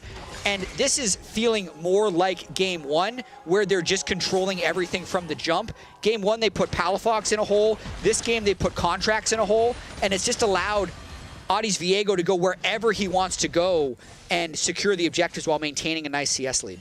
So, last game, we had an early advantage for Lyon. Shopify ends up coming back into it with the big Otacon swing, right? And so when I look at this game, and I'm trying to see, are we going to have another game state like that? I don't see the same level of zone control tools on Shopify that can lead them to having that advantageous state like they did around the Otacon, with the saplings, with the Caitlyn traps. So I gotta see Shopify stop this bleeding. Get a bandage, wrap it up. I don't want to see any more mess on the battlefield, because you can't afford to fall that much further behind. Not when these guys have the tools they do. Palafox forced to use the Fate Sealed, jumping back to the safety of his turret as Audieland was immediately ready to back up Saint. And that burned nothing from Lyon. Look at all the deep wards they have in the top side of the jungle as well. So everything from Shopify is completely on the back foot. I think they do have strong engage, but currently they just have absolutely no pressure.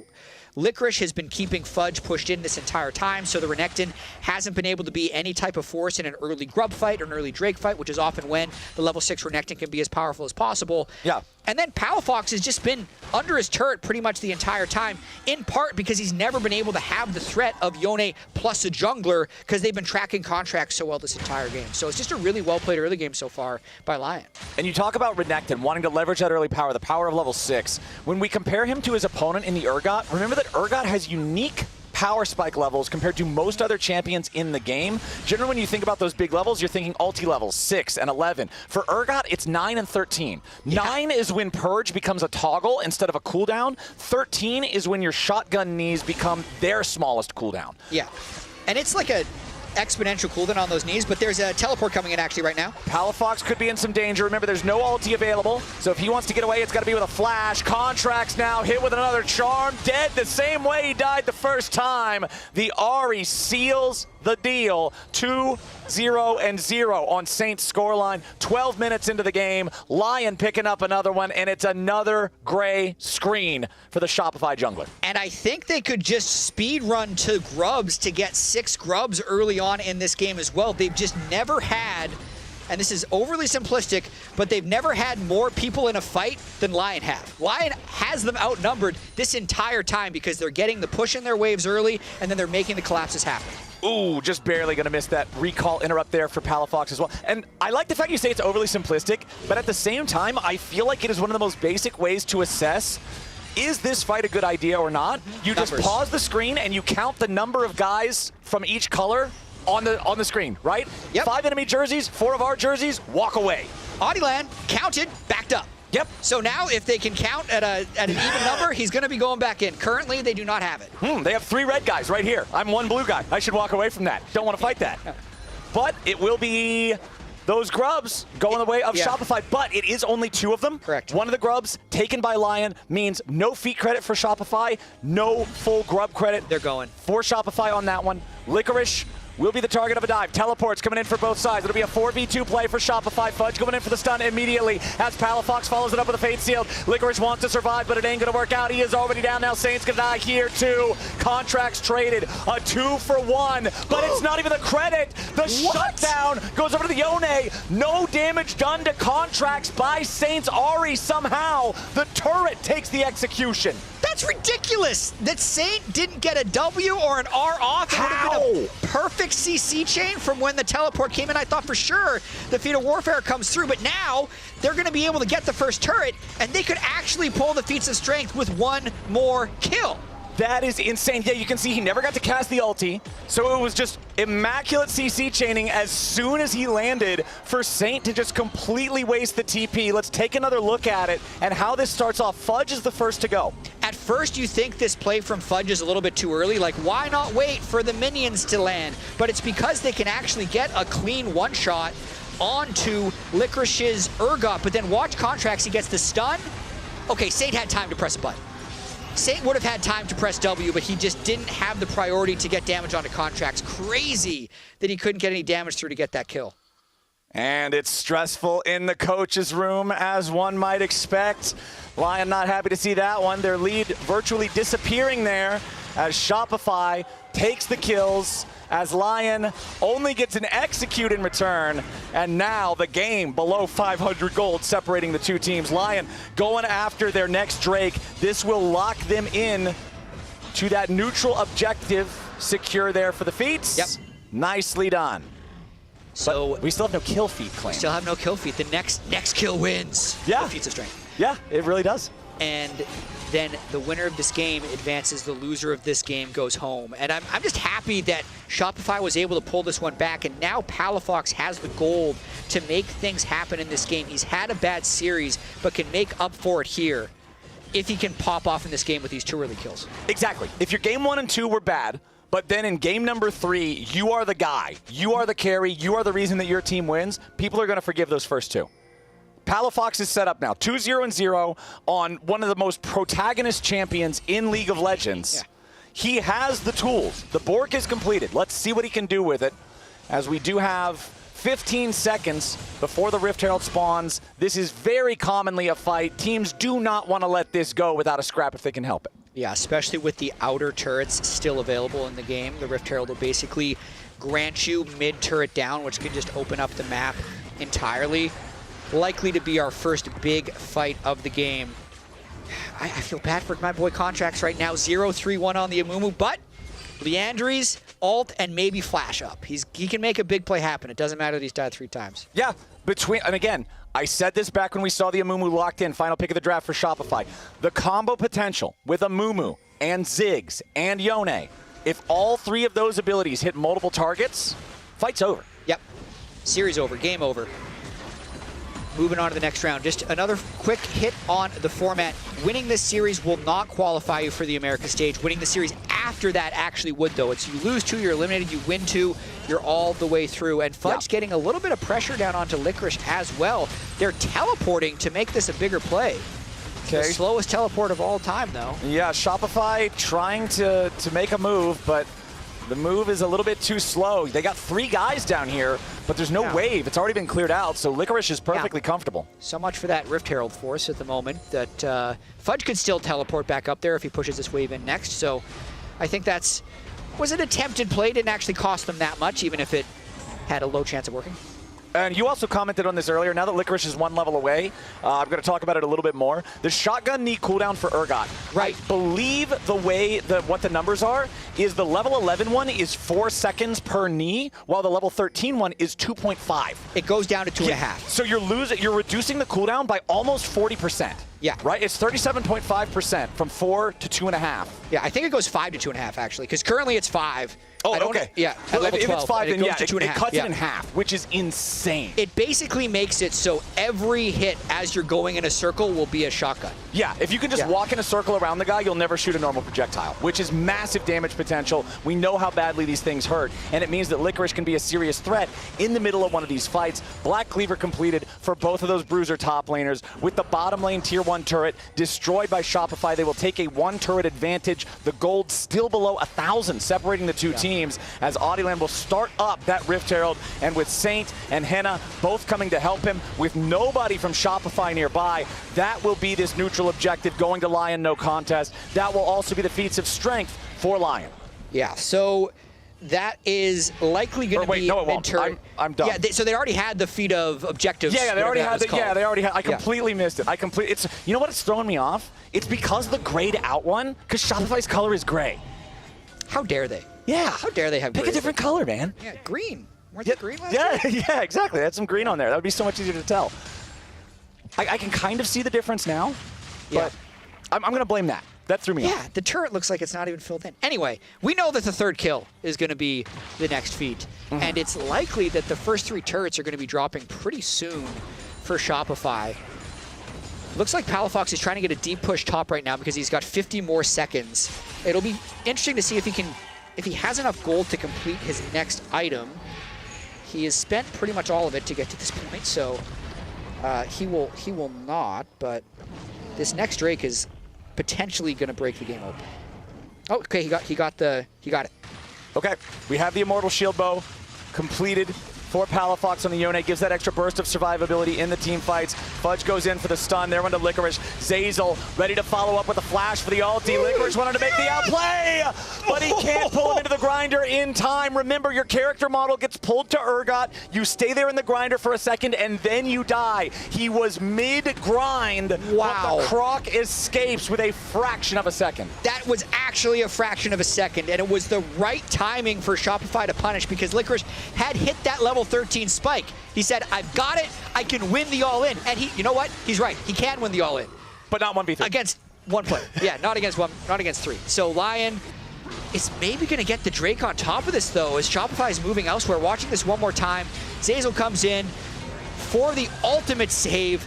Root, stun, Palafox, and are you kidding me, man? He was inside the Urgot. And I mean, if that's... You can even see the frustration there.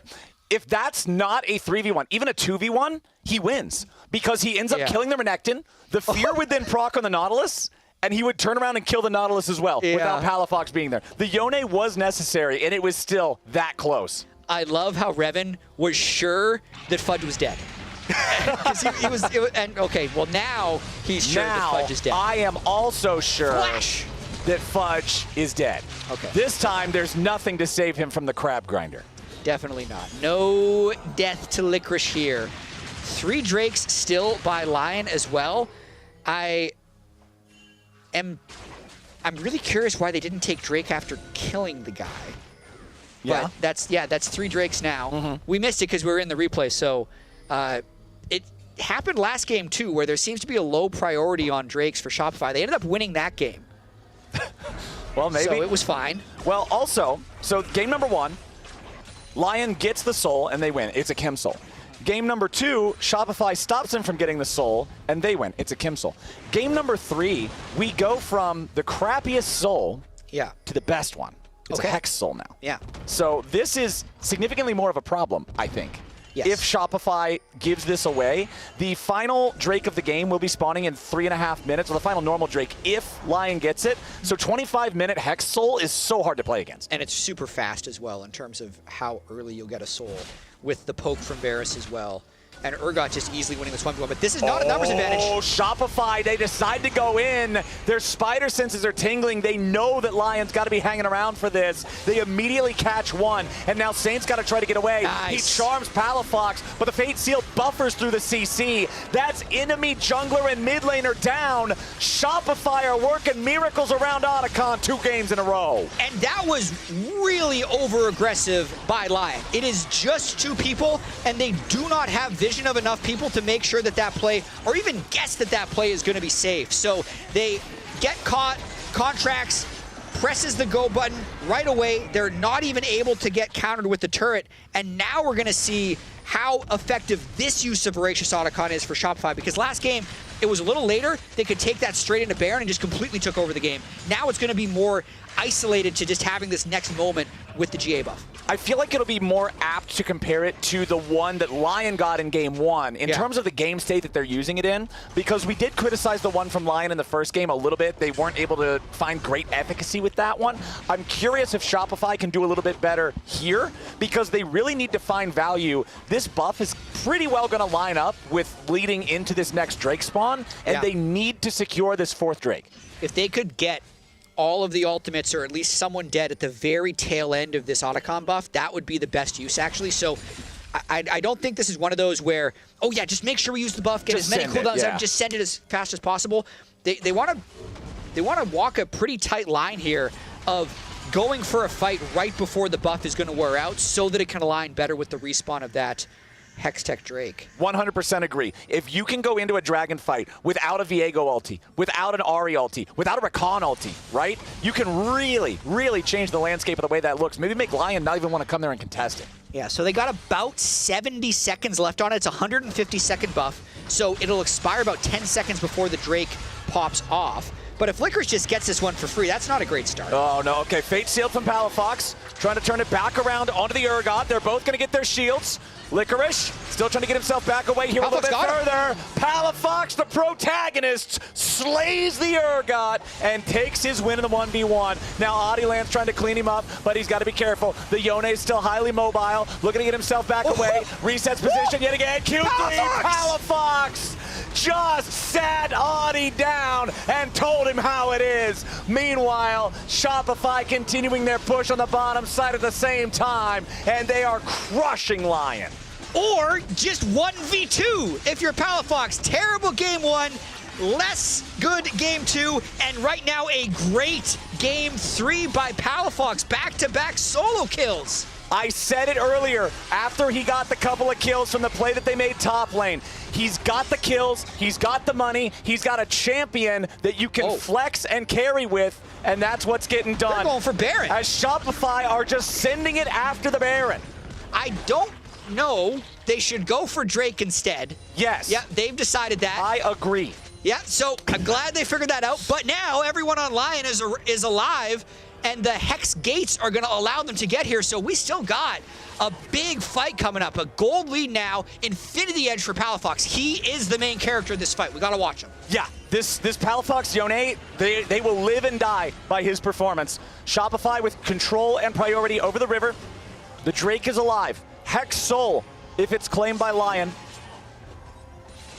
All right, early engage. If Henna could land an ultimate on anyone squishy, that's good. But at the moment, Shopify are the ones with more tools to engage. No flash on contracts, but he's going to have ult in about 5 or 10 seconds. Lyon, you can see, they do not have control of the river, so the approach is difficult for them. Very, very tough. The Zig's going to continue making that tougher and tougher. Palafox level 16 on the Yone. Saint still yet to ding 15, excuse me, on the Ahri. Palafox with that Q3 still charged, goes over the wall, hits the Q3 on 2, immediately jumps right back away, but Henna wastes the chains of corruption. That's big. Trying to lock him down. That's an ulti out of the picture. Remember what we were talking about earlier. You make them waste a couple of ultis, maybe they don't even want to fight for the Drake, and it looks like the Lions are cowardly now. Looking at this one, that is no Hex Soul 25 minutes into the game. That is mission accomplished for Shopify. Yeah, and I think once the Varus ultimate was down, it is the correct play to give it. Because if they try and walk in without the Varus ultimate against that Infinity Edge Yone and they lose that fight, then the game is over. Then they go home because they've lost this series and they're eliminated from Split 1. But we're going to get to see this one more time from Palafox. Now, really good use of his shield. Shield Bow comes in the big time as well. And then also, that flash to avoid the flip from Licorice is the thing that secures the kill at the end of the day. And I also think, like, this second fight, I've noticed this a lot with Voracious Otacon. You're stronger than you think you are sometimes. Yeah. And you're willing to go with the withdrawal. It's like, I'll just do as much damage as possible. And you end up getting additional kills. That's something that happened there for Palafox. It's a cheerleader buff. It encourages you to be your best self. Yes, no and fear. take the fights that you otherwise wouldn't take. And Palafox ends up getting a huge reward for it. Now let's see. B-Boy flashing away as Henna goes for the flash ulti to try to engage on the Ziggs. So both carries now without those summoner spells. Varus, however, completely immobile. Doesn't have the built-in satchel like a Ziggs. So very dangerous now for Henna, especially with the fed state of Palafox. Contracts with 1 quarter left on the cooldown on his flash. Once a Mumu has flash, it becomes that much more dangerous for the back line because all he has to do, Q your front line, flash forward towards you, ult you, bam, now you're in trouble. Yeah, so Henna pressing a little bit in this game, trying to make something happen. Things have gotten a little bit out of control for him. And Lions goes in onto Palafox, also doesn't get it. That's not what he needs. Palafox ready to turn it back around here with the Fate Sealed, immediately kills the Rakan, and now Licorice, the target for the rest of Shopify. It's 2 dead for Lion. No one on Shopify has fallen. The Baron is the next choice, and after they've started to lose their momentum, it feels like Lion has fallen flat on their faces. And Palafox is a best-of-3 player. He just needed to warm up. Like, he has been dodging everything. He made that engage look absolutely silly, easily turned it around onto Lions, and this goal lead has gone from, it looks like they're going to be eliminated, to being in complete control of this game. And that's the thing with Palafox. Again, we've talked about this before. He's had really high highs and he's had really low lows. Yeah. If you can get high roll Palafox, you can see some amazing stuff. I like to read the live commentary threads in between the games. And after these past couple of games, people online were being like, wait, you're telling me this is the guy that knocked Caps out of Worlds 2 years ago? Are you kidding me? People were hating. But now, he's 5-0-2 in this game. He had the outplay in the top side. He is working towards that redemption in this series. And it's just what we were talking about earlier. If you have a crappy first couple of games, people are going to give you hell for it. But that hell is going to get cooler real quick if you're the carry in game number 3 and you're the reason that they're still playing again next week. And it's one of these things with Fearless as well that I don't necessarily know if we'd be seeing the Yone in a game 3 in the old format, because if you're having a bad series, I think the instinct would be to play more comfort. Let's continue to have the Azir or the Victor or the stuff that we've been playing on stage more.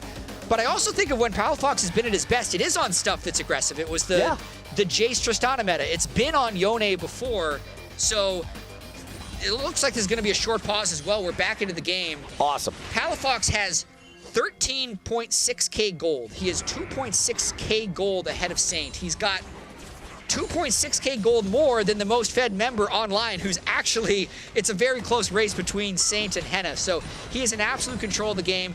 Now, in saying all of this, it just takes one. It just takes one mistake. This game is still on a knife's edge. But that was beautiful right there, buffering the Q3 through the Rakan quickness charm. He got charmed. You could see the CC bar above his head, but he buffered the Q3 through it. So by the time he was done with his dash, the CC was already over. Now back to live. Blink and you'll miss it. Saint is dead, and Shopify's barreling down mid lane with Baron. Okay, this is huge for them. Trying to take that momentum. Yet another kill.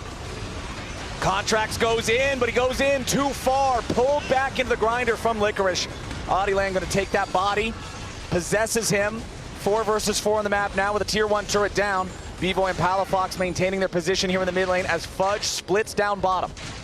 Man, that was rough there from Contracts. He saw the win if he lands another bandage, but they just didn't have the tools left. And Palafox is in! Palafox sees it. Q3 into the Fate Seal. Gets 1, gets 2. I think I like it, Palafox. Shut down on Henna. 8-0-2 here on the Yone. Palafox being the X factor for Shopify in game 3. He is having such a pop-off performance. This is about 5 plays in a row, absolutely driven by Palafox. 2 dead here. Shopify's gonna see if they can end the game. 4v3. Let's go for it. Palafox, B-Boy, Fudge, and Zazel all going straight for the Nexus turrets. Saint jumps in, but immediately has to use the defensive Zonias as the Ziggs bomb threatens to knock him right on back. Saint has to reset the position as Shopify are resetting their own. They can't go for the throat just yet. They will have to exit and make one more try, but the base of Lyon in tatters. Really important that they didn't overstay there, though, because the one way they lose this game is if the Hex Soul goes over to Lyon. That could negate the 7,000 gold advantage that they have earned. Great sequence, time to reset, get back on the map quickly. Also, that Nexus turret will be back in 3 minutes. They do respawn now, so Shopify need to make sure to play off this pressure well. Shopify set up to be able to claim this next Drake. We'll see if Lyon try to challenge for it. Palafox goes in, Q3 onto Lions, but doesn't want to overall commit to that too heavily. Shopify will set up some of their vision. They want to make sure that if Lions wants to approach, they want a challenge for this Drake, they are immediately met with maximum resistance. And I think Palafox is just going to take this down very quickly while the rest of the team pokes in river. So it should be no risk for a steal. Nope. Shopify can keep control of this game. I like the play. Yeah, really good stuff there. So now 3 Drakes to 2, still favoring Lyon, but only ever so slightly in terms of Drakes. Everything else, it is Shopify, Shopify, Shopify. 7,000 gold lead, feeling great, ready to push down the bottom lane. 1 Nexus turret still standing. Bottom lane tier 3, barely holding on. A couple of hits will knock this thing over. Honestly, just hit it with a Zig satchel and it's ready to blow. Yep. Just 1 button press, well 2 button press, you throw it and then you detonate it. Yep, exactly. Yep. WW. Well www.getridofThistower.com as Fudge pushing mid, everybody else from Shopify putting the pressure on the inhibitor here in the bottom lane. Super Minion adding an extra headache in mid lane that Audieland's now rotating over to help Saint deal with. All of Lyon now grouping up back in the bottom side, trying to deal with this one, trying to defend. Engage comes out, Licorice here on the front line. Lot of damage back onto Zazel. He's going to be killed off first. Audieland looking to go in for the reset, but he's cut down by Palafox, who is legendary here on the Yone. Saint, Henna, and Lions scrambling to try to keep defending, having lost their top side. Palafox continues pushing them back. Shopify claims their second inhib. Okay, 1 down for 2. Super Minions in the mid wave, and Ziggs crucially still alive. Just a couple hits. He just needs to walk a little closer, but he's a little bit too scared to get up there. Palafox trying to buy time. Palafox has a GA. He wants to, again, play aggressively, force them back. B-Boy needs a little bit more damage to get the satchel kill, and the final Nexus turret is gone. Henna, Saint, and Lion scrambling to try to keep themselves alive, but it ain't gonna work. Shopify are onto the Nexus. Palafox is going legendary, and Shopify's first split ain't yet over. They're gonna play more next weekend.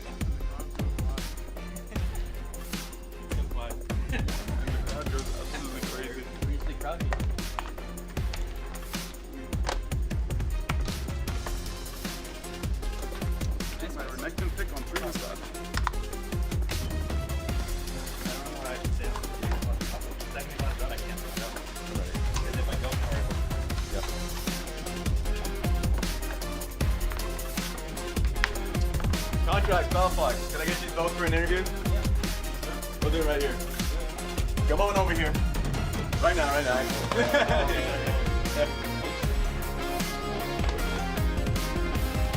All right. Got both contracts and Palfox here. Palfox, you can chill right here in the middle. Actually, yeah, right there. Yeah, perfect. Contracts, you can be right there. Sweet. What's up, guys? Got the victorious Contracts Palafox after what was a crazy Game 3 series. First of all, just like talk me through how that last game went, because you had a crazy 1v2. You know, from the previous game when I died, Azure versus Silas, I was kind of a little bit upset, so kind of wanted to play better in this game, and I also felt like if I got Yone in this last game, I'd kind of 1v9, so yeah, that ended up happening. And Game 2 as well. I mean, Contracts, it felt like you had a great series. Game 2, you were literally all over the place on Maokai. Just how did that series feel for you? Yeah, I was just watching Razork play Maokai earlier, so I wanted to try to cosplay that a little bit. Not as good as him yet, but I'll get there. Taking notes, right next to you. Taking notes, you know, from the Ludwig and Mumu a little bit. Oh, yeah. I mean, Diamond's next, right? So. Of course. How's the offseason for you guys? You guys came in from NRG. I feel like you guys went to Korea, right? Yeah. Was it during Christmas? Yeah, we were in Korea during the holidays, during New Year. It was really fun. I think it's been a while since we went on like a boot camp with everybody together. It's kind of like fun, like degenning in Korea a little bit, you know, up late night, getting food at like 12 o'clock, going to the convenience store, hanging out. I think it did a lot for our like team bonding and stuff, so felt good. How'd it go for team bonding, just seeing everybody together? Yeah, it was good. I mean, we were there for maybe about 3.5 weeks, maybe 3 weeks. Yeah. So just got to, you know, feel all our coaches, feel out all our teammates, and well, that sounds a little, yeah. Next opponent for you guys is going to be 100 Thieves or Team Liquid, the loser of that series. How are you guys feeling going up against either of those? I mean, this is just like a stepping stone, so we need to keep practicing, keep getting better. Our game was a little bit sloppy, and yeah, I'm excited for the series. All right, thank you both. We're going to go straight to a break after this one. Thank you guys. Appreciate it. Okay, I'm at connection. If he TVs. I can E. Nice. You kill? Alright. Go, just yeah. RTP. It's okay. Let's get the wave in. Okay, I'm going. I have ult on Ari too. I'm on Ari, Kill yeah. Ari. I don't think she even has ult yet. Come on, careful. Okay, it's okay. Oh, execute, Thank you. Oh, they coming. Slow. Run. 아, 주고. Oh, you kill? Oh! Slow. Oh, good. I will still looking here, yep. I have ult on him after. Okay. Okay, we kill him. I'm gonna get the tower. Yeah. I'm on Urgot. We're going on Urgot slow. We're going on Urgot slowly. I'm killing Urgot here. Rakan is dead already. Killing Urgot. I have Viego, Yeah, just don't let him stall get it. stall. Yeah, Okay. nice. AT&T has a new guarantee because most things in life are not guaranteed. Like common courtesy. Really, Brenda? I know you can see. When they say, I'm on my way. no way. Pretty blue, though. Or a fun night at the movies. Yeah, that's not guaranteed. Hold on. Let me put you on speakerphone. You know what AT&T guarantees? Connectivity you depend on, the deals you want, and the service you deserve. Or we'll make it right. That's the AT&T guarantee. It's for you. Do you like it? Come on, Charlie. Use your new door. Come on, let's go. I said go. Let's go. Silly dog. I'm gonna trade you for a cat. Red Bull gives you wings. The new Red Bull Zero is here. 100% wings with monk fruit extract.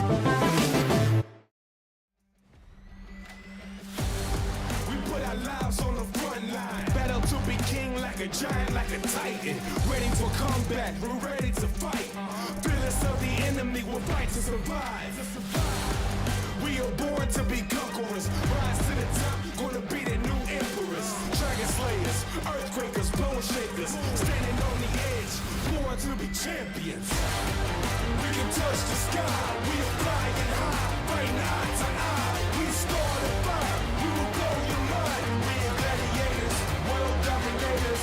Yeah, we can touch the sky, we can make the sky, we'll make the rise through the ring of fire in the darkest times. We are gladiators, world dominators.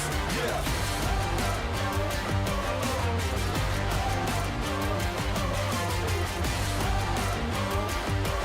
We are gladiators, you can come and hate us.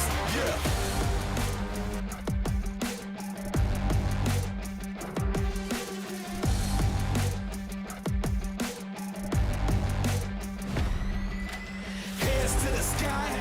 The arena, wild animals. We alliance with hyenas. Blood pumping, waiting for the enemy. The battle's coming. We're creating our destiny. Open up the floodgates, bearing our souls. Nothing can stop us now. We're going for gold. This time is for heroes. A new era unfolds. Cutting through the darkness like a thunderbolt. Boom. We can touch the sky. We are flying high, fighting eye to eye. We start a fire. We will blow your mind. World dominators, yeah.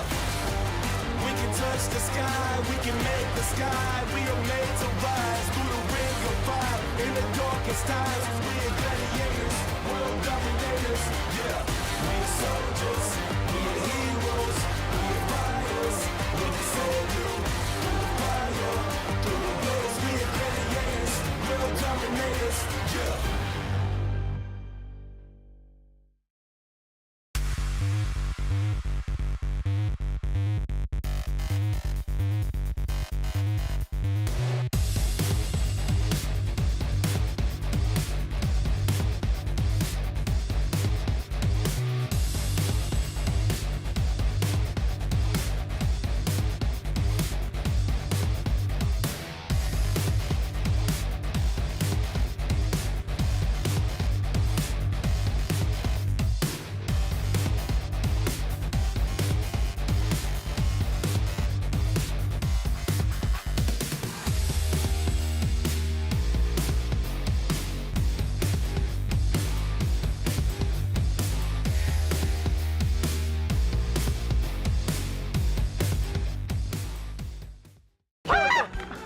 I'm gonna make it. No!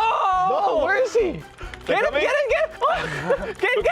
get him! I'll ult the Rammus. Get him! He's ulting! Get him! Hey everyone, I'm Disguised Toast. I'm here with my LTA team, and today we're going to be playing Ezreal Dodgeball, inspired by Polypuff. In Ezreal Dodgeball, the rules are simple. Each player is level 18 and 4 champions are trying to dodge an Ezreal with infinite cooldowns and the Rabadons as True Shot barrages fly toward them. When a racer touches the red nexus, they get points based on their finish, with first getting 6 points, second getting 4 points, third getting 3 points, and fourth only getting 2. Each player will take turns throwing dodgeballs as Ezreal, and the highest point total at the end of 5 rounds will be declared the winner. Happy dodging, DSG. 3, 2, 1. Wait, what the You're so fast. I got hit. Oh, so you guys got hit. Wait, is it over? No, you keep going. Oh, shit. Wait, the tower's on. The tower's on. Yeah, the tower's on. Someone turn off the tower. Yo, take the tower, Jay. No. Bro, this Riven is getting cooked, by the way. Oh. No, who turned the tower on? Wait. Nah. No, we gotta turn the towers off. Wait, can we revive or no? Or are we just dead? Oh, I'm back. I reached it. Oh, I think Avidagi touched it. Yeah, it's between XU and the Toast. Wait, Jay, you're in there already? Yeah, I already touched it. Wait, bro, the tower's still on. Huh? I don't know how to turn it off. No, how do I turn the tower off? Tower is off. Tower is off. Oh, I'm just dead. Ow. Oh, come on, Toast, you can do it. Okay, I just need to dodge. Okay. Wait, who am I versing? You're versus XU and Toast. Where are they? Toast has to make... Bro, we're dead. Getting murdered. Oh my god. Oh no, XU's making you can't let him have it. Don't touch it, bro. Alright. You got it, bro. Oh, I'm in there. This was the run.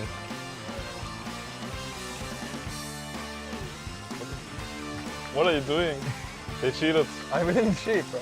It was like a tiny little jump. Oh wait, you guys started. I forgot. You get a slight lead, this show. There's no ult coming down. No, they're coming, bro. Just wait. Bro, aren't these easy to dodge, by the way? Like, can't you just look at them? Yeah, Yeah, you have to actually like look though. Didn't get hit? Bro, this is so easy. Was this guy just bad at throwing them, or was I the guy? Oh no! He's gonna go! No, Toast! Oh my god! Okay, I touched it too. Wait, does that count? Did he touch it? Yeah, he touched it. Oh, His first place. We're waiting for the last one. I'm just gonna. Wait, the bride's died. There was last. I'm playing the worst champ in the game.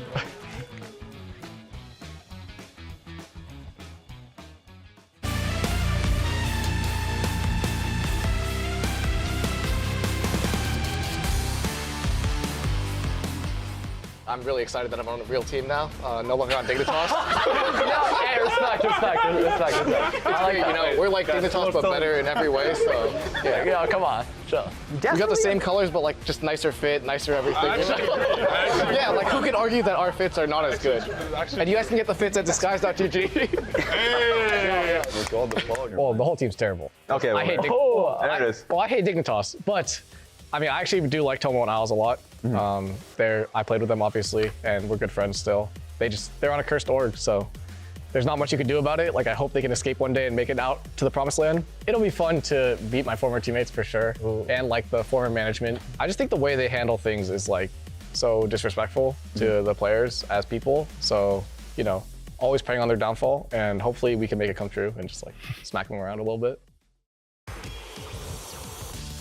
Welcome back. XU hates them. He hates them. He's preying on their downfall. He just told us. One would say he despises them. I would agree. That was a great pros episode, by the way. Thank you. Raz, That good was job. fun. Yeah, That was it was. But yeah, I really feel his hatred for the org. And that refers to when he was on Dignitas and he got cut shortly before the start of the second split. Yeah. Could not find his way back onto an LCS team last year. Now back in Tier 1 on LTA Disguised. But going into this matchup, it is win or go home. And even just from last week, this is a different Dig than we saw last week. As you can see, Shaden has arrived. Yeah, I mean, Shaden has had the success when he was on FlyQuest Challengers. He's been in Tier 2 succeeding there. Also, last people will remember him from EG when he was last in LCS. So you have seen him before. He is someone that will automatically give you a direction within the game, especially when he was in Tier 2 playing carry. So I'm really excited to see what he will do. It'll definitely be an upgrade from Lyra last week. Yeah, I mean, I think there's a lot of different things he can play as well, to your point, Raz. Like, we've seen him on carry jungles. And the more important thing to me is that he and Surdy have played together. And not only that, but Surdy really wanted to play with him again, right? Because they have that pre-existing chemistry. And that's really great for Dignitas overall, because even in their loss, I thought Surdy did really, really well, right? Like, this is someone who was set behind very early on, especially in that first TL game, was able to come back in a lot of these fights. As we see him on the Rumble, his flash was blown level 1. He was completely starved in that lane early. And I think he was such a key component of the glimpses of good that they did have in their games. And I think the more impressive thing to me is that when your team is in a bad spot, and you are in a bad spot, it's even more impossible to have large impact in late game team fights, which is what he was able to do in that TL series. Yeah, the pick that he had on Umpty, there's so many things you can go on throughout that game. Castle is very similar because the solo kills that he had on Sniper in a lot of the team fights where he impacted the good plays that Disguised had reminds me of the exact same position when he was on IMT. He is just a good player. You talk to top laners around the league, he will get a lot of respect. So for me, the question is whether there's going to be a connection for the rest of the map, because in some of these team fights, DSG made it very clear that they're having problems in the bot side of the map, but it is around Castle that is, for me, the golden boy of DSG. Yeah, and you can see, like, we talked about how XU said he was going to path around Castle. They really focused on getting Castle ahead, especially in picks that he's so comfortable with, like the Jace. And those 4 solo kills, he kind of farmed Sniper a little bit There's an all-chat battle in those happening games. He There was some banter happening. It was a fun time, but Castle definitely was the bright spot, and it's no surprise that the matchup we're looking at are those 2 top laners going into the series. Yeah, and this is going to be a really fun series. Again, win or go home. And Emily, you caught up with both coaches ahead of the series. Let's watch. Hello, I am here with Mash and Rigby before their match. So first of all, you two both had losses last week, kind of recuperating. What was your prep like going into this week to facing each other? I'll start with you, Rigby. So it's like right now is a stage where teams get to like figure out what they are good at and then what they need to like work on at. So it's not really about like the opponent team. We're just like focusing on like doing what we think is good and then doing what we think is right for the team. So like that was how the prep went like going this week. What did you think your team needed to work on the most, and what did you think you were already pretty good at and you wanted to develop as like a strength? I mean, like basically in terms of team fight and then understanding our composition, that's why we were like behind in so much gold against Tia and then still being able to like win out some team fights. So I think like that's the positivity. But what we need in general is that like after having Shaden, we only had like 3 days of practice. So I just don't want to like drop off today and then delay the practice when things are actually like starting to go right. So I'm going to win today and at least guarantee 1 more week of practice. Okay, and then for you, Mash, same question, kind of what was it like prepping for this week, and what do you think your team's strengths and opportunity areas are? Just to maintain our early game. Obviously, we kind of like didn't play so well in the mid to late game, but that's like what we personally had to work on for coming to practice. And kind of like what Rigby said is like, it's not about the opponent as well. It's like just focusing on yourself at first. And obviously they're red side this weekend, so like, you know, prep wise, it's a little mismatch because they get to see 2 blue side games and you know, they're red side, right? But in terms of like draft prep, we scrim each other before, we have like a decent understanding of each other. So I think it'll be a fun match. All right, well, thank you both so much for taking the time, and casters, take it away. Welcome back to the LTA North. It's Ezreal here with my man Kobe for some Dignitas versus Disguised. It is win or go home. And it almost feels like this is one of the biggest organization battles out of nowhere that we have in the entire league. I mean, even before Toast joined the Tier 1 league, he was targeting Dignitas and talking about taking down these old, decrepit organizations that do not know how to do content and do not know how to surprise fans. So now we're going to finally see it actually play out here in an elimination match. Like, the stakes are there. The trash talk is there. Now the gameplay will be here as well. Yeah, it's going to be really exciting. I mean, we were both obviously at the draw show, and everyone was firing shots at Dignitas. Yeah, actually. You know, a lot of players who have played on Dignitas have a little bit of a grudge, XU included. I think there's definitely a lot of extra pressure, extra stakes, because when you talk that trash, you got to back it up afterwards, or you're going to look like a little bit of a fool. You know, XU is talking about better org, better fit, cooler team, everything's better. If you then lose, Yeah, I mean, it definitely makes sense why XU has such a grudge against Dignitas, though. Of course, you know, last year, the big story about them dropping him and the conversations about very little notice and did not part on very amicable terms, let's say. So definitely a lot going into this one. I would say, though, it does not bode well that the last time XU had a beef and a match, which was just their last series versus Sniper, he was all chatting. He literally died at Gromp in a critical position and died while all chatting. So while it's fine to have grudges, and I actually like how it gets people more invested, now, you really have to kind of separate that when you're playing in the game.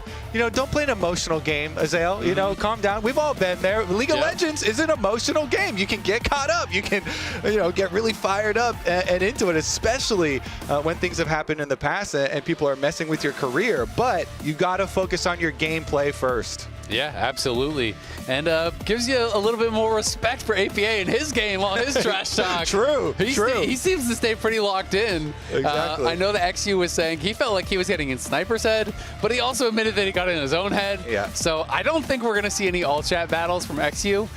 Or if we do, he's probably got to stay a little bit more locked in. Be careful that you are not getting caught out in any sort of a bad situation.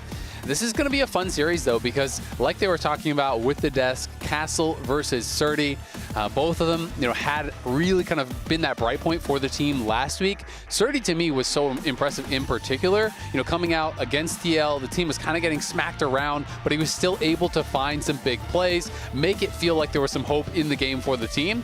And this is someone who is one of the most promising prospects coming up in North America in some time. So very excited to see the continuation of that for Surdy in week 2 against Castle. Yeah, I mean, both of these top laners kind of had series where it felt like how top laners always describe League of Legends to you, where they're like, oh man, I'm 1v9 every game, you know, I get no help and I have to do everything. And kind of both of the top laners were, you know, stepping up in those positions. But as you say now, with Shaden here, very excited to see what he can do. Shaden is very notorious in North American solo queue on the server. Everybody knows him.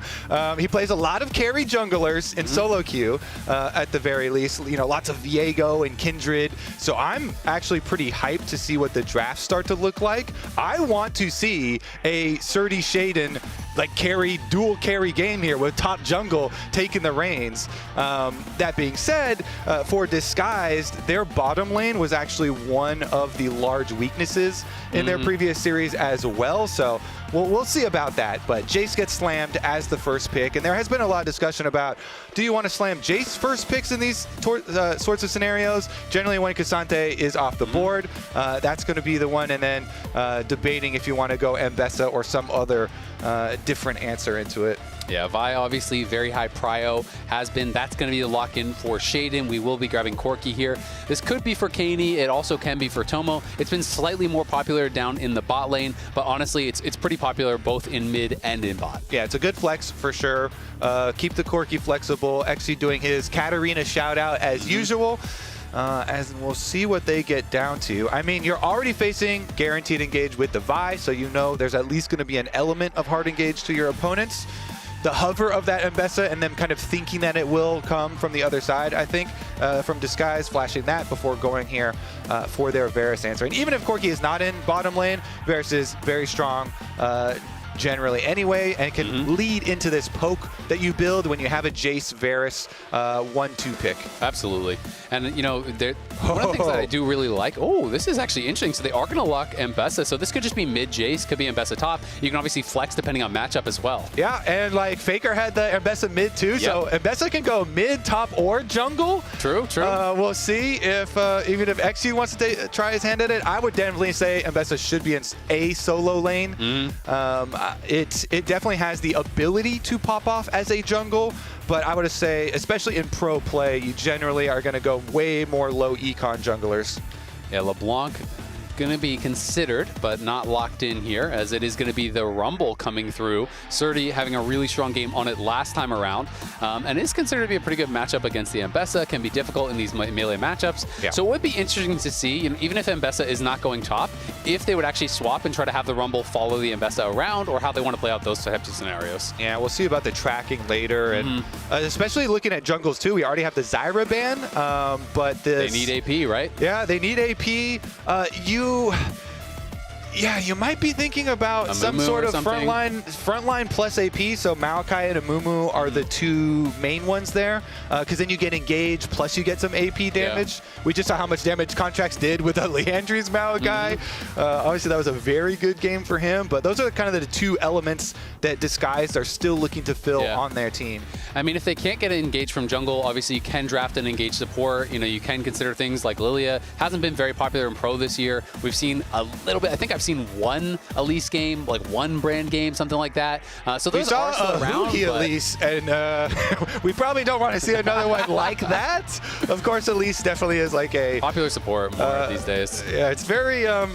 It's got a lot of variance to it. It's hit or miss. Definitely is a hit and miss. You win or you lose. We saw like Duro with a little bit of miss on it as well. Regardless, though, Dignitas. Maokai ban. Let's see what we go with here.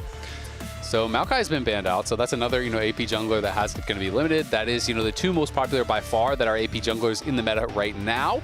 They do lock in the Orianna, so now Orianna plus Vi, obviously powerful combo. Varus going to be threatened pretty heavily by that. Also means that Corki is going to be going down towards the bot lane. They have their double AP solo laners, physical damage from the jungle as well as from the AD. All right, for Disguise, for XU here. Ooh. So we go with the Ivern, which actually can be very good, because if you pair Ivern with the poke damage of Varus and Jace, you have a lot of siege potential here. And then, as you say, if you still go the engage on your support role, then you have the Mbessa and Rel to be able to go in and hard engage as well. And Daisy is your kind of like pseudo frontline here in the middle too. So honestly, I do like the way that Disguise rounded it out. And when you look over at the other team, you might want to say, oh, Disguise, you have full physical, they're going to stack armor. Really, there's not anyone who's going to stack too much armor. You might get some extra value from things like Tabbies or from Zonias and whatnot, but there's not going to be a massive amount of armor. There's not going to be any super tank that is really going to make that be a problem. So this is going to be interesting. Do have a couple seconds here to see if there's going to be any swaps between Avadaga and Castle. Yeah. Sometimes the counters to like Ivern comps can be like super big engage, and if you do have a Vi Shockwave there, plus a Rumble ultimate, and they also have the Alistar in there, late pick for Dignitas, so that's the angle that they're going for. They want to get that big AoE later on into the game, so the Grudge match here about to kick off. A lot on the line, as it is elimination to boot. This is going to be exciting. Disguised versus Dignitas. Second game here of week 2 of the LTA North. We already said it, win or go home. Their split will be over already. Both of these teams losing in week 1. And let's be honest, the teams at the bottom are the ones that need the practice the most, but you need to win to earn yourself the right to get those additional stage games. Well, let's see how they're going to perform here in game number 1. The last series was our first one we've seen go to 3. I'm hoping we're going to get 3 again.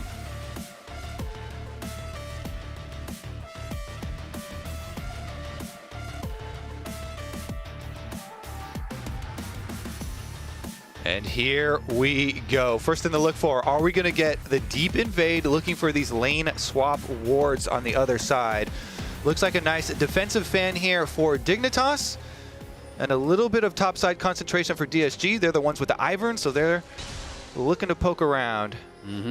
Nice little extra Orianna vision, though, afforded here. Yeah, so Avadaga is going to be playing Grasp, and you can notice that Kenny will have the phase rush. Shaden will be able to spot this invade and should be able to back it out, avoiding that root caller coming through. And both teams just trying to get that additional info. We're going to see the counter invade on the bot side. 5 members from Disguise are top side, so Dignitas can go in and get some wards of their own. Okay, so DSG do not go deep enough to get the lane swap wards. They just get their very shallow Raptor ward here, and it's just going to be mirrored vision. XU's not the only member of Disguise, though, with a score to settle to Dignitas today. Let's take a look at what Toast had to say about them last week. Yo, Eugene, I hate Dignitas. Because of what they did to my boy Scara all those years ago. I remember. I'm not gonna let them get away with it. Dignitas. I'ma say it. Can I say that as a team owner? Like, I'm not gonna get in trouble, right? Dignitas. Well, that ship has sailed, so whether or not you're getting in trouble, the man said it. He did say it. It's okay. Nobody saw it. You know, just gonna be front page here on broadcast. I mean, it does put so much weight behind this though, and you can tell that since they've been talking about it for so long, it definitely is real. Now though, into the actual game here, just gonna have blue side starts for both junglers. Ivern, of course, just doing the channels and go collect the clears afterwards, so it's going to be reversed there. Bottom side push going quite nicely for Scary, Jerry, and Huhi down there, making the most of that early Varus pick that they had. Yeah, Abadaga trying to push in. This is going to be difficult anytime you are playing in these melee versus ranged matchups. You know, it's a range job to kind of chunk you out, and often, you know, as Mbessa in this kind of matchup, you're going to have to use your health as a resource, try to push in, try to get the shove, and then reset, so you're not going to be losing too many minions. And Canids just trying to harass as much as he possibly can. But Surdy versus Castle last week, both these guys having a big performance. You can see almost 37% of his team's damage for Castle last week. Scary Jerry did not have a good performance, and Castle was there to try to pick up the weight. He's got that Jace again. He's extremely comfortable on it. We'll see if he can have a similar performance. And the main thing is, since his jungler is Ivern doing the reverse clear, going back down towards Krugs, he is not going to have jungle pressure on top side for the early push in for that Jace. So there is, you know, the highlight of Surdy and Shaden, these two solo queue star players on the side of Dignitas, with a Vi ending the clear on top side. Castle now goes for the ward, wants to make sure you can ward that Tri-Brush. Vi can get fairly creative in gank pathways though, of course with the Q, can try and circumvent some of that vision. If Shaden doesn't, or at least sees an opportunity. First thing first though, gonna go for the crab. Yep, should be able to grab that, no problem. Tomo and Isles just kind of hanging on down on that bottom side as Scary Jerry and Isles trying to push this forward. Abadaga still holding onto that potion, has been chunked fairly low, but it's kind of a battle between your health and the Orianna's mana more than anything else. And so we'll see. He is getting very low now and still not popping the potion, so I'm assuming he's going to go back to base, but does elect to actually pop it and try to stay around for one more wave. Yeah, kind of try and make the most out of his Doran shield here. Regen up under tower. Of course, the Ivern on reset with the Lucidity boots. Actually going to go topside first. So first topside gank will be to the side of DSG. Yeah, Surdy's looking like he's got nowhere to go. I don't even know if he's going to bother using the flash. Castle flashes forward. Going to be first blood grabbed for the DSG top laner. XU and Castle combine again for another first blood. That's going to be huge for him. Castle did do the early flash there to make sure that Surdy was going to have no escape. So the summoner spell advantage actually will be to Surdy now, but the first blood money going right into Castle. Full big purchase early, actually. Tier plus the boots and longsword here and refillable.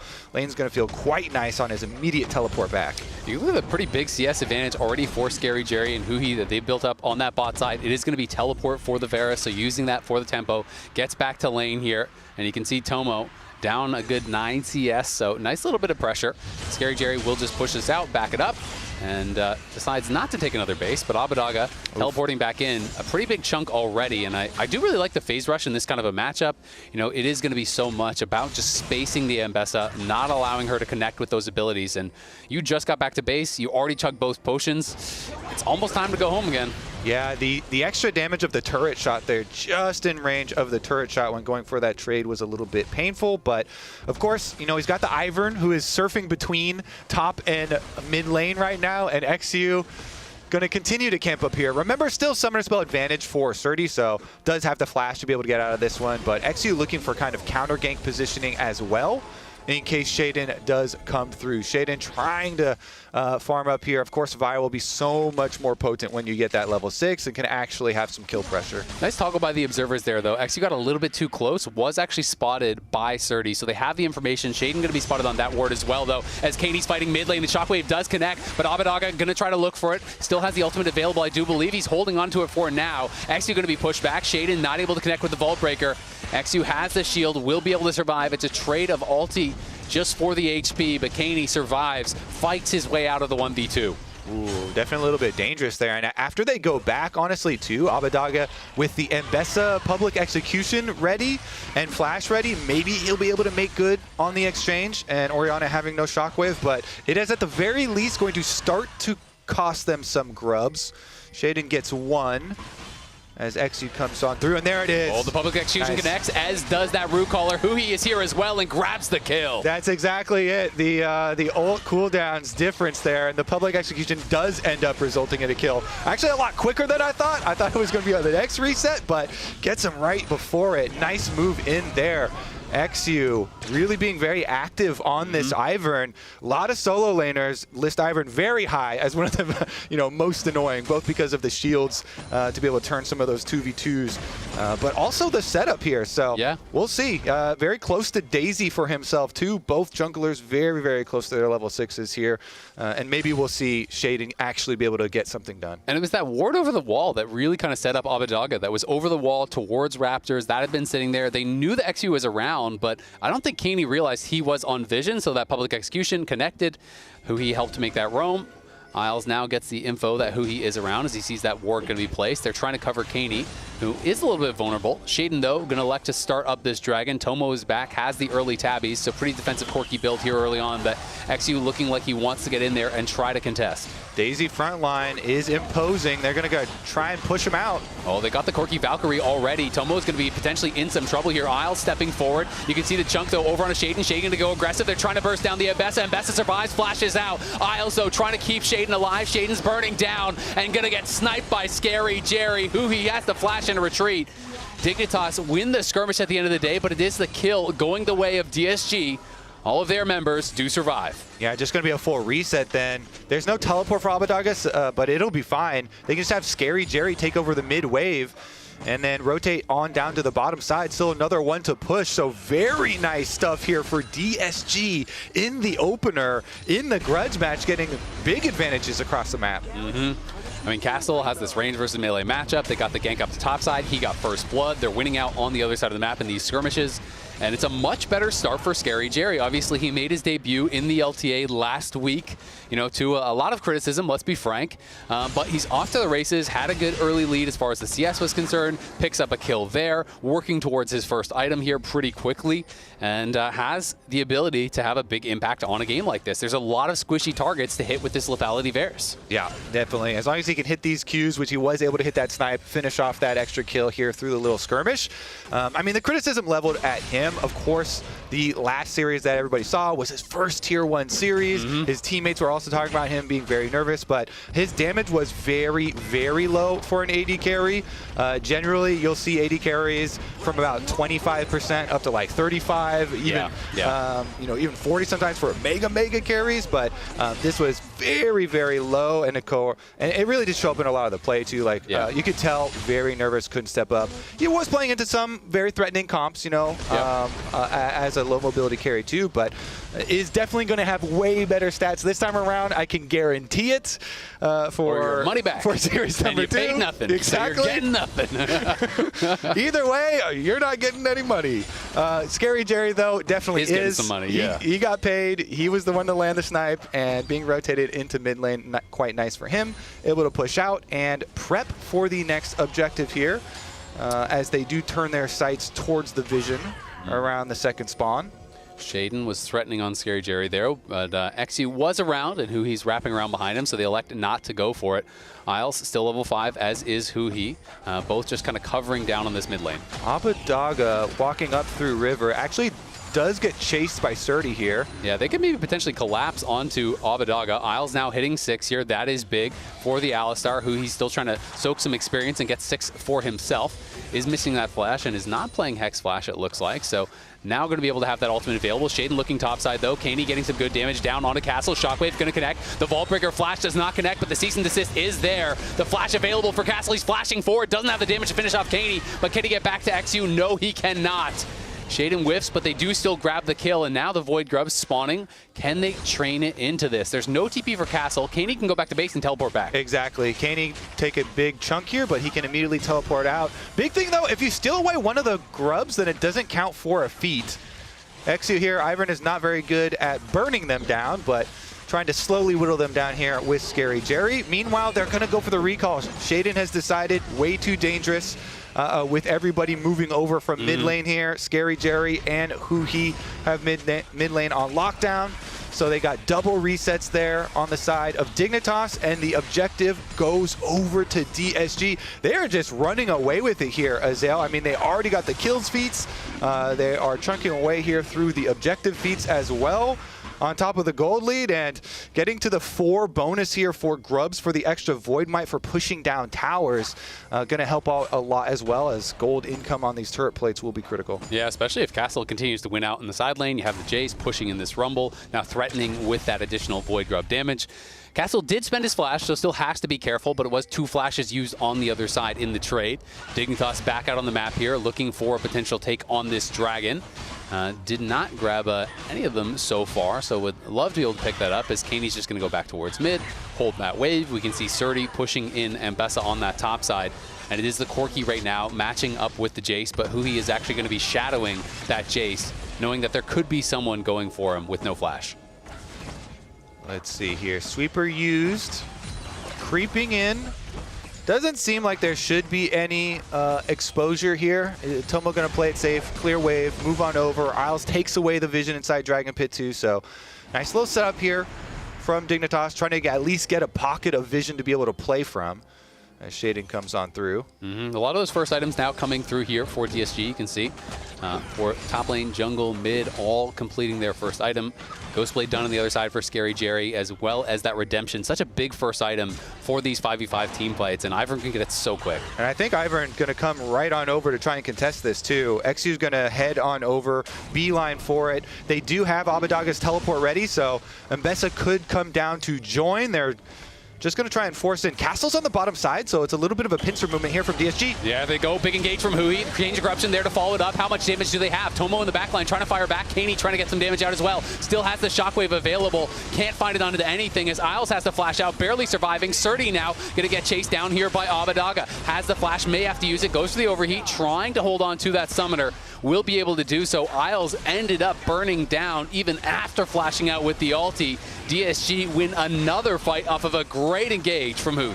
Honestly, the bottom lane for DSG, which was a weakness in their first series, is showing up huge this time around. The mid lane control into the control ward here through this river brush, and then immediately going for the engage. Scary Jerry's ultimate following Huhi as Huhi jumps on in with the rel, and they're just battling straight for it. XU is here as well. They make the call, double ults. Huhi gets the full combo. Scary Jerry can easily then follow up his own ultimate.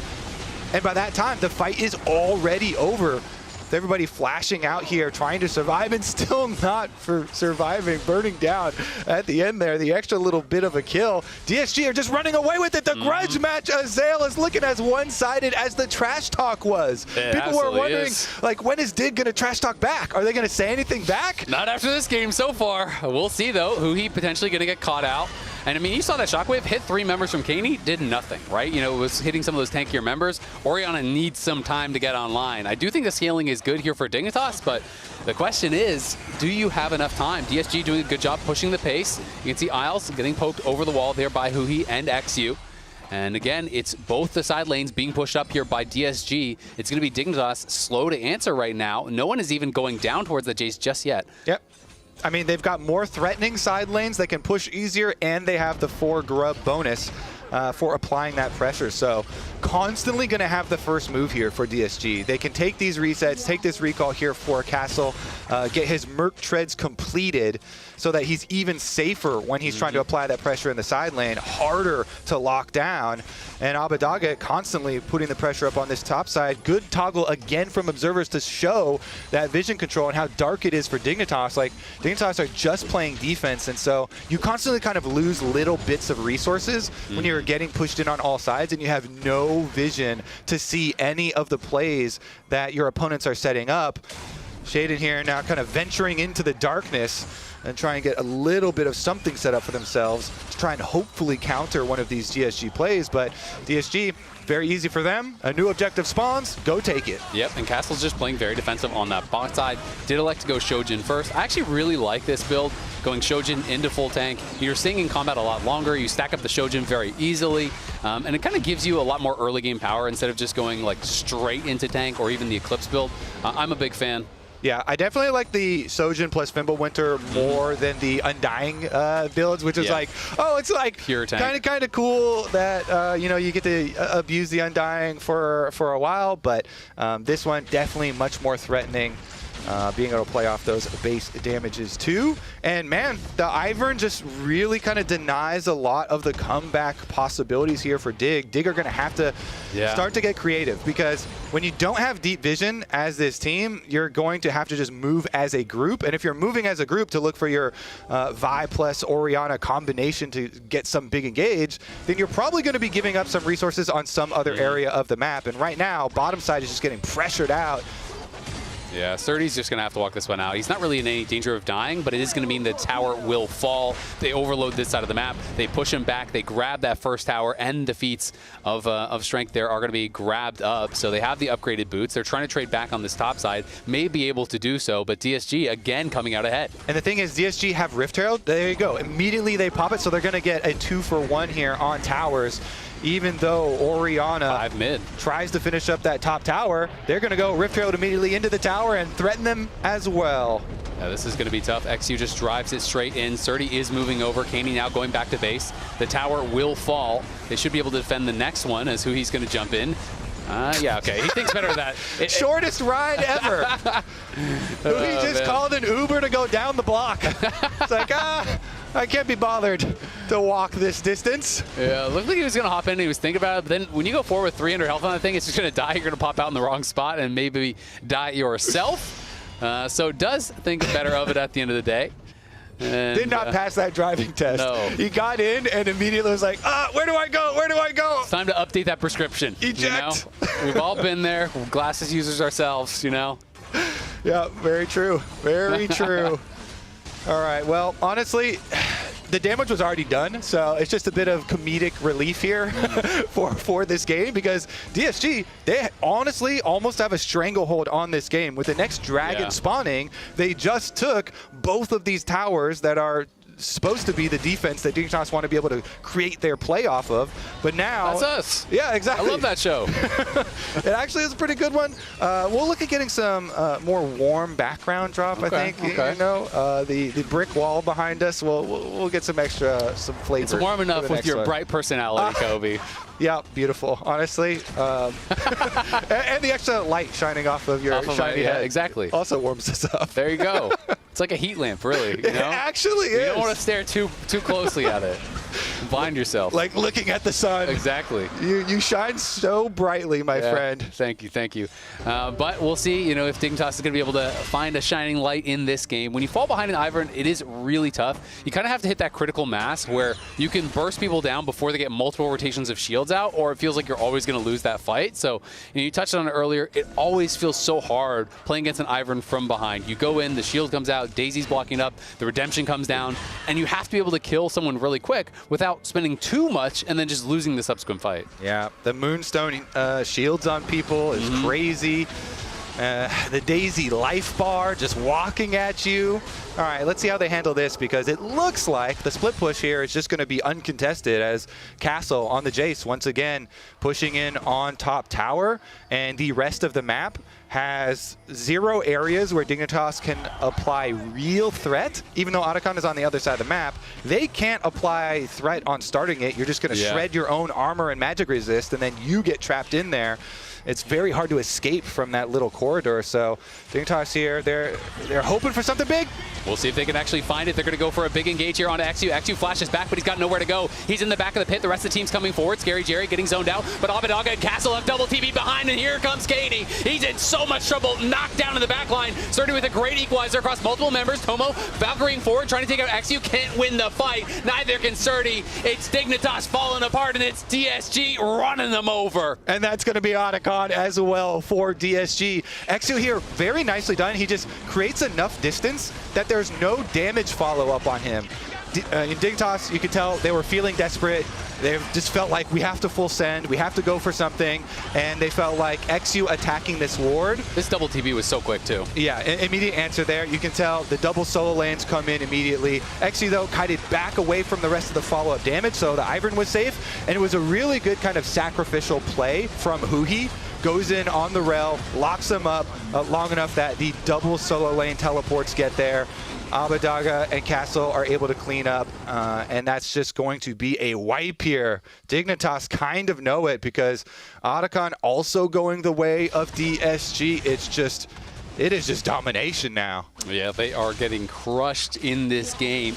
You know, DSG just not really giving them the time that they need to try to scale up. They haven't been able to find those proper fights, and DSG getting the better end of it, feels like every single exchange. Now a 4.5k gold lead, but they're going to be able to make that even bigger here, you have to think, with the Otacon revive. Remember, the LTA North schedule update next week. We are on Sunday only.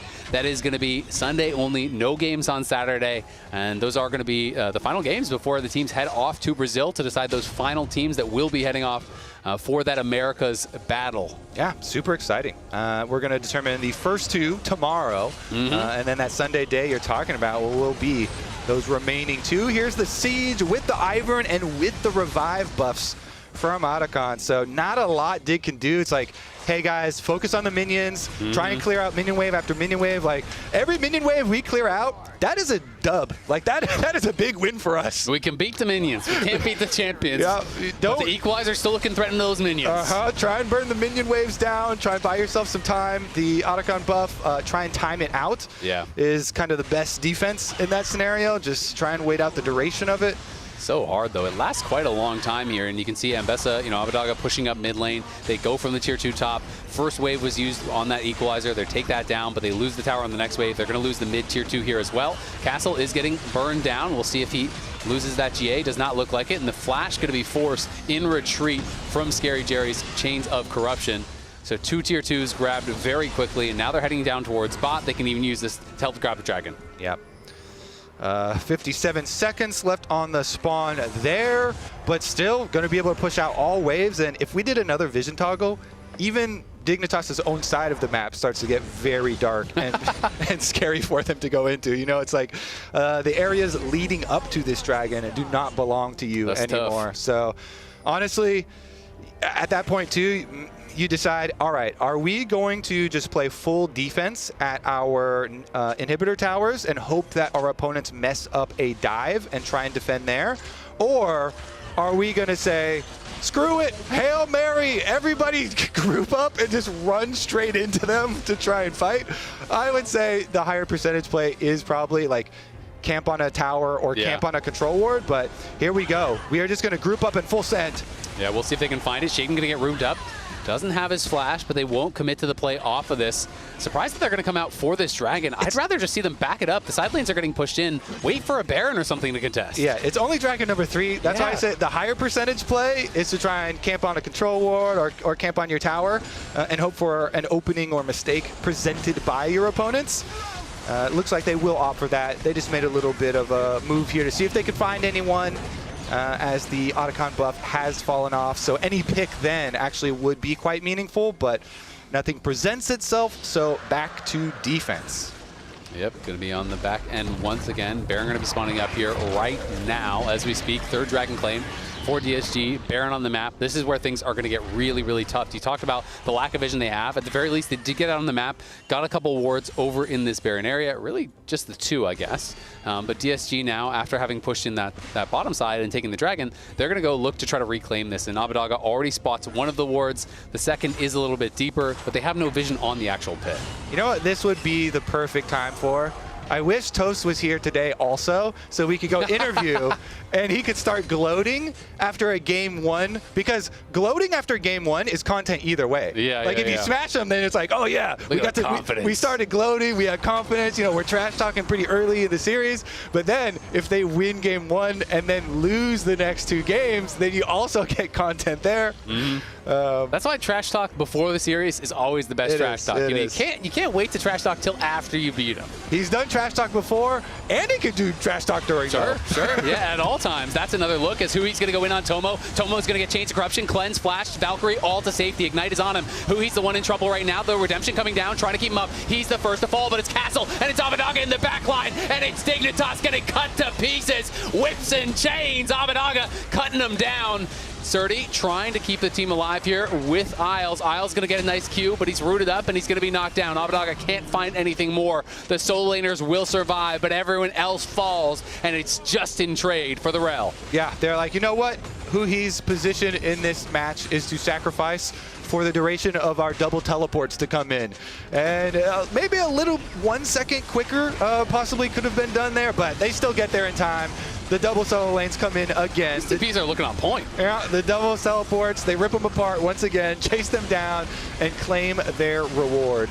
Going to be able to grab the Baron. DSG, if they didn't already have a stranglehold on this game, now they definitely do. Dignitas are looking cooked for game number 1. It's going to be back to the drawing board here. Surdy going to get teleported on. He has overstayed his welcome. Going to get locked down by Hui, and you have to think this teleport. Scary Jerry pops the Ghost Blade coming in, looking to finish off a kill here. He'll be able to grab it 3-0-7, make it 4-0-7 for Scary Jerry. A much better series than we saw from him in his debut. Certainly is. All right, here's another look at it. Hui once again goes for the combo. They get everything basically out of Tomo. Now there's no defenses left for this Corki. And so as soon as the double solo laners arrive, they immediately engage on them. They get the Ambessa ultimate, as well as Castle being able to finish off that Corki that had nothing left. And then Abadaga kept up the chase while still staying safe and being able to go in for the extra one here. So Baron picked up. I mean, as soon as we get back to live, I expect to see them at the gates. Yep, there they are. Immediately, they're knocking on your door. Dignitas, not a lot they're going to be able to do about this. It looks like they were trying to at least get some minion waves on the top side of the map, but can't base race Baron. They certainly can't. Nope. You can and you'll lose, actually. True, you can. You're right. You're right. I stand corrected. Thank you, Kobe. That's why we make a good team, you know? I say the dumb thing, you say the right thing. Maybe dumb and dumb. Okay, respect, you know? All right. Well, we'll see if DSG can clean this one up quickly. They already have one inhibitor down, 28 minutes in. Second one does fall. Obviously, they don't have the wave for top, but I don't think they really need it. Pushing forward, the root does land there. Over onto Surdy. Surdy getting chunked out low, does have to pop the stasis here. The broken arm guard is used, but another nice root immediately lands after, and Hui's going to go in. Abadaga, public execution into the back line, trying to get on Tomo. Can't finish him off just yet. Abadaga has gone too far. He gets burst down. Dignitas have lost no one. It's just the one kill, but they will hold for now. All right. The defense does hold strong. Dignitas here a little bit over-eager under double Nexus turrets, but it's still going to be such a difficult job to buy time because actually they've got 50 seconds here. So Abadaga will be back up for the spawn of the next dragon, and it should be them moving over to the objective. Cloud Soul, very, very critical. Let's take another look how this actually happened with a bit of the extra damage taken. Surdy Zonia's here, so waits it out a little bit. It's looking dicey for him.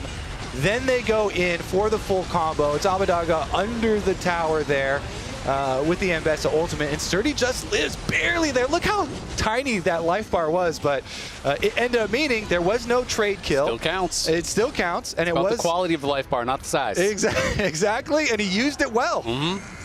There you go. Man knows what he's doing. We'll see if Dignitas can find a way to make a miracle happen here. Down nearly 10,000 gold. Hui with a good spot here. Spots out Surdy. And Tomo and It's going to be tough for him to move in. They are going to find Huhi, but it's going to be Surdy looking to get engaged on. Shattering Strike does connect, but no more than that. And look at these arrows are just crushing Caney, already down to half health. Yeah, we're really rough Back to again. base. I mean, they're only gonna have one Nexus turret to make their defense this time around, but better than taking like a 0% chance fight here, walking in to contest the Dragon Soul. So that is going to be Cloud Soul picked up for DSG.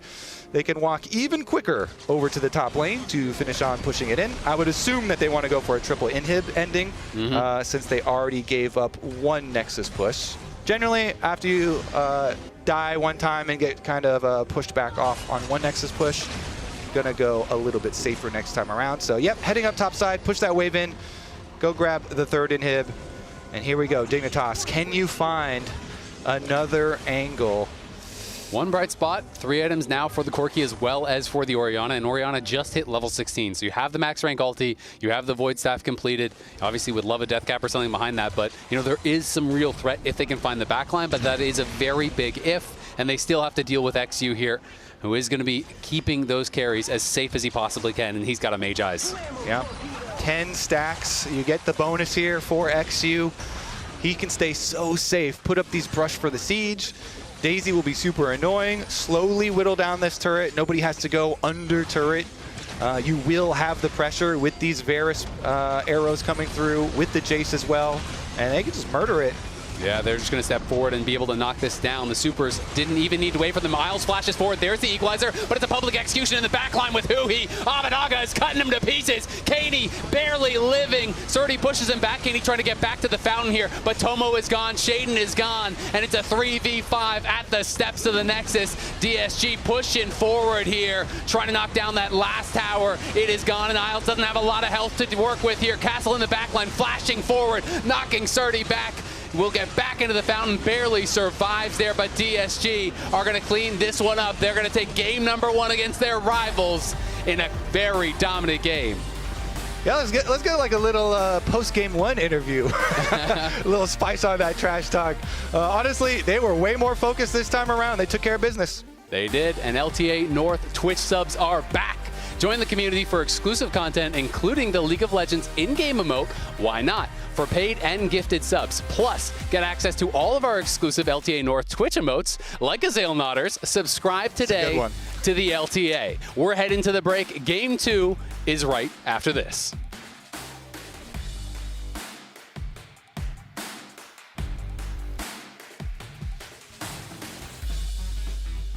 Yeah. Wait, you don't even Bro, if I have Swifties, I actually make it. Wait, Toast didn't have Swifties either. Yeah, I got the rune that gives you the boots. I'm not letting Jay kill me, bro. Let's go. Let's go. We're going now?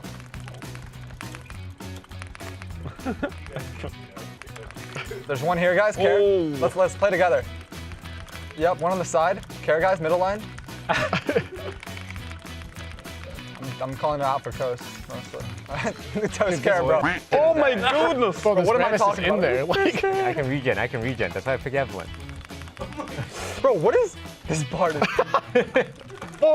Oh yeah, it's cool. I can regen. Oh, what? I'm Evelyn. Oh my god. Yo, Jay, stop it.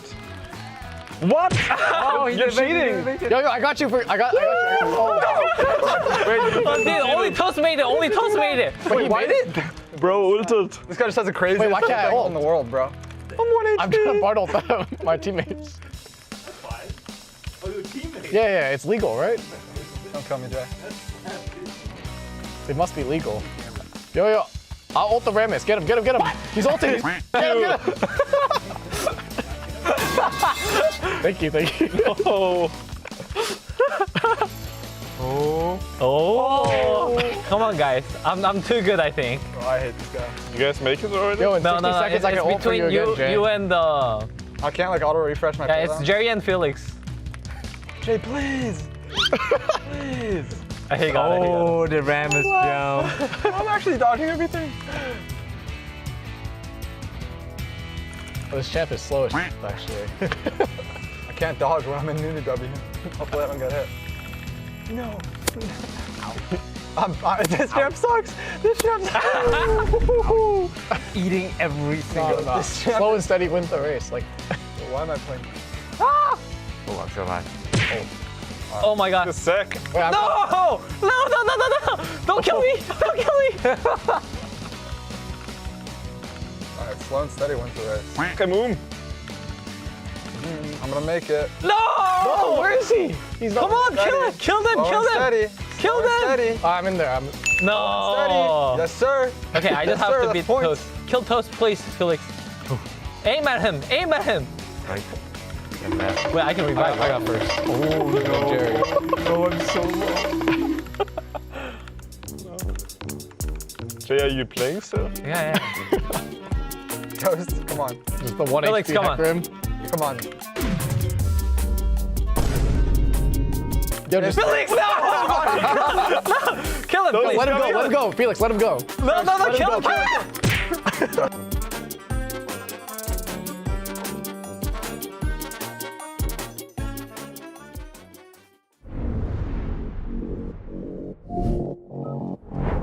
Ready, set, go!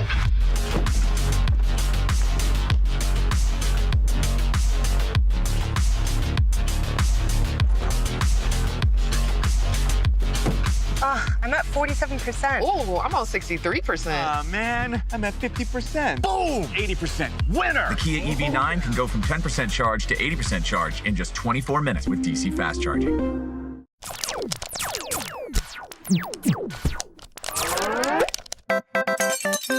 Red Bull gives you wings.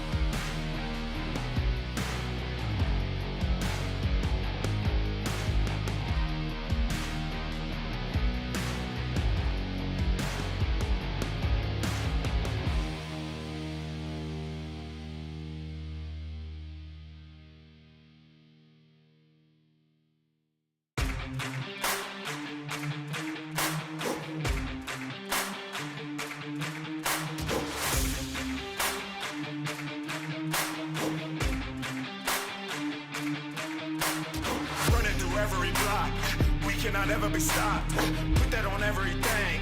You gon' remember the name, remember the date. Look at the gameplay, made it mine as a name change. Ain't a game that I can't save, only win-win, that's a landscape. I cannot be stopped, I'm like a savage. Shooting for your spot, I gotta have it. Hey, glory in my veins, I'm like an addict. See me Hall of Fame, I'm not your average. I'm on your neck, hey. Give me respect, hey, hey, I'm on your neck, give me respect, hey, hey, I'm on your neck, hey, give me respect, hey, hey, I'm on your neck, give me respect, hey, hey, hey.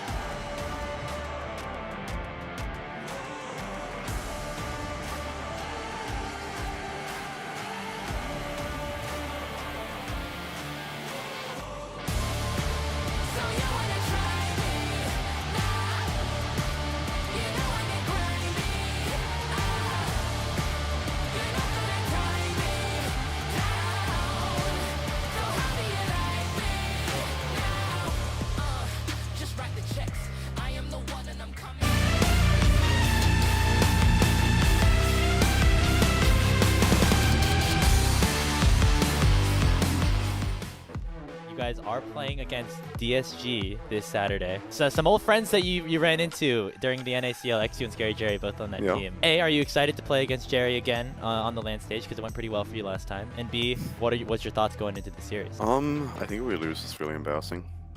We haven't lost since, like, when it comes to like the scrim blocks. I'm not going to give like a straight win-loss, but we didn't lose any of our scrim blocks versus this guys. Like even when we were splitting time with like Shaden and Noah, so like especially if we have Shaden, I don't really see us losing. Our mid's better, I'm better than Castle, and then our bot's better than their bot, and our jungle's better than their jungle. So like hopefully it'll work out. I mean, if Huki is picking Elise, like I can't play range jumps, it's going to be free win. But I mean, it's going to be nice to play against people that I know. I kind of know their habits. Like XU is like Omega full clear Andy and to try and 7th camp top lane. So if I don't die to that, that'll be great.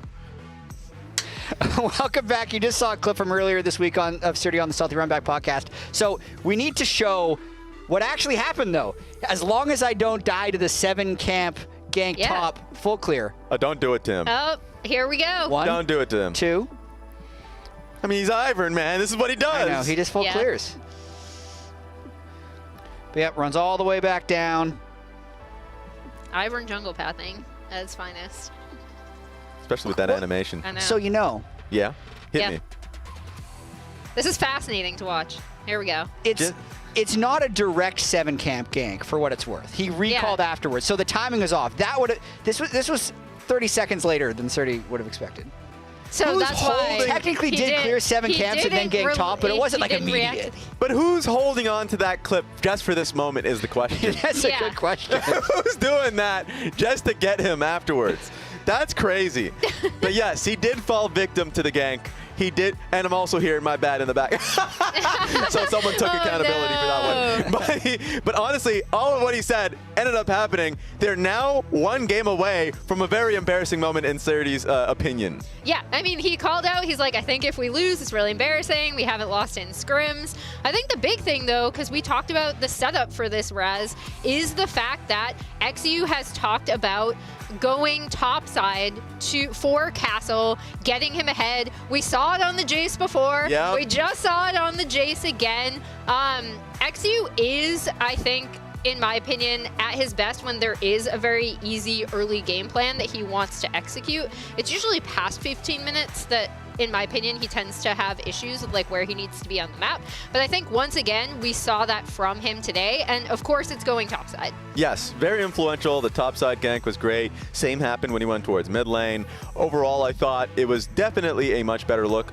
for XU. And then as the game went on, usually when it comes to newer teams, the question is going to be, can you hold your lead? And how is your setup around objectives? I thought it was excellent. I thought the team fight around Dragon was fantastic. And then now they are 1-0 up. I want to hear from the casters, though. Take it away. Thank you very much, analyst friends, desk, lounge, and all the above. We are back here for game number 2. Disguise just slammed Dignitas in game number 1, and we're going to have to see, can they do it again and make this a clean 2-0 sweep?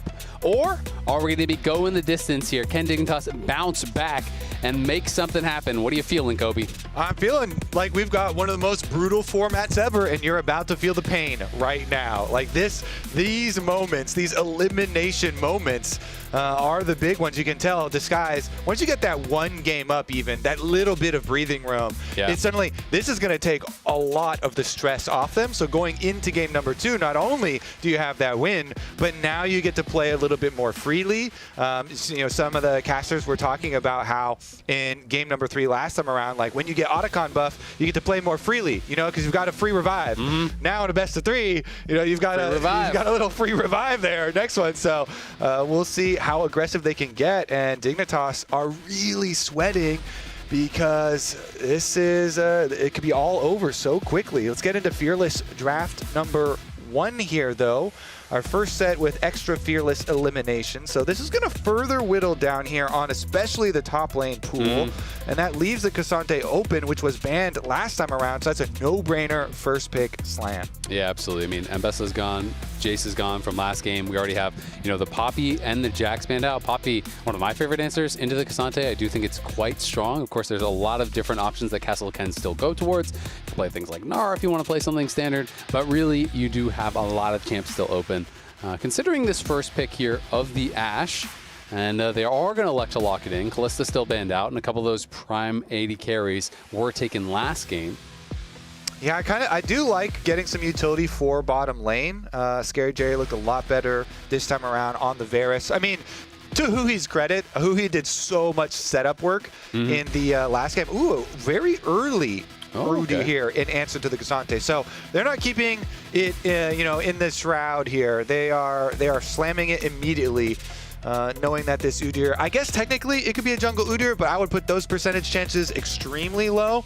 Yeah, I mean, honestly, for both, it's only one play top, and it lost, and I see no plays in jungle. Yeah, so. I would think that it's going into the Cassante. Of course, you can pivot. It is technically flexible here. Yep, we'll see exactly what they are going to go towards. Aurora has been locked in. Expecting that, of course, to go mid. Wukong very strong combo in this. Yeah, exactly. You throw it in the Aurora ult. Wukong comes in. You can retreat back through that Aurora ultimate, but you're going to take the additional damage. You're going to be getting slowed up. It is very difficult to deal with. Especially when you're playing against an Ashe. The Ashe has no escapes, and I just love this combo so much right now. Wukong, one of the premier junglers. It just gives you so many flank angles. Cassante, Aurora, Wukong, a very strong opener here in draft for Dignitas at the very least, giving them some hope. I will say, though, I do like Taliyah with a lot of CC, right? You have point-and-click CC with that stun from the Udyr. You also have the Ashe Arrow, the potential to grab something like a Leona even, if that is left up, which can be really strong because you can set up with that Seismic Shove. A champion like Aurora really relies on the mobility and the evasiveness to kind of stay alive, so if you can get that stun into the Seismic Shove, can be pretty deadly. You also have both the Wukong and the Cassante, which are really reliant on those dashes for their engage, and the rocks make that a lot more difficult. And just as a lane, she has a very good lane into Aurora as far as solo queue stats go, for sure, and is definitely one of the more popular ones, picking the Taliyah into the Aurora here. So we'll see about mid lane push into those roams, because both champions have very, very big possibilities of affecting side lanes here. And when one of them has a utility bottom lane with Ashe Arrows coming, might be a very interesting scenario. Let's take a look, though. Jungle reveal here for XU. What is it going to be? Obviously, he wants an AD fighter to go with his AP mid laner here with the Taliyah. And so they are going to opt for this Xin Zhao. Very good with being that frontline team fight, regardless of the scenario, with Aurora and Wukong trying to come in from the sides. Yeah, so they're just going to grab the immediate Kai'Sa plus Nautilus. As you said, yeah, full dive. This is going to be a nightmare game for the Ashe and potentially the Taliyah as well. Leona, one of those supports I called out, is a great pairing with the Taliyah. But, of course, you're going to be really nervous if they can actually get that backline, get in onto them. It's going to be very, very difficult. That being said, I will say Xin Zhao and the Udyr, both great counter engage. When you're trying to fight past them, it can be pretty difficult to actually, walk past them and just try to ignore those champions and go straight for the backline. They are two that can really punish you. A lot of slows, a lot of stuns that can really disrupt things and give a chance for Scary Jerry and Abadaga to maybe stay safe. Yeah, a lot of these champions on DSG, though, are known to be prone for pickoffs, like Ashe. Even Xin Zhao himself, if towards the mid stages of the game where you're roaming through river, if there's a Nautilus on the enemy team roaming around, the enemy mid lane is Aurora, Wukong, it's a lot of things. So you have to be fairly careful about your pathing, so you don't get yourself into one of those scenarios, since your mobility is more limited in the escape routes. I think DSG's comp looks very good from ahead, but definitely not from behind. And Dignitas here, a lot of teams, or at least in the last series that DSG played, Scary Jerry was a big target and had a hard time playing when there was a lot of pressure focused at him. So seems like clearly they have drafted a lot of heavy dive and a lot of flank possibilities to try and apply that pressure to him and see if he can have the same sort of game like we saw in the previous one that was really nicely set up. Yep, and last game, was able to perform a lot better than last week. Was deathless at the end of it, if I do recall correctly. Maybe building a little bit of confidence from that. We'll see how he performs here in game number 2. It's match point for Disguise. Dignitas has no more games to give, or their split is over. And Disguise trying to close it out here and move one step closer to that potential trip to Brazil, to claiming top 4, where they would finish off in that Americas tournament here against the LTA South teams, as DSG on the map. moving down towards that bottom side are going to be able to spot Isles. And we can, again, go back to all of the trash talk that XU was throwing out towards Dignitas. It was just again and again. He was hitting them in the Trasho. He was hitting them on pros. He was tweeting at them. He's got some strong feelings about this team. The kettle noise. I was like, are you doing that? What is going on? He's overheating. Look at it. The complete depths of hell is crazy. What? That's crazy. The animation looks kind of sick, though, nice. with the steam coming out of his ears as well. Shout out production team. Doing good, doing good. Production team doing a little of the trash talk during, the trash talk afterwards. Little tag team combo with XU and the production team. Yeah, you know? exactly. I like, too, that he shouts out, like, hey, I have friends on Dignitas. Tomo and Isles are my friends, but they're the enemy. Boys. They're the enemy now. Yes, yeah. Too bad for them. They are on the enemy. Oh, that ward wasn't quite far enough over. By the way, they didn't actually spot Castle coming in, but they are going to have a lane swap here. It is going to be Castle in that 1v2 situation. Honestly, both these top laners are pretty resilient, in the 1v2, very hard to dive. We'll see if Castle, does get spotted. He's going to be pushed out of that brush. Sometimes people can kind of just wait in that brush, but these days, almost always going to get checked. Yeah. It is really nice, though, for Dignitas, for Tomo here on Kai'Sa. Kai'Sa right now, scales so well, especially with these dive comps, but the early lane phase, not the greatest. So into the lane swap here we go. And I really, really highly emphasize tracking junglers in these lane swaps. And you can see both of them are just kind of farming their quote-unquote strong sides first, where their duo lanes are. And you can see Scary Jerry, really nice stats from that last game. 34% of the team's damage.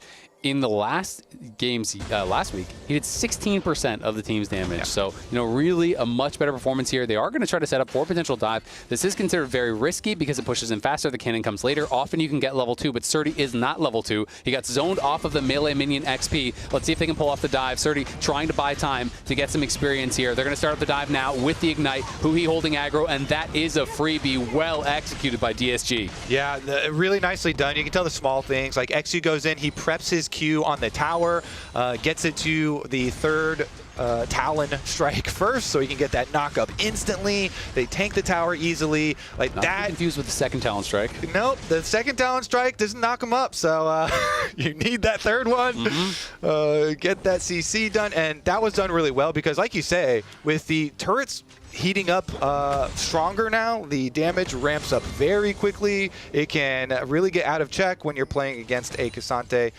with Flash, but they don't let him do anything. And to me, the biggest thing of that entire run of play is that they zoned him off the melee minion experience, right? They pushed up so far in lane that he couldn't actually get in for that. And that meant he was not level 2. If he's level 2 there and he has his W and his E, that is a much harder dive to make happen. They probably don't even go for it. Surdy couldn't get the experience, ends up really paying for that. As they're able to find a very effective dive. Now is level 3, but still, Scary Jerry just kind of picking away at him. He's got to be a bit careful here. You get much lower, it could just be a redive. We know that XU is in the area, and you can see that Isles is moving out to try to cover. Exactly. They're swapping back already here. They got their recall off from the top side first, and arriving here in time, Isles will be able to get the experience on this first little bit of minions that die. Tomo's pretty far behind, so Tomo's actually missing out. That was 3 cannons. Snipe? Nope. Gets in for the last little bits here, though. And they're going to miss out on some minions on top side, right? Because Castle has that fully shoved in, so some of those minions are dying right now for Surdy. In fact, he loses the whole wave, and the wave will push away from him. So DSG already 600 gold ahead, feeling really good about this start. I mean, it's a full level lead at the moment for Castle here on the Udyr. Yeah, he's close to 5. Udyr gets a very, very annoying. Fimbulwinter build going to be very, very tanky. Caney, though. Let's see. Flash forward. Nice connect there. Caney, though, was able to go across the veil and was invis. So even though the Zenith Blade connected, he couldn't follow it up with a stun because it was invisible for Aurora. But still, trade of flashes, you are feeling really good about that, especially because Aurora already used the teleport and is now pretty vulnerable. Yeah, and if Aurora had gone the other way to the right instead, who he might have just gotten out of that with getting nothing for his flash. So probably quite happy to have traded the flashes, especially pre-6 here as Aurora gets to level 6. If Aurora has ult and flash, then she can just cross multiple screens, including worlds, to be able to get to your AD carry and go for those roam burst potential ganks. So taking away that flash can be critical for your carries sometimes. Yep, we can see again, you know, it is the swap back, but again, Castle has the push much faster. DSG is making these lane assignments really seem to go their way every single time. They have the push on both sides, so they're going to be able to be the first ones to move over towards a potential Grubs if they want to look for that, which is spawning in a couple seconds. Already trying to clear out this vision and really set up for it. Abadaga is there. Castle has backed off, has his teleport available, where Surdy does not. So it does not really feel like these are realistic to contest here for Dignitas. Yeah, and then if you look even in the one-on-one too, Castle there still retains like his full level lead over Surdy. As soon as he gets one more minion, there you go. So still has his level lead. So trying to chunk him down. He'll get the early push while his team gets those grubs. So you're getting your objectives. You still have the side lane pressure, as you say, and now Ui going in. Here comes the Weaver's Wall. Abadaga going to try to follow this one up. It's a flash forward from Isles. Can he hit the seismic shove? He can't. Great backstep from Isles, but it might not even matter. The damage coming in. The arrows raining in on him from Scary Jerry. The Ignite claiming the final kill. Dude, DSG are actually just smacking Dignitas. They are clean. They are running them around the map. Game number 1, they were racking up the kills. Game number 2, they are better in the swaps. They are better on the recall timings. Like, they are, yeah, they have been universally kind of destroying this organizational rivalry. And as he said, you know, we have been kind of looking for the trash talk back from the side of Dignitas, kind of the rebuttals, you know, where's the content going to be? Are they going to say anything back to Toast? Who's like calling them out a bunch, but you know, maybe there was a reason they didn't. Yeah, I mean, it's looking tough. Maybe they have something prepped, but you know, if you get beat like this 2-0, it's tough to really say anything back. And I've got to say, you know, there was a lot of talk about Shaden being back in the lineup, about how that was going to make a big difference for them. Obviously, Coach Lyra had to step in and play for them as a sub last week, but Shaden really has yet to make a big impact in this series. I'm waiting for that splash that we know he can bring on this roster. Meanwhile, it has looked clean from the side of DSG here so far, but we'll see as they transition over to this Dragon. Should be able to get it. I mean, bottom lane is pushed in, mid lane is pushed in, got the early lead on it, so I don't think Shaden wants to fight it. He's going for a full recall here, and smooth sailing for DSG just continues. It's such a complete turnaround from last week as well, where they looked dizzy on the map. They didn't really seem to have a good idea of how to play out these situations. You know, last week it was just Castle, and then the rest of his team weren't really on the same page. This week they've looked so on the same page. And even going back to last game, the double TPs, where Castle and Abadaga are very synced up. The engages were good, how they're moving around the map and extending their advantages after the early lane swap dive, the lane assignments. You know, everything is really feeling like it has leveled up massively from DSG. Nice little chunk here from Castle. Wins the Ward Wars, very important. Surdy's got to be careful. He is getting pretty low. We know that Shaden is coming around, and Castle's saying, you know what, not going to mess with it. I don't know exactly where the rest of your teammates are. Does have a pink ward, though, over by the enemy blue buff, so now has the info where this Wukong is. Aurora's missing from mid lane, though, so Castle's still going to play with some respect. And that's really who you're looking at for the side of Dignitas to create some sort of comeback for them, is Aurora plus Wukong. This is one of my favorite combinations in the current meta. I love this engaged potential from these two champions. Both of them are individually strong. Both of them are strong in combination. But when your opponents have deep wards like that and they're tracking your jungle tracking, not only does it see you on Gromp, but then they're like, hey, now we know for the next 15 seconds he's on Wolves after Gromp, and then he's clearing to that side of the map, and then they just saw Aurora as well. Plus they have hawk shots that then also find you and make it even more annoying. Like, how are you going to get your surprise play off under full vision of the enemy? So we shall see about that. Scary Jerry, last hawk shot was good. Did see them on the move up, and so now they're kind of like, they know they have to defensively re-sweep. It's like kind of like shooter games where you have to retake territory. They're retaking their own side of the jungle, clear out that vision, make sure the flank threats are not there. Yep, and they're going to try to do just that. You know, DSG moving forward, clearing out some of these wards. And it is DSG only 1 kill away from the Feat of Warfare and only 1 objective away from claiming that as well, because they got the full grubs and the early dragon. And only 1 game away from sending Dignitas out. That's the hidden 4th feat of strength. Yeah, exactly. Okay, maybe against the wall they were looking for some possibility, but not quite close enough, so nobody goes for the full engage there. Of course, they do have Abadaga's teleport and his ultimate both ready, so you can tell the hovers are ready. Engage, potentially. Nope, deciding not to go for it. I mean, they either have to respond to top or force something now, right? Yeah, I love even just looking at the pings, because Abadaga was hovering down the river. He was like, hey, you know, he's threatening his ultimate onto Leah, then he pings up. I'm going to clear this wave first, then I'll come back down. They're happy to just get 1 grub and try to get out. Shaden, though, maybe going to get caught on the wrong side of the wall. Abadaga looking, forces the flash there with the seismic shove. So they do steal 1 grub. This means you're not going to claim the feat here. Even if you get 2 out of 3, doesn't count. Yeah, and you don't get to the 6 powerful double might spawn. The grub bros. Exactly. You only get 1 bro. you only get 1. Yep. And you can't choose either. You might get the worst bro. Oh no! Yeah. And they're twins too, so you know one is an evil twin. Yeah, and one's that's a good true. twin. That's true. If you just get stuck with the evil one, then well, FF. That's the break. Yeah, sometimes it happens. I think there is about a 0% chance of DSG FFing though in this game. Their position is insanely good. Let's take a look here. Abba from Brush. Does get the stun as we see Aurora go across the veil and is going to hop back to safety. Doesn't get hit by the seismic shove though, so just ate a couple of the rocks. Not too big of a deal, but you can see how annoying that can be.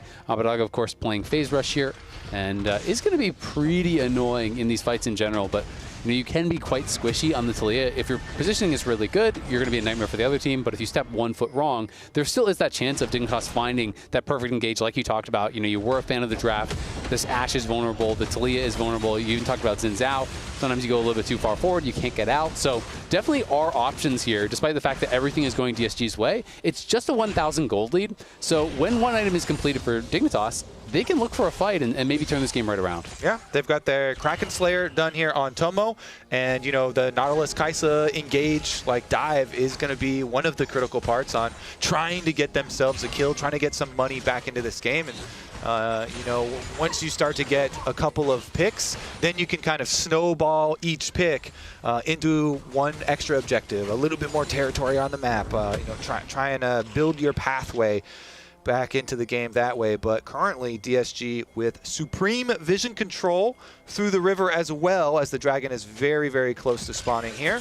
So they've got most of their boxes checked. Here comes... Oh, Shaden's going to look. They're going to go for the engage here. Over on Abadaga, who is caught out. Does have the seismic shove defensively. Trying to use that phase rift to get safety. Has to flash over the wall and does accomplish just that. Scary Jerry pulling back. Who he has to flash. XU and Castle trying to soak up some damage in the front. Scary Jerry turning around. So already has the Q3 available. A lot of summoners burned on both sides. A lot of people chunked out, but no one dies.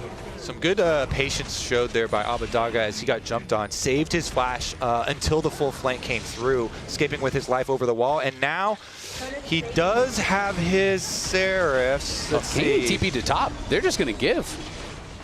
Yeah, it looks like Abba going to run up there to answer as well. He's got Talia wall, so Dragon will be the side of DSG. And honestly, I don't even think they're going to take much tower damage on top side. No. Abba is actually going to save his Talia ultimate, just walk over there. Since it's a cannon wave, doesn't drop anything there either. Yep, going to be able to claim that. So that is 1 of the feats completed now, as they do have 2 dragons and 1 full set of the grubs. 1 kill now off of claiming those upgraded boots. So in a great position to be able to do that. But the gold lead is closing ever so slightly. Now only a 600 gold lead here. So Dignitas are saying, you know what? Yeah, it's just the dragon. Let's give it up. Let's make sure we're in a perfect position for this fight. And with the flash already spent on Cani, with the ult already spent on him, and the cleanse down on Tomo, they just didn't feel comfortable to really go for it. Yeah, I think though, because it's a Malignance Aurora, Cani should be looking next ultimate immediately. Try and spend this on Abadaga. They got the flash off Talia. That is 1 of the targets they can try and pressure.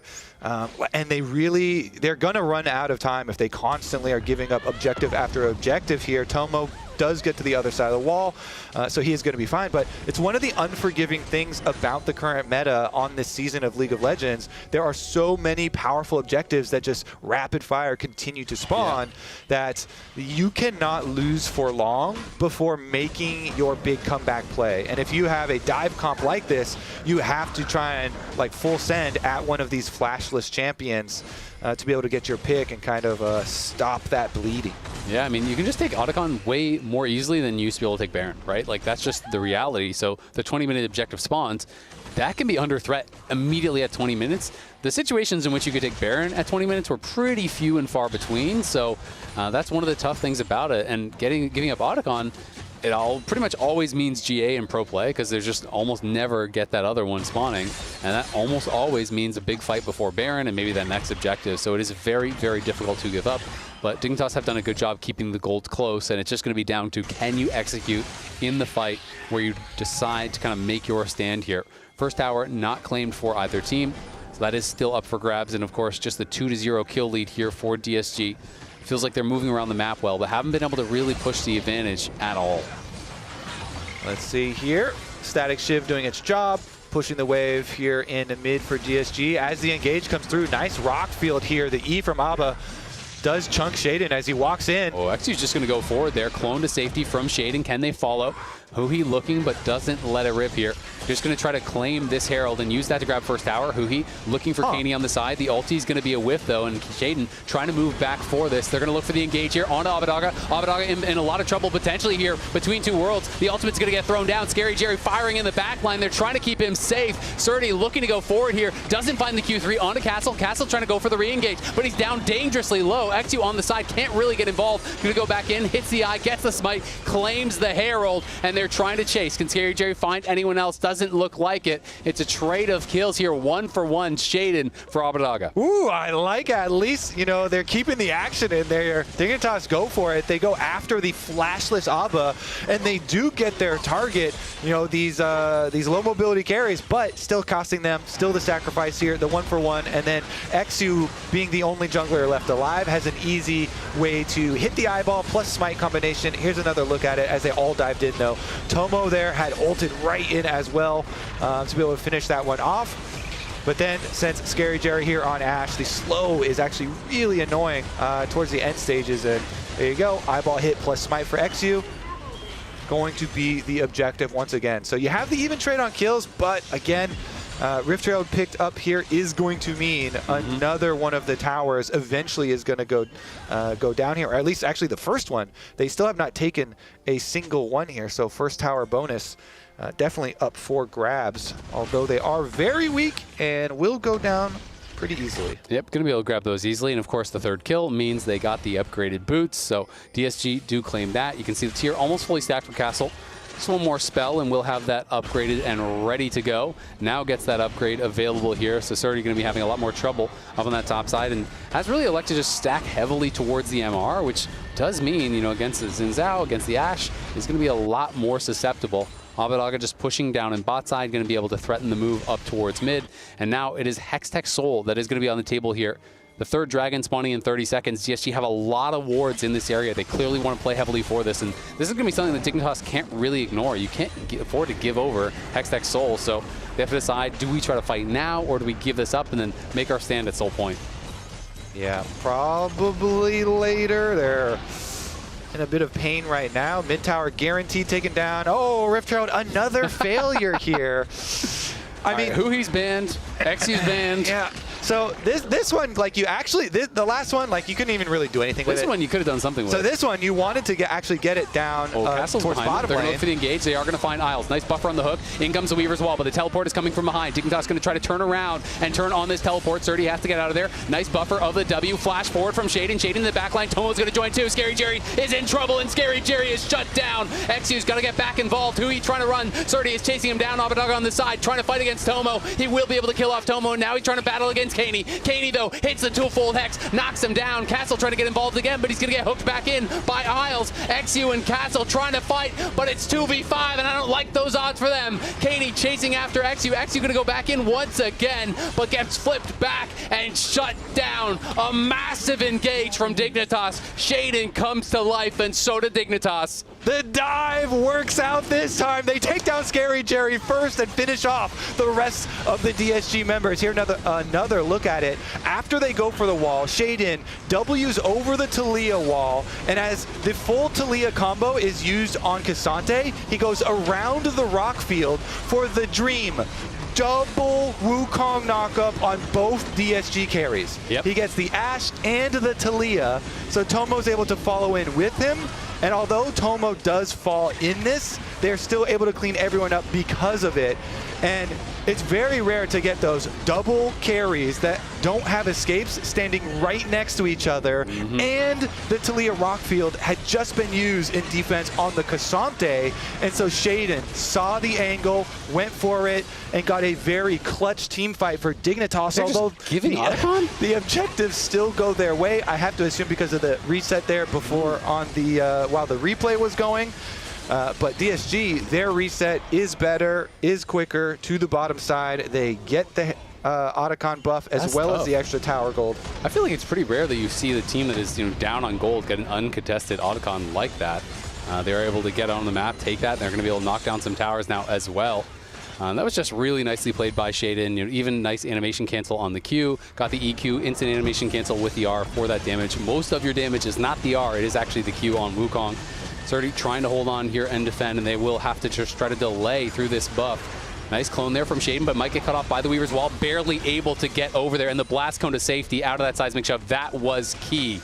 They almost got caught there. Surdy trying to clear out this wave as much as he can. He's just going to flash in and go aggressive. I don't know what this is from Surdy. We'll see if it works out. But in comes Tomo into the backline, and Tomo is going crazy, taking down Abadaga. Going to be able to take down Huhi as well. And now it's XU versus the world. XU and Castle trying to make it happen. But what a fight. Tomo just eviscerated them.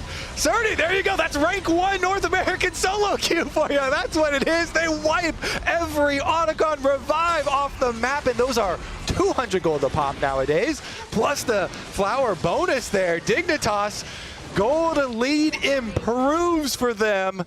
5 heads sacrifice the Otacon just to kill them with it. That was crazy. Surdy goes in, and I guess it was just to apply plasma there for the Kaisa to ult in, and Tomo went huge. Yeah, Tomo's able to Killer Instinct over the top, and the dive works out again. Dignitas here looking to push us to a Game 3 decider in this series. They have the gold on their side, though the buffs are still definitely in the favor of DSG due to their early work. A lot of defensive vision being set up here, but again, the flashes here for the DSG carries. This is something from Champ Select. We are looking at how dangerous it's going to be playing against all of these dive angles. Abba and Scary Jerry going to have to keep each other at arm's length. Definitely don't want any more of those like double engages on them, but also need the peel from Castle and Huhi for sure. Yeah, it's going to be tough, and I mean, I just have to give a lot of credit to Tomo, though, finding it. We're going to get the comms here. Okay. I come. Good inner gross. Fighting. Yeah, I'm coming. Okay. I'm getting zoned by Wu. You're both the carries? Yep. Again. Holding Zen. Zen or flash. I come. Yep. Look, Zen. It's good. Don't need to play slower. Good job. Okay, no push him up. Can we break bot tower? No temper. Again, both the carries standing right next to each other, and Surdy got the empowered Q on both of them. The knock up, knock back on both of them. It was really good engage from him. Goes right on both, gets the CC on them, and with Tomo flying over the top, they have the damage, immediately take out the carries, and then, well, yeah, it's just Otacon buffs, but you took away all of your opponent's damage, so Dignitas didn't lose anything by wiping all those buffs off, and you still get gains in that play, so nicely done from them. And they're also just showing they know how to take these 5v5s, right? That's back-to-back team fight wins that they did really dominate. The kills don't go on the scoreboard for that, of course, but they crush the fight around mid, they crush the fight around bot. Really nice engage from Surdy. When he first flashed forward, I was thinking this was not going to work, but you know, it shows why he is the pro player. Definitely made it happen there. XU, though, on the top side. Surdy not going to be in much trouble, just buffers the W, going to be able to walk it right back to the tower. As Kaney pushing down on bot side, you can see Scary Jerry's on a reset. And they're just going to be preparing for these next dragons. 40 seconds until the next dragon, 40 seconds until the next Baron. Dignitas, of course, took that last dragon, so DSG still looking to move themselves to Soul Point. A lot of these Dignitas champs are really hard to peel off of your low mobility carries too, so it is a very difficult task. try and keep those carries alive. But this one, I would assume Dignitas here with full control should be able to close in here for Dragon. But we are getting a reset. DSG coming out. Castle positioning like he wants to open up space. Tomo may be in trouble. Going to have to use the cleanse very early. The Leona ult does connect. He's going to flash out of that, though. Kaney now coming in. It's a counter engage on the other side from Shaden, but he has to flash out of safety as well. XU flashing forward to try to follow. Tries to look for the win, becomes lightning onto Tomo. Can't find it. Surdy, though, in the front.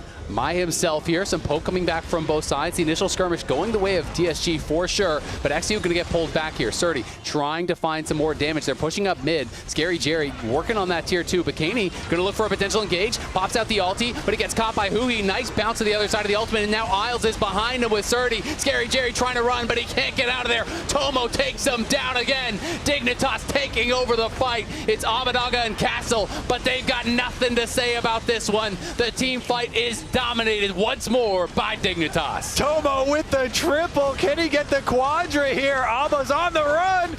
They're going to try to chase him down. Isles gets in range, does land the ulti. Shaden can clone over the wall, going to go for it. Abadaga trying to survive. Nice seismic shove will keep him safe, but that won't keep the Baron safe. Certainly not, unless he goes for some crazy miracle steal with some Q around the side or something here. Isn't even going to go for it. That's going to be Dignitas Baron, and it's a different type of Dig Baron here. This is a comeback Baron. 6,000 gold ahead now for Dignitas. Yep, and the Dragon's even on the map. You can see pings over onto it. They're going to run straight out for this. Tomo, third item now complete here. Has the Nashers, just hit the upgrades, or should have that evolved W available to go now. Surdy is just a brick wall at the front line, and Scary Jerry cannot stay safe in these fights. DSG going to try to rush this one down. We'll see if they can do it. Shaden and Isles around the side here. Hexgate over. Surdy's in the back line, and the engage is starting already here. Isles is back on Hui. You can see Scary Jerry caught out again by Shaden. He is just dead. All three members got in the back line. They were able to take him down, and now they're trying to chase after Abadaga. Kaney uses the ulti to get in on top of him, hits the twofold hex, takes him down. Castle on the run, may survive, but Surdy says no. Flashing forward, flips him into the team. It's a triple for Kaney on the Aurora. Dignitas just can't lose in these team fights. And DSG carries just can't do much about it. They're getting ripped apart from all sides. If it's not the Wukong, it's the Aurora. If it's not the Aurora, it's the Cassante, or it's the Nautilus ultimate. And Tomo is always there to fly over the top and finish off these kills. Dignitas now able to push multiple objectives at the same time. Baron buff Siege, takes out mid turret, takes out the Dragon, pushes on bottom side before getting this reset into Hexgate right back out. I mean, these fights are just not close. It's 14-4 on the scoreboard. That does not count the 5 kills to 0 they got with the Otacon. These fights have just been decimated by Dignitas. And again, Scary Jerry just can't stay safe. They get behind him with a double TP. Yeah, Wukong right on him, Leona ult on him. He's like, cleanse, I get like an auto attack off, and I'm just surrounded by enemies here.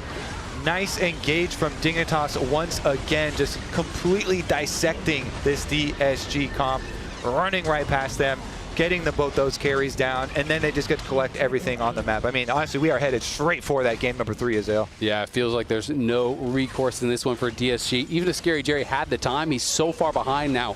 An entire item down from Tomo, who was able to pick up the Seeker's arm guard, so has that stasis available.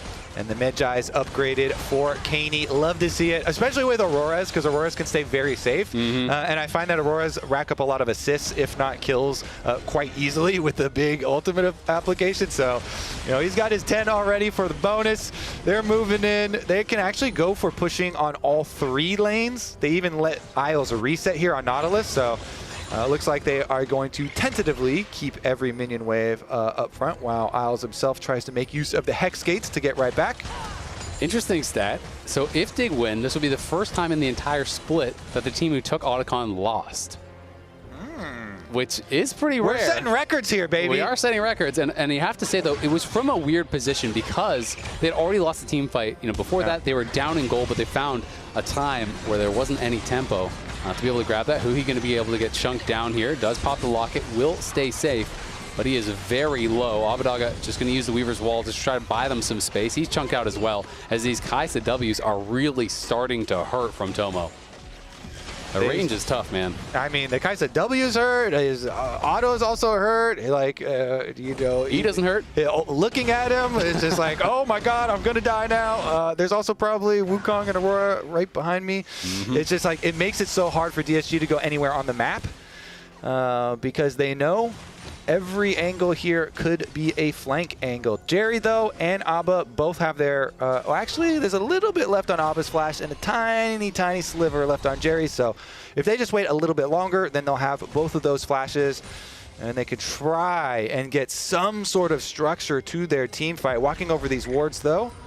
Yeah. I mean, it's really hard, right? Because you want to say from this spot, kind of turtle it up, try to scale it out. But, like, I don't think they win later. It's just so hard for the Ashe to stay safe in these fights, it feels like. Abbedagga trying to teleport out to safety.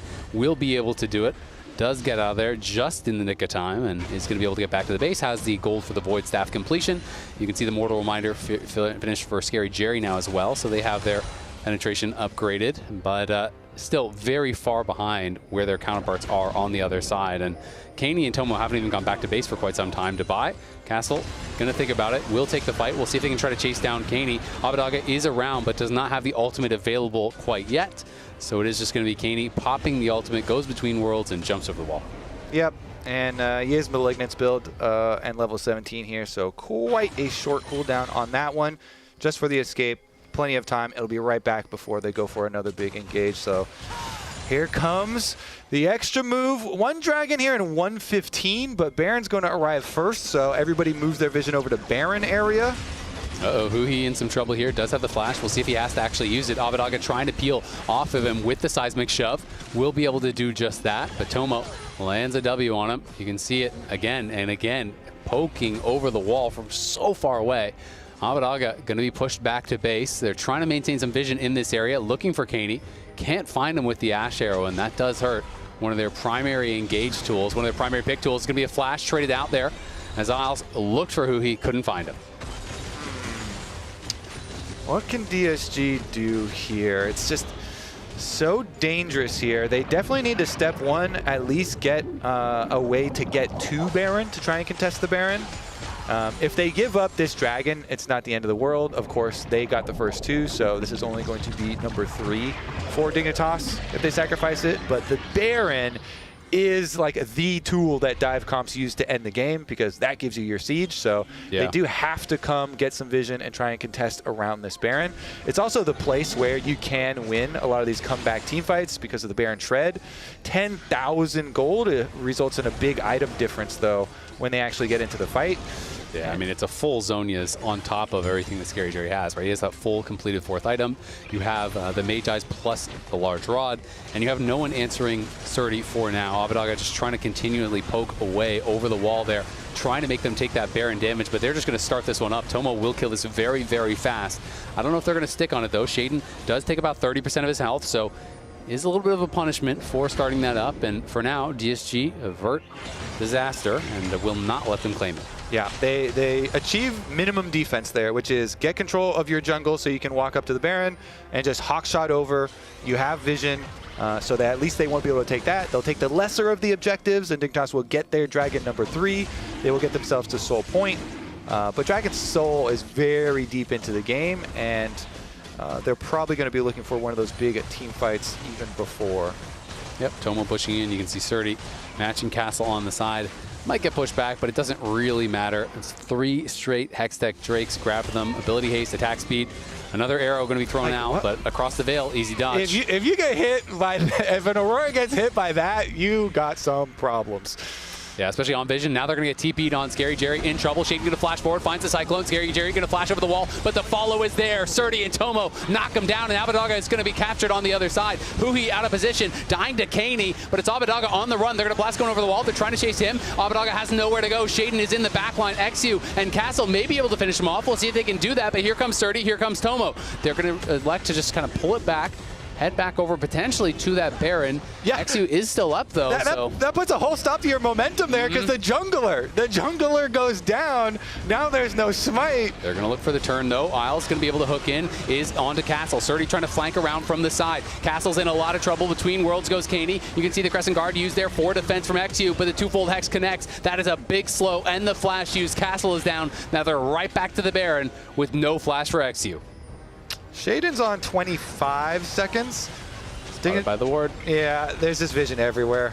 He has no pathway. Yeah, there's every single path is covered, including the lane with those minions. XU, you may as well still try. You know you're insanely far behind. They can bait him in. Gets him a little bit of vision. Isles hooks into the wall. He can't actually find his way in. Over the wall, they get the kill. They are not going to flip this one. Huhi is there, but can't really make anything happen. Now comes the TP from Abadaga. Can he make a miracle happen here? He's on the side, trying to threaten. Looks for the seismic shove, can't find Surdy. The Baron getting incredibly low. The Ash arrow misses again. This Baron is so low. Scary Jerry trying to take down Isles while Abadaga pushes back the rest of Dignitas. Isles will fall, and DSG again hang on there, and that could have been so much worse. If Scary Jerry hit an Ash arrow there, that was another kill, and maybe it's them starting up the Baron. I really wanted someone to get in there to keep the Baron leash, too. Like, that thing was at 1,700. That was so close to going down. Just no flashes, no way in. Yeah, I was like, oh, somebody get in there, keep it leashed. This could get really exciting, but they get the full disengage and just sacrifice the Nautilus there for the extended version here of game number 2. Extended cut. We are certainly watching the extended cut of this game. 35. Are we going to get the director Kobe commentary on this too? Yeah. I mean, we'll see how many Barons this game goes to. The third Baron was really my favorite. This one was special. Truly. This one definitely has a meaning to me that, well, let's see if it has a meaning to Tomo. It looks like these Ash arrows are just like, they're also thrown at people that have speed boosts and have abilities to dodge. So, I mean, I get the attempts, but it's not even always from out of vision. Like, they are low percentage arrows for sure. So obviously feeling the desperation a bit though. Surdy going forward here does find Abadaga. There's a seismic shot for defense, but it just doesn't even matter. He gets caught by Shaden and Caney, and he is gone already. Scary Jerry in the back line trying to survive, but he's going to get knocked up and knocked down by Dignitas, and this is going to be the end of that. He's going to fall as well. The last standing member does die. It's a clean wipe for Dignitas. They're marching on the base. There we go. The long-awaited answer from Dignitas in game number 2. 13K gold lead as they march on these Nexus turrets and push us to a deciding game. It's a team fight masterclass from Dignitas. They destroy DSG in fight after fight after fight. We are going the distance. One win to decide who goes home. Caney deathless on the Aurora. Tomo only a single death on that Kaisa. Constantly following up once they got their dives online. It's going to be an exciting one, but we are going to be back right after this. Don't miss it. Game 3 coming up.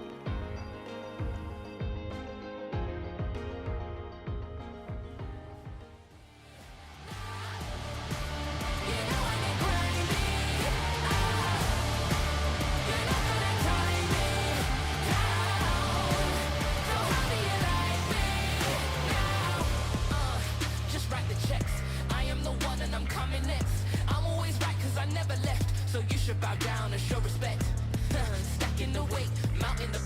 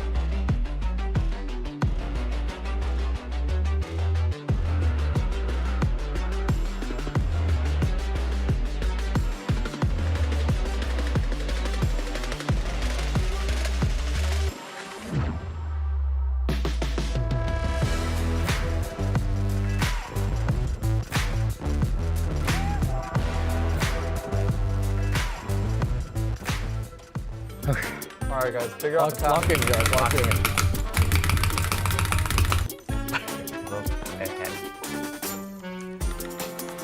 You're kind of cooking, though. Yeah. You just don't look at yourself. No! No! Come on, bro. Please kill him, Wait, please. he's in there. Dude, he's Oh, yo, pop the ghost. You're in there. Oh, good dodge. He's in there. Nice. Oh. He did it. Yeah, he did it. Lawrence, jump out so I can E on you. No, this is good. You got me. Get in there. Forward we go.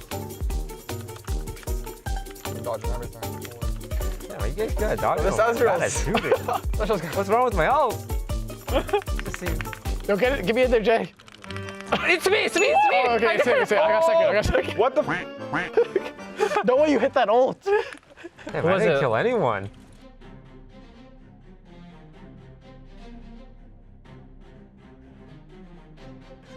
Yeah, you got your Swifties, bro. Toast your Swifties. Toast, focus up. Oh, well, get XU, get XU so first. fast. Get XU. I just need to stun him once. Get the Astral team. Oh, Where's Toast? Bro, we don't what? see Toast at all. Where is Toast? Wait, we can revive. This is impossible. No, we can do it. Okay. It's Get just the XU, Astral. get XU It's only the first. Astral that matters. XU first. Get him. Bro, Astral team. It'll hit eventually. Oh my god, no! Wait. Bro, what? It's so long. It's actually so long. Just flash the Ezreal, guys. Guys, just flash the Astral team. You guys have infinite flash. Where is Toast? Toast is hiding, guys. Toast is around. Bro, he can't hide. Oh, he's here. I see Toast. Get Toast. Oh, he's coming. Get Toast. No, we can make it. We're in this. Get Needle now. It's just the Astral. Oh, he's dodging. He's dodging everything, Jerry. I just need to stack ghosts in this corner. Oh, he's being Gotta hit patient it. now. Just look at the blue. Look for blue. Look for blue. Thinks nothing's coming on the right. Yeah, is that true? Kill him, guys. Okay. I need to heal, bro. Get him. No. Come on. Oh my god. Oh, nice. Wait, the heals are OP. Dude, that was close. At the end, Toast was making it, and then we had to focus him. You know, I just want to thank my teammates for being so much worse than me, and my boss for also being worse than me, and I'm just the GOAT, so, you know, GG's. Thanks for watching.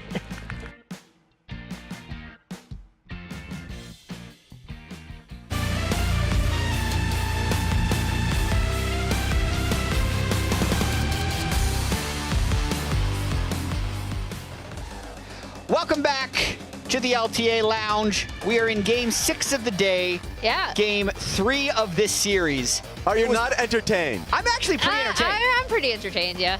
Why'd you have to think not about that? entertained? I'm entertained. I had to think about it because, like, this was one of those games, right, where it's like, you get to a certain point in the game, and one of the team compositions is just not able to do damage. Yeah. Really? That's an exaggeration, but I think we did see the difference here. 100%. It almost reminds me, last week we were complaining how there was no game 3s. Now the monkey paw has responded and we're only getting game 3s. So yes, that was the problem. After the first messed up team fight around mid lane, it felt like they could do nothing to deal with what was just a very fed Kai'Sa and Aurora. Yeah, and let's take a look at that. About 19 minutes in is when this game really turned, and there were back-to-back fights that went in the favor of Dig. The Udyr was not that effective, especially when he burned all his cooldowns early, but to me, Shaden was the big highlight of this fight, getting on a Scary Jerry right away. Yeah, and I mean, this is kind of the thing that they were talking about, and we were like, okay, what kind of difference is Shaden going to be able to make in a lot of these fights? Tomo also comes out really, really well from a lot of these fights too, being able to clean up a lot of the kills. And after this, it really gets to the point where they are now completely back in the game, and even when DSG tried to spread them on the map, when it comes to having a team fight, it ends up being rough. It's frustrating because you have Xin, Talia, Ashe, like you have the early game lead, a lot of the really early fight where they actually ended up blustering it and then getting turned on. It's like, okay, we actually have it. We couldn't nail it down, and look at this team fight afterwards. Kani and Surti did such a good job engaging this fight with the combo of Cassante and Aurora, but the thing that I liked the most here is how fearless Dig actually was in this Voracious Otacon fight, because I think a lot of times when people are up against the Voracious Otacon buff, they're a little bit hesitant because they don't want to burn too much, but they got 1,000 gold, they clear the map of the buff, and they continue to accelerate their lead. And this is one of those things where the gold graph really tells a story, right? Because you can see that 19-minute fight where it looked like DSG were in complete control of the game and the map, and they did have a really, really strong early game. But as soon as that pivotal mid lane fight happened, that's when this Dig composition took over. I'm glad we called out both Surti and Kani again, because those were kind of the two standouts in their loss previously, and it was in a lot of these massive 5v5 fights. Yeah, and it felt like a team effort. I think, Jack, you were very right in calling out Shaden's engage because that was really what got them back in. Multiple team fights where it felt like the Leona ulti couldn't work, or they couldn't really find a target off the Ashe engage, and then instantly he's able to find the backline off his Wukong ulti. So it's nice to see it. Of course, they haven't had the most amount of time with Shaden, and you're starting to see them get better and better as they go through it. Yeah, the winner of this series moves on to the next round. They will then end up playing the loser of FlyQuest versus C9, which is tomorrow. The loser will be eliminated from Split 1 of the LTA North. The way this format works, you lose twice, you're out, you win twice, you'll end up going to Brazil for the Americas stage competition. And it does all come down to this. I wonder what's going through XU's head right now. He's typing a lot, which is... He's yapping somewhere. There's nothing he's yapping something. Nothing's popping up in our lobby chat. Yeah. Because we know this is such a big grudge match for him. He hates Dignitas. Every chance he gets, he's trying to throw stuff back at that org. But it's also because he spent 2.5 years on Dignitas only to be cut a week before the last split happened of LCS Summer. So he wants to get his revenge, and he has a chance to in this next game. Yeah, and usually when you have a game in which it's a revenge game from one team going up against their former team, like the player either uses it as a great point of motivation and plays better or plays worse. I think in this game, XU has, series as it is, XU has played much better, especially as a bounce back from last week. So I am definitely intrigued to see if he can continue forward. Is he going to, I was about to say, is he going to get the Ivern again? That's not even a question at this point. It's fearless draft, and I have to remind myself every time. But no, this has been a lot more interesting. At least one point to recognize is that DSG has had control of these early games, and it has to be Dignitas that gets better from here on out. Yeah, I'm glad you brought that up, because DSG, it felt like they've had a lot of really good early game plans. They've been able to execute. I think they've been better on the map, especially early. But then Dignitas, we saw in those windows where it really did look like they were going to take a game last week, it was, again, through these 5v5 fights.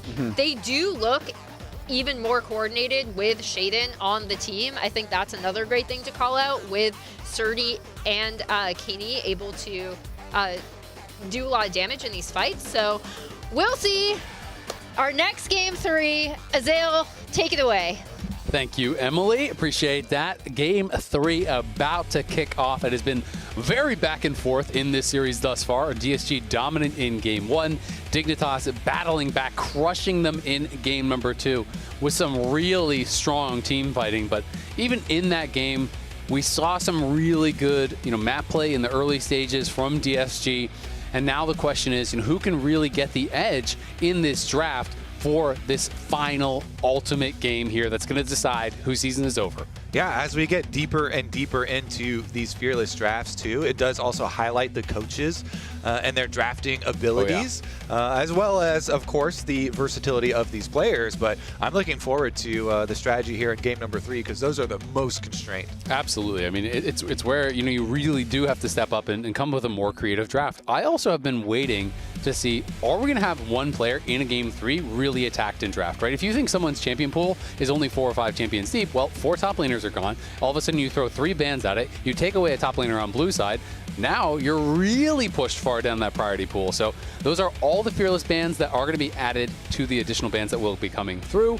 Poppy going to be banned away, Akali going to be banned away, the other side Skarner as well as Callista going to be staying there on the bans for Dignitas. Yeah, we have to go down this entire list. I'm pretty sure we've got most of the S tier top laners Yeah. taken care of because of it. Okay, Renekton Rumble, was... Cassante, Jace, Renekton was the missing one. All gone. The next most played would be Gnar, and then Gragas, and then Sion. Jax has not been played, but has been banned a couple times. So, you know, Jax is available, Gnar is available, Gragas is available. Those are the kind of ones that I am thinking of. Of course, then there's a lot more kind of stylistic picks, things that you're maybe comfortable on that other people aren't playing as much. All right, what is the first pick Pryo this time around with most of the stuff taken off the board? Slams the Yone here. Okay. Technically flex pick. Castle peeping his solo queue definitely has put in some Yone games. Yeah, we haven't really been seeing it at all top lane this split, but in the past we've seen it quite a bit played top lane by some of those, you know, strong mechanical top laners. So good slam here is flexible, especially if the top lane matchup is looking a lot better than mid. You know, maybe they do put it up there. Surdy, though, going to get his hands on the Jax. This is one of those champions that when you think of the really top-level solo queue top laners, you're always terrified of their Jax. And pair it with the Sejuani. This Very is both strong. a very good take away from the Yone partner and pairing with the Jax here. So Shaden and Surdy saying we are going to look to win more of these 2v2 duels. You always have to wonder, you know, are we going to see Canids then go towards, you know, another melee mid laner to kind of get that double melee solo laners pairing? Things like a Sylas can work. You know, you're looking over at Maokai. That's already pretty good ultimate to steal. Sylas has not been banned out, has not been played yet this series, so that is an option. Of course, don't have to go towards that, but it is something that is quite popular with the Sejuani. All right, and they get the Ziggs AP to go along with their early Yone pick too. So Maokai and Ziggs, plenty of AP already taken care of here for DSG to balance out the rest. And the insta Sylas here. When you see a juicy Maokai ultimate to steal, no brainer there, insta slam. Yep, it's very, very strong. You do, of course, have that, you know, triple melee top side as well. Merc Dread value is very good against this first three that have been drafted from Dignitas. And of course, you know, there is a lot of lockdown with this Maokai. It can be difficult to reach champions like the Ziggs, but some of these stolen ultimates can really help with that. And you know, you called it out, Maokai obviously incredible. Stolen Ziggs ult can be pretty dangerous as well, you know, to assist on that dive. And now we're just looking towards these next round of bans. They're targeting the top lane. They're assuming this is going to be, you know, Ziggs spot, Yone mid, so they're going to ban out the Ornn, potentially throw another ban up there as well. You know, it's really just whatever Surdy doesn't want to deal with on the Jax. Yeah, and what you don't want to deal with in the team fights when you are already showing, like you're saying, really heavy melee for Dignitas and another dive composition here for them. If they're so heavy into short range melee, trying to get rid of some of those like counter engaged champions, even though they already are playing into Ziggs Minefield and Maokai as well, which is quite decent at counter himself. Gragas, very strong ban when you are playing the Jax. That is, you know, if you talk to most of the Jax one tricks, that's the one champion they do not want to be playing against. It is very frustrating to lane against. A lot of the interactions really do favor him, so that is going to be taken away here. And now they have the option to go into this next pick. Tomo. A very different look than what they had done last time, but I do think it fits with all of these melee champions around. You know, going towards an Enchanter, going towards the Zeri, have that hyper carry, have that consistent DPS from your bot lane, because you are going to need it. Yeah, Zeri Lulu sounds good to me right here. There we go. Slams it for Tomo. Gets to be some big cleanup. I mean, if you have Sejuani, Sylas, Jax frontline, and the Sylas is able to steal Maokai ultimates, that looks very scary indeed. Absolutely. And I mean, Tomo, I think, having a really good game last time. You know, when you are playing the Kai'Sa, you really can see the players that have that confidence, that have the ability to go deep, to go find those engages, is going to be Lee Sin getting locked support in here. So, yeah, going to be Maokai support or top. And I don't know. I mean, how do you feel about Lee Sin in this matchup? I feel it's like, clearly you want to get onto the Zeri, but there's so much CC in all these melee champions in around. And if you do go Lulu, playing against Polymorph as a Lee Sin is such a nightmare to be able to find kind of those high-value kicks. So I'm kind of nervous. And I mean, Blitzcrank is another one of those champions that if you go this route, this is very like high risk, high reward. I feel like if they get ahead, this comp can work really well. But if they do not get ahead, this comp is going to fall so flat on its face with Blitzcrank and Lee Sin from behind. Like, that's a nightmare. I do like playing Lee Sin specifically into Sejuani, though. Feels really good with the mobility advantage here. We'll see what type of stuff XU can actually get done. Adding a Braum to it instead of the Lulu, though, for more team fight, more 5-on-5 structure here. Now, you're playing this melee carry of Yone that was first slammed into insane Freljord CC with not just the Sejuani, but also the Braum. It's like, makes it very hard to go in there. So you mentioned Lee Sin's difficulties before. Now Lee Sin and Yone, as the DSG melees, have a very difficult time of trying to navigate and actually get back there. Yeah, absolutely. And I mean, this is the difficulty of blinding Blitz, right? With support not picked. You know, we're thinking, hey, it could be Zeri Lulu. But of course, when Blitz gets locked, you're not going to want to go towards that Enchanter. That is much more risky. Braum just stands in front. You go for a flash hook, he puts up the door, he just starts hitting you and wins that fight. So it is very difficult to play into that. A lot of pressure on Tomo to be that big source of damage here. But I do think equally on the other side, a lot of pressure on XU and Huhi to be those playmakers. Blitz, Lee Sin, you are a hero or you are a zero. These champs don't really have those kind of average performances just by playing safe. You have got to get in there. You've got to try to make things happen. Got to make some plays because Braum is going to be way more useful than the Blitz in a 5-on-5 team fight. So Blitz looks for the plays, and that starts early. So let's see about these dangerous invades for lane swap wards as well.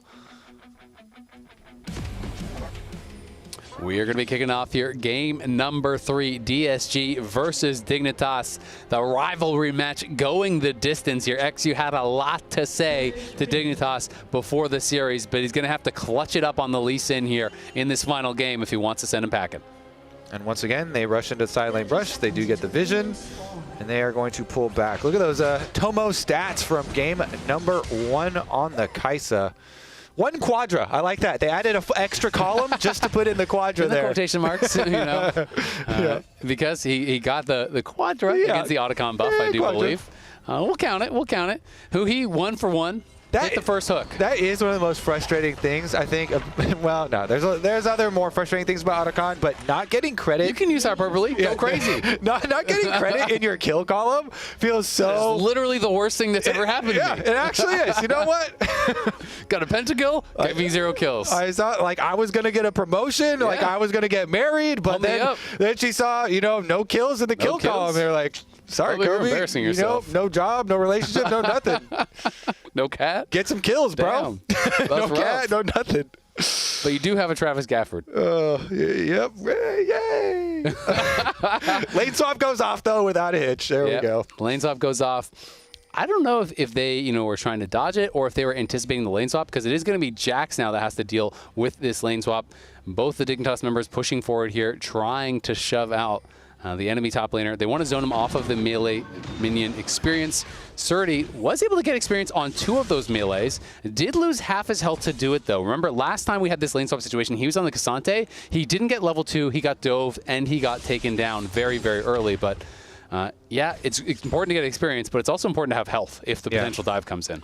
It was interesting, too, listening to the interview where he was talking about feeling like lane swaps originally were the most difficult thing for him in adapting to professional play, which does make a lot of sense for most of the solo queue players. Adapting is one of the big ones, but I felt like he really got a much better handle on it.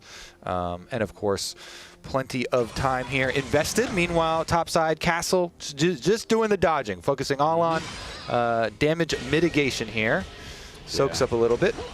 And we know both junglers aren't actually heading for any sort of a dive. They don't know that, but we do know that. So Surdy does hit level 2. Demolish going to be proc there. Obviously, Demolish incredibly popular, especially in these lane swap situations. And Ziggs does so much damage to these towers. You can see Isles, that Demolish proc does not do nearly as much. They are going to be able to get a little bit of a chunk onto Castle. But meanwhile, Raz is standing by for an interview with DSG Coach Mash. Hey, what's up, guys? I got Mashme here for this interview. Now, quick question. What kind of talk do you have with the boys going into Game 3? Just literally our setups, right? Like, we literally ended on mid that one fight. I mean, they played well as well, but so it's like, I just said, guys, hey, let's focus up. We don't always have to take every single fight. It's okay. We can, like, just object stack, and they're going to come into us. it looks like you guys have looked much better. Oh, look at this happening here. That's a kill. We take those? I mean, a base is not bad. We take those.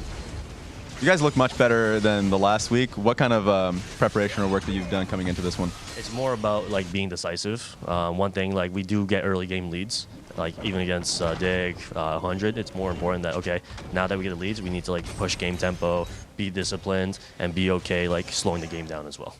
Sounds good. Straight to the casters. Thank you guys. Thank you, Raz. Good to hear from Mash, who feels pretty confident. When I was talking to him about how the team can do, had a lot of faith in their ability to team fight. Felt that they were developing well, really making the most of their scrim time here. And we saw some almost kills. Kaney, of course, had to flash, did use that TP back, and we're going to go back towards this almost kill here on Asserti. I actually thought he was dead to rights, I'm not going to lie. Yeah, so did Mash. He was counting it. And then you see those green, little green healing orbs right there, barely keeping him alive. The biscuit chug. The biscuit just in time there, baby. Yep. Of course, those going to give you the lasting life as well, the permanent. So actually critical there because they kind of were counting that as first blood. Barely gets away. They did get the extra turret plate advantage, though. They got 2 of them. Lexi is here, but so is Shaden. And on vision. Yep, now they're going to go in, but Kaney is very low. He's actually going forward here. Shaden arrives. Abadaga going to have to flash out. It's a trade of flashes. Kaney barely surviving with the Kingslayer, but still gets knocked down for first blood. Abadaga claiming that. It's going to be a trade 1-for-1. Both mid laners do take it. Shaden going to be able to push back Abadaga. We'll see if he can try to hold the wave. He is very low, so will be a bit risky, and it looks like the wave is going to crash here, so very good for DSG. Yeah, I mean, yeah, exactly, because there is no actual bonus for first blood anymore, so it's really just about getting to 3, and so since both of them are assisted, being the one with the mid laner that gets to push the extra wave in is the extra little bonus there. That was with vision. There's a ward in this rush here that sees Exu, so Dignitas are trying to make this call, hey, let's counter this, go immediately. It looks like Kaney went for Lee Sin, but Shaden goes on Abba, and then as they go back in, that one was so insanely close. One little extra auto difference of damage there as far as the difference, but mid laner going down a little bit down in CS, but that's not going to be the biggest of deals. Yeah, it was 10 CS, but there's going to be more getting collected back here by Kaney. We can see Shaden around again, and we can talk a little bit about Shaden and Surdy, who were teammates, back in the NACL. They are now reunited and had a really strong second game. Abadaga, though, going to be looking for an engage. We'll see if he can find the hook, trying to fake it out. Nice patience there from Kaney, will dodge. And you can see their performance as a duo in NACL last year. Very, very strong. They were quite ahead as far as CS, quite ahead as far as the gold differential.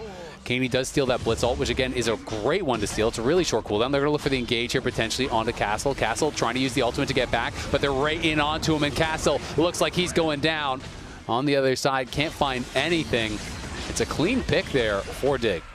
Yeah, that's very nice. Grab that kill. 3 Void Grubs to start for them. Get your bonus towards your feet. Get your top side feeling way, way, way better. Now it's going to be Jax with the extra free time. Surdy definitely needed a little bit of a bailout because of how rough the lane swap actually had started for him. Who are we going to look? But Kaney's just going to hold on to the E. If he gets pinned against the wall, it's a lot harder. He did walk right into the wall, and now Kaney in trouble. Might be going down, but he's going to be able to turn it around. Knocks him up, uses the stolen Blitz ulti. Abadaga gets CC'd. The 2v1 becomes a 2v2 because the tower got heavily involved. Oh my goodness. The tower shot and the Blitz stolen ult, and now on bottom side. Nice slow, though, from the mines. It should be able to just walk this one out. Kaney, really good play to turn that around. Those are so frustrating when you see your teammates dying in that 2v1 situation. It feels so rough. And because it opens up a bottom side play. So we go into a full screen replay here, but it's 2v1 on bottom side now in the aftermath because Puhi shows mid for this play. And wow, that was really nice, locking him up there too, in turret range, just able to finish it off. But yeah, there we go. The picture-in-picture, then they are just going to do the reset. He's like, oh, nice, okay. 1v2, let's go. Yeah, I like to see that. Yeah, I mean, he hit the E2, chains him under, then into the silence, being able to snap that together, really well played. Scary Jerry pushing down here on this bottom side with the Ziggs. The bot laners both got pretty even as far as the farm goes. Castle was relatively ahead as far as the farm went on the top side. You know, Surdy did get denied more and was forced back to base. But thus far, just farming out really now against the Maokai. Yeah, Ziggs just has such good wave clear. One of the big reasons you do, you know, pick it with stuff like this can allow more roam timing. Interesting that we have a dragon start while XU's going for a lane gank. So XU hovering behind lane here while Shaden is slowly taking it down. Once they have lane priority, then they can move in. Yep, XU going for it, but that is the Braum. They don't want to commit to it. Shaden going to try to turn this around, throws out the ulti onto Huhi. He's going to have to try to flash out, but it's Tomo on the side, getting a lot of damage down on the Scary Jerry. He's in trouble. Tomo still has the flash available. Will he go for it? Flash Q from Braum does not hit. Scary Jerry not even using the flash. Nerves of steel there, honestly, to hold on to it. Kaney now battling out against Abadaga, has the stolen ultimate. Can he look for it? Abadaga Q3, trying to get to safety, uses the ulti to retreat. We'll get back to XU and stay safe as Castle was bullying out Surdy on that top side in the 1v1. Yeah, so they've got pressure on top side, but mid lane and bottom lane went pressure the way of Dignitas. So they actually got to have the extra shove in here on the bottom. Tomo there on the Zeri wasn't able to collect any kills, but is eking out the CS lead, able to push another one in. Meanwhile, Kaney here in mid gets a visit. Here again, looking for the ulti. Kaney trying to get out, can't finish off Abadaga. XU moves forward, but with Abadaga that low, they know they can't chase him for the kill. Yeah, definitely doesn't want to fully commit to that one, so just a little bit of a hover there. And they actually don't get the extra one now. Shaden here with the double Giant's Belt, very close to his Heartsteel, finishing up Krugs on top side. Does mean DSG will be able to, wait a second. Yeah, prep the Scryer to get the full vision first.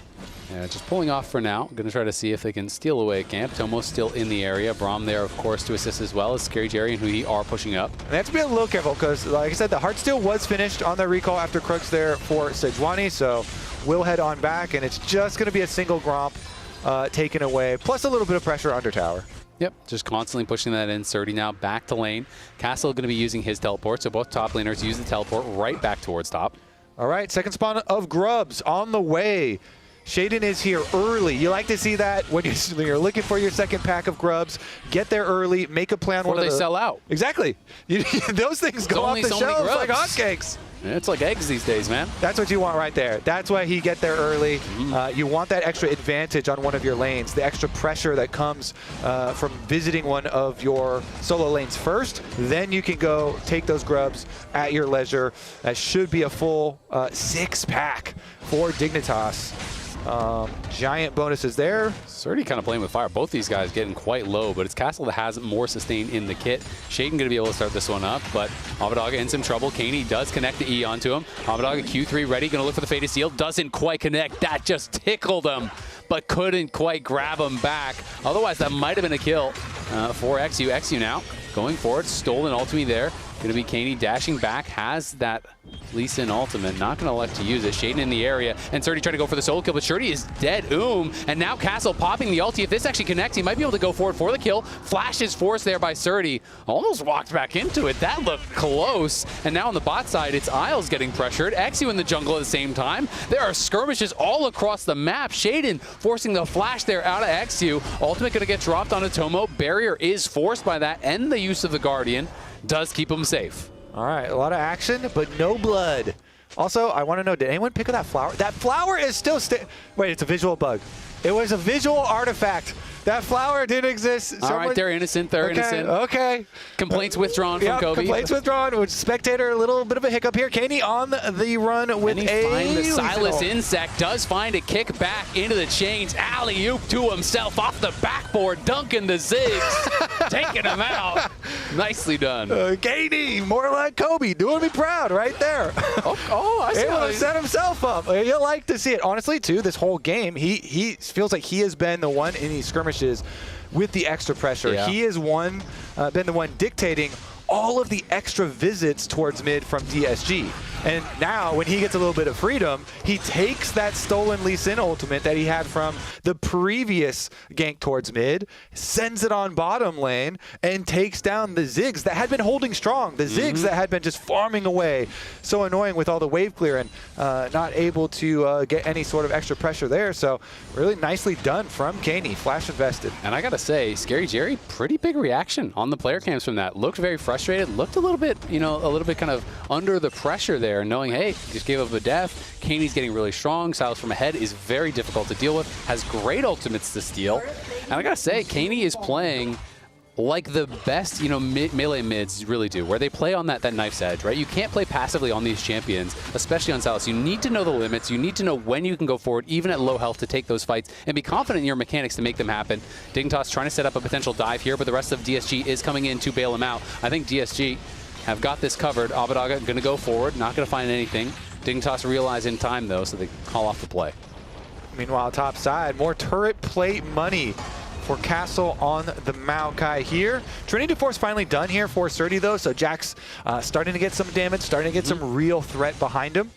Even though his tower has actually taken a bit of a beating up there. Looks like they're still sending resources to the bottom side of the map. Really just try and prey on Abba here. This Yone has been a big... He's going to get engaged on the other side. Tomo and Shaden looking for him. He'll be able to pull back, but I don't think the same could be said for Abadaga. Isles just tanks it up. They spotted XU at the red. They engage on him. They engage on bot. They get the kill on Abadaga. Really well done. Dignitas is pushing the pace. And look at the other things leading into it, too. On the minimap, you can see Tomo even. The Zeri was headed down. They shift all of their resources down to target Abba on the Yone under tower here, this low health tower on the bottom side of the map. So boom, first tower achieved for Dignitas, getting that plus the 6 grubs, plus the dragon, plus the 5 kills. Like, they are looking like they are going to completely control this early game. How do you contain Caney now? He's level 11 on the Silas, has just been an absolute monster. He has a arm guard ready for his next big play to be able to make, and we did at least finally get that Blade of the Ruin King finished for Yone for Abba. So you know, he had been the target earlier that they were really able to punish and take advantage of, but now with Blade of the Ruin King, you definitely have a big power spike yourself. Yeah, I mean, Caney hovering around that top side. There's a lot of playmaking over on the DSG side, so they will have opportunities, but I think it is going to be very tough to make it happen here. Now Caney steals that Maokai ult. Shaden wrapping around behind. They want to try to threaten this dive here. XU is in the area, but as is Isles. And Castle will be a tough nut to crack. I think he is going to be able to be safe under the tower for now. If XU tries to get there, he could be in trouble, though. Surdy going to get hooked in. Nice Q3 to follow it up. Ignite. And the ulti won't be enough to kill. But on the top side, it's Caney getting engaged on. Nice kick back from XU onto Shaden. Shaden is tanking up this tower. He's getting rocked by it. The ulti comes through, but it's Caney who gets the kill. Castle now in a 1v4 here. Surdy on the run from who he will survive. But it is XU going down at the end of the day. It's another kill for Caney. DSG just can't defend. Yeah, I mean, Castle up here at least is going to survive like the super tanky Maokai, and their tower is going to live for it, but it's going to still be Rift Herald taken, and that thing can like one-shot the rest of it. Probably will take it mid, but I mean, it really still seems like side lane supremacy there for them. Caney here with the 5 kills now on the Silas, resets towards mid with teleports. His flash will be coming up as well, and with flash plus the Seeker's arm guard plus so many good ultimates to steal, you have to think that they're going to be able to set that Rift Herald up quite nicely to take control of mid. Oh yeah, I mean, he even has that Darksteel 10 stacks. We've seen Magi's 2 games in a row. Maybe we'll get it 3 for 3, man. Complete the set. Let's see if they can. Tomo picking that Rose. Kobe's going to be happy. I mean, it's so tilting when... Leave no Rose unplugged. Exactly. Pick that flower. Whoa, Abadaga going to have to expend the ultimate. Thankfully, he was able to just blow away on the wind. Yep, the Roses can't fight back. Just relocate. Replant himself on his own side of the map. Exactly. Find a nice place to get watered. Lots of sunlight. All right, we are too deep. We've gone too deep, Isaac. I thought it was worth a try. Okay, you miss all the shots you don't shoot. You know? Exactly. I'm gonna pull the ripcord here. All right, we agreed. We're out of there. Deep. We eject, and topside tower is the next target. he doesn't even have to eject. He just safely walks away there, drops the ward, who he tries to predict which way he's going to juke. Guess is wrong, but the tower does fall. Castle had gotten a lot of work done on that earlier, as you had called out. And Shaden again around here in mid. He's behind Abadaga, going to look for the ulti. It does connect, and Tomo's going to let the ulti of his own rip. I don't think Abadaga has anywhere to go. Heartseal procs, flashback Q3. Can he get out? No. Tomo flash to follow. Nicely done. Shaden really has been strong in this game 3. He certainly has. You know, taking the tower shot to allow Tomo to go get the kill. They want to try to go back for this. XU flashes in. He gets the kick, and they just take down the Zeri. Scary Jerry has arrived, as has Castle, but do they have enough damage to actually finish off any of these kills? Castle trying to back off as the teleport comes in. Surdy is here. Kaney has arrived. Castle's got nowhere to go now. He's going to try to flash over the wall. Can he get out? Shaden following. Huhi hooks him forward. He is very low, but he hasn't fallen just yet. That Ziggs bomb does take him down. The burn from XU finally getting that kill. The charge in from the Herald. Q connects onto Kaney. Are you going to take this XU? Let's see if he goes for it. Elects not to. A big battle back and forth. Teleports getting committed on both sides. At the end of the day, it is just that slight lead here still for Dignitas. So Surdy flashing forward, finds the backline. Scary Jerry is gone. XU trying to fight back, but he doesn't have a lot going on. Ward off over the wall. It's Castle that's going to be the sacrificial lamb here. He's got no flash, no chance. Kaney is dominating. Ooh, Surdy has arrived, goes for it with the counter strike. They get their kill. No flash response from Scary Jerry. They annihilate them. Again, Dignitas just looks so hungry here. They restart the fight. They get their kill, and that was all while their Zeri had gotten a free reset to topside. That should be just full tower gold to Tomo. Tomo gets a push in the full wave. He's got the static shiv rune on, so he annihilates minion waves, and then he gets solo tower gold on top of it. Magi's 3 for 3. Has the confidence. There you go. I mean, he should, with the way that this game has been going. I mean, take a look at the two mid lanes. This time, he's not there. The mid laners are not present, but they did get that first kill. Don't and then count it against them. Top lane Maokai is so insanely tanky, getting to Fimbulwinter so quickly. And Castle makes a very nice escape over the top, and they get this cheeky little kill onto Shaden with barely sneaking it through there.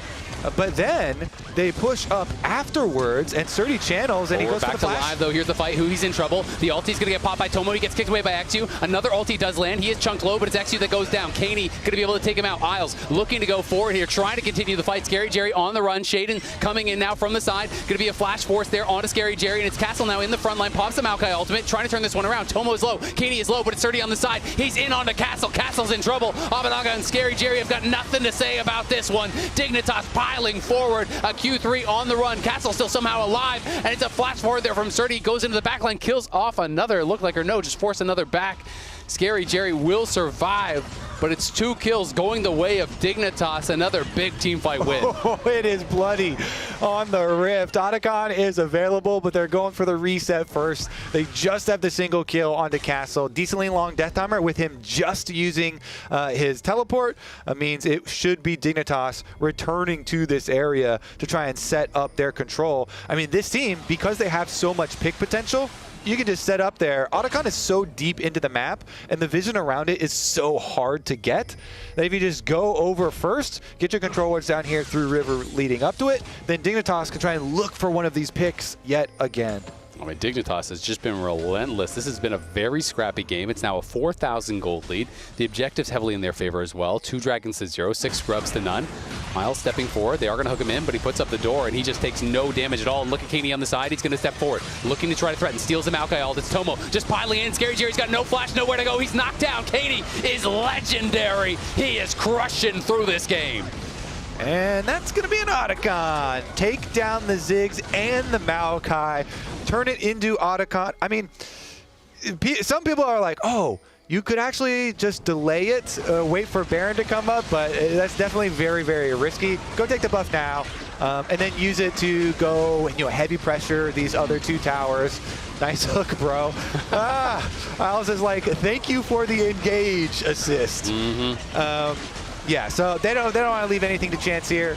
Just take it now and go use it to get a couple more towers. Then you have just such an overwhelming gold lead that when Baron does arrive, you'll have taken out these secondary towers and make it really difficult for DSG to come contest you. especially when they've had zero problem forcing fights. They are just finding fight after fight after fight. You know, maybe if you're really low on engage, you feel like, hey, we have to delay. They're just going to stall it out. But there is no way they're going to allow them to stall with the pace that they have been playing at. It has been non-stop. Katie now 22 stacks on the Magi's. It's on 3.5 items here at this point. Tomo getting paid as well. And Surdy, you know, was a tough start for him, but he has been picking up quite a lot of gold, working in towards that second item. We'll have the Sundered Sky here likely pretty soon. And they are really online. It is going to be so tough for Dignitas. They do find a hook here on Isles, but again, Braum, the only one exposing himself and just doesn't really take much damage whatsoever. Their consistent damage here is so low with this composition. It's kind of all upfront burst here from Abadag and XU, and Scary Jerry doesn't have the damage to take down a Braum.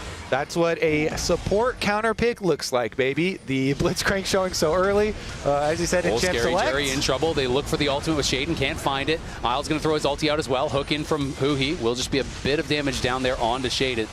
Abadaga and Castle moving from top lane. XU trying to be around. Surdy's wrapping in behind them. Remember, they have those GAs. They can give their lives if they want. It's going to be a dive in onto Abadaga. Surdy just jumping back. Q3 does connect. Scary Jerry throwing the ultimate. It's going to be dodged over Tomo. He's over the wall, and he's knocking down Scary Jerry. He's flashing into the base. He's taking on the Yone 1v1, and he's winning that fight. Kaney now trying to follow up here, looking for XU. They are just going for more. They will not allow Dignitas to get out of here. DSG trying to run, and Dignitas are digging the graves of DSG. It's another double for Kaney. This guy is taking over. Oh my goodness. The teleport immediately too.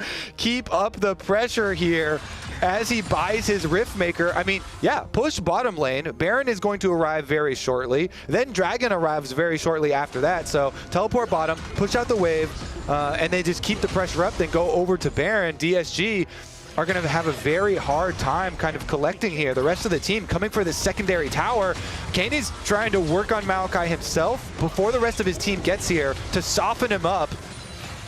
And he's doing some good work, man. Kaney is just crushing it. Castle now very low. Nice sidestep. Trying to get out of there. Surdy forces the flash just by threatening there with the counter-strike. Scary Jerry is back, but he just, let's be honest, doesn't have the damage to actually get anything done here. They're so far behind. You're down 10K in a comp without consistent damage. It is really hard to come back from here. Nearly impossible at this point. And now it is going to be a third dragon added to Dignitas' name. They'll be moving towards that Infernal Soul point here.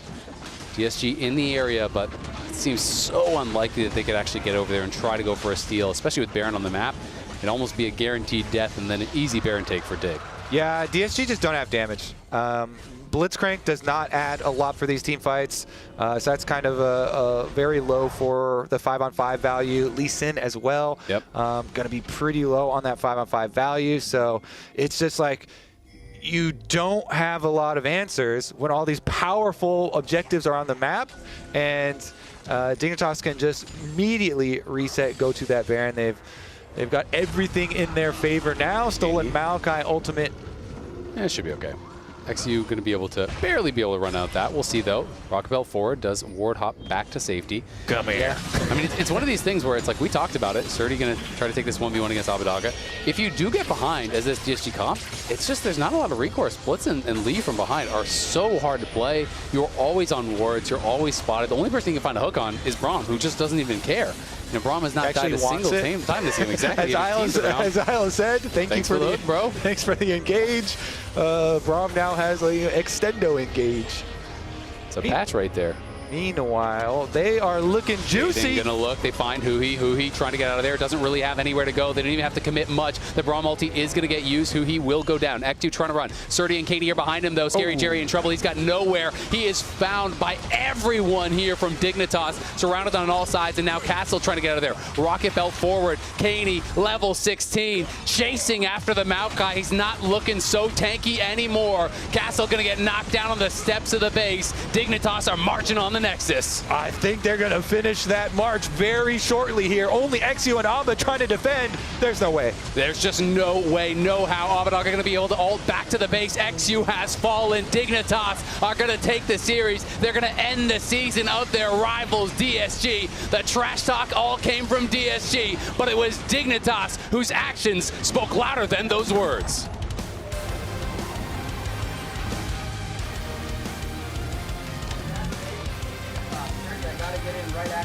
does it feel to win these last 2 games and take the victory? Yeah, I'll go Caney. It's really nice. Honestly, I never thought I'd be the kind of person to reverse sweep, so it's kind of sweet. I mean, my team played really well. I got carried.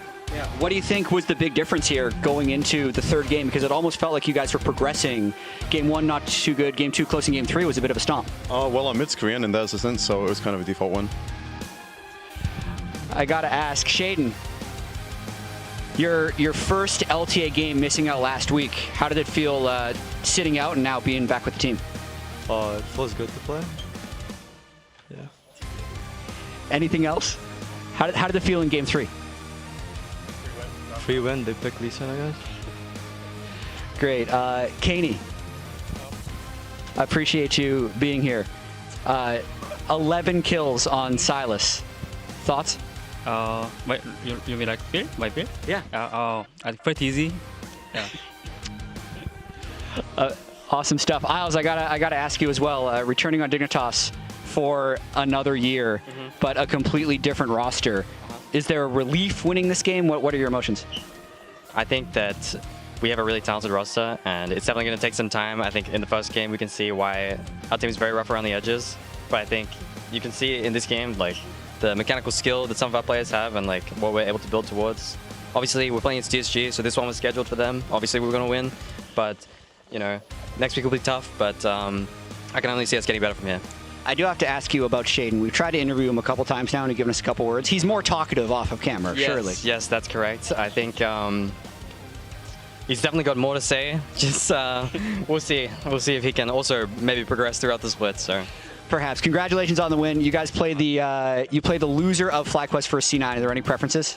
I would love to play against C9 always because I was with him before. I would love to play against Sven, former teammates, good friends. So really excited to play them. I also think FlyQuest will win 2-0 in case you were wondering. So we'll see. Okay, thank you very much, Alex. Congratulations again on the win. That's it from here. We're going to send it back to the desk. In case you're wondering. He just did the interview for Jet right there. It's like, yeah, do you want a prediction? Sure. Yeah, I'll give you everything, all right? Also, I will believe it when I see it. When he's like, yeah, Shaden has a lot more to say, so hopefully he will improve throughout the split as well. We're going to keep giving him the mic. I'm down for that. Yeah, we'll see how that ends up. It's time to check in with our players of the series. I know who I voted for. I don't remember who I voted for. Really? Oh! All right. So we have contracts. It was forever ago, it Yes. seems, that first series with Shopify finally coming out on top. The big thing for me, honestly, I think everyone had their really strong points, right? Like, Palafox had a great game 3. Yeah. Everyone had a few oopsies across the board in that game as well. The thing that really stood out to me for Contracts' play today was that he was so much more active on the map and with his lanes. Yeah. And that is the type of thing I really like to see from Contracts as a jungler overall. I completely agree. On that Maokai and just in general, knowing him as a player, when he is active and influential on the map, that's a dub. That as in a team win. And so being able to see Shopify basically have all their effort come to this conclusion, great. Caney, on the other hand, really excited for him as a player. I think a lot of people would need to, and I think should, know more about him, because the one thing I remember him for is just kicking 100 Thieves in the teeth, all right? And I will never forget that. That's what we all remember here. We do. And he's continuing that legacy, and we look at the conference bracket. Yep, and as you can see, Dig and Shopify keeping their hopes alive. And to remind people, the bracket will cross, essentially, right? So that means that the winner of tomorrow's matches advance to that best of 1 for seeding, and the losers cross. So as you heard Isles saying, he wants to face C9. He thinks he's going to face C9. And if C9 lose, they would be going across bracket. Same with the loser of TL 100 Thieves. Speaking of tomorrow's matches, TL take on 100 Thieves. FlyQuest take on C9, and then we have a little bonus league. We got a bonus game, a bonus round to figure out the seeding going into America's conference, so that's going to be really fun to see. But yes, I'm excited for Fly C9. Isles already said his piece. He wants to be able to go up against his former teammate in Sven, so I think it's going to be a little bit more competitive, but I can't wait for it. Yeah. We'll see, and that is it for us. We will be back with you all tomorrow at 4 p.m. Eastern, 1 p.m. Pacific for TL versus 100. And speaking of 100 Thieves, now it's time to send it over to Sniper's stream. He's streaming, so ask him how he thinks tomorrow is going to go. See you guys. True. Come. IV3, hard to go. Can we? Yeah. Careful. Nice. Wait. 쟤네가 먼저. 거르기. Nice. I can go. Jason, Chase. Penta? Go. Penta. Oh. Penta.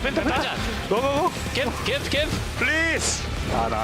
I'm on Silas. I'm in no flash. Killing him, man. Silas, no flash. Silas is one. Yeah. MF is dead. Vivo's got him. Okay. Yeah, I can get him on me. I'm TPing. Just kill him. I'm TPing. I'll ult MF after. On my way. That's all I have. That's all you guys know. Looking at map. Nice. Yeah. I'm on Urgot. We're going on Urgot slowly. Killing Urgot here. Killing Urgot. I have Viego, Yeah, just don't let him stalling. get stall. Yeah, Okay. nice. Yep, fighting. Kill Full fight. Urgot. Urgot was one. Yeah. Nice work. I'm Look, killing. Viego, no flash. Viego, no flash. Yeah. Please. Already no flash. Bottom has flash. Yeah, Let's low. GG. We really had Palace Baker this one. I'm on Corky. Corky. Rumble. Yeah. Look on the No flash. Come here. Corky, no sums, guys. Corky 1 HP. Yeah, it looks winning. Play with Jace. It's hard winning. I'll come help you. Q and 2. WQ. Baron, go. You guys can go Baron. You guys can go Baron. No. Get more. I'ma say it. Look Ash. No flash. Dash. Look Zen. Tillion or W. Zen or flash. Go Zen. Zed. Yeah. Look good here. Wave and mid wave. Yep. Nice. It's good. I can ult soon. It's good. I don't need ulti yet. I'm holding ult. I'm just hitting front. I can dive Ash when we're close. Yeah. No flash. Oh. He's dead. Nice. GG. Nice. Go. Look. Nice. It's good. They don't do damage. I'm just gonna go Look, top. listen. I'm attacking late. No flash back on. No flash to push. I'm just gonna push up. Nice. Go. Keep that. Keep going. I'm out of gun. Dolphus house. Holy! Let's go. Nice. Who is this guy?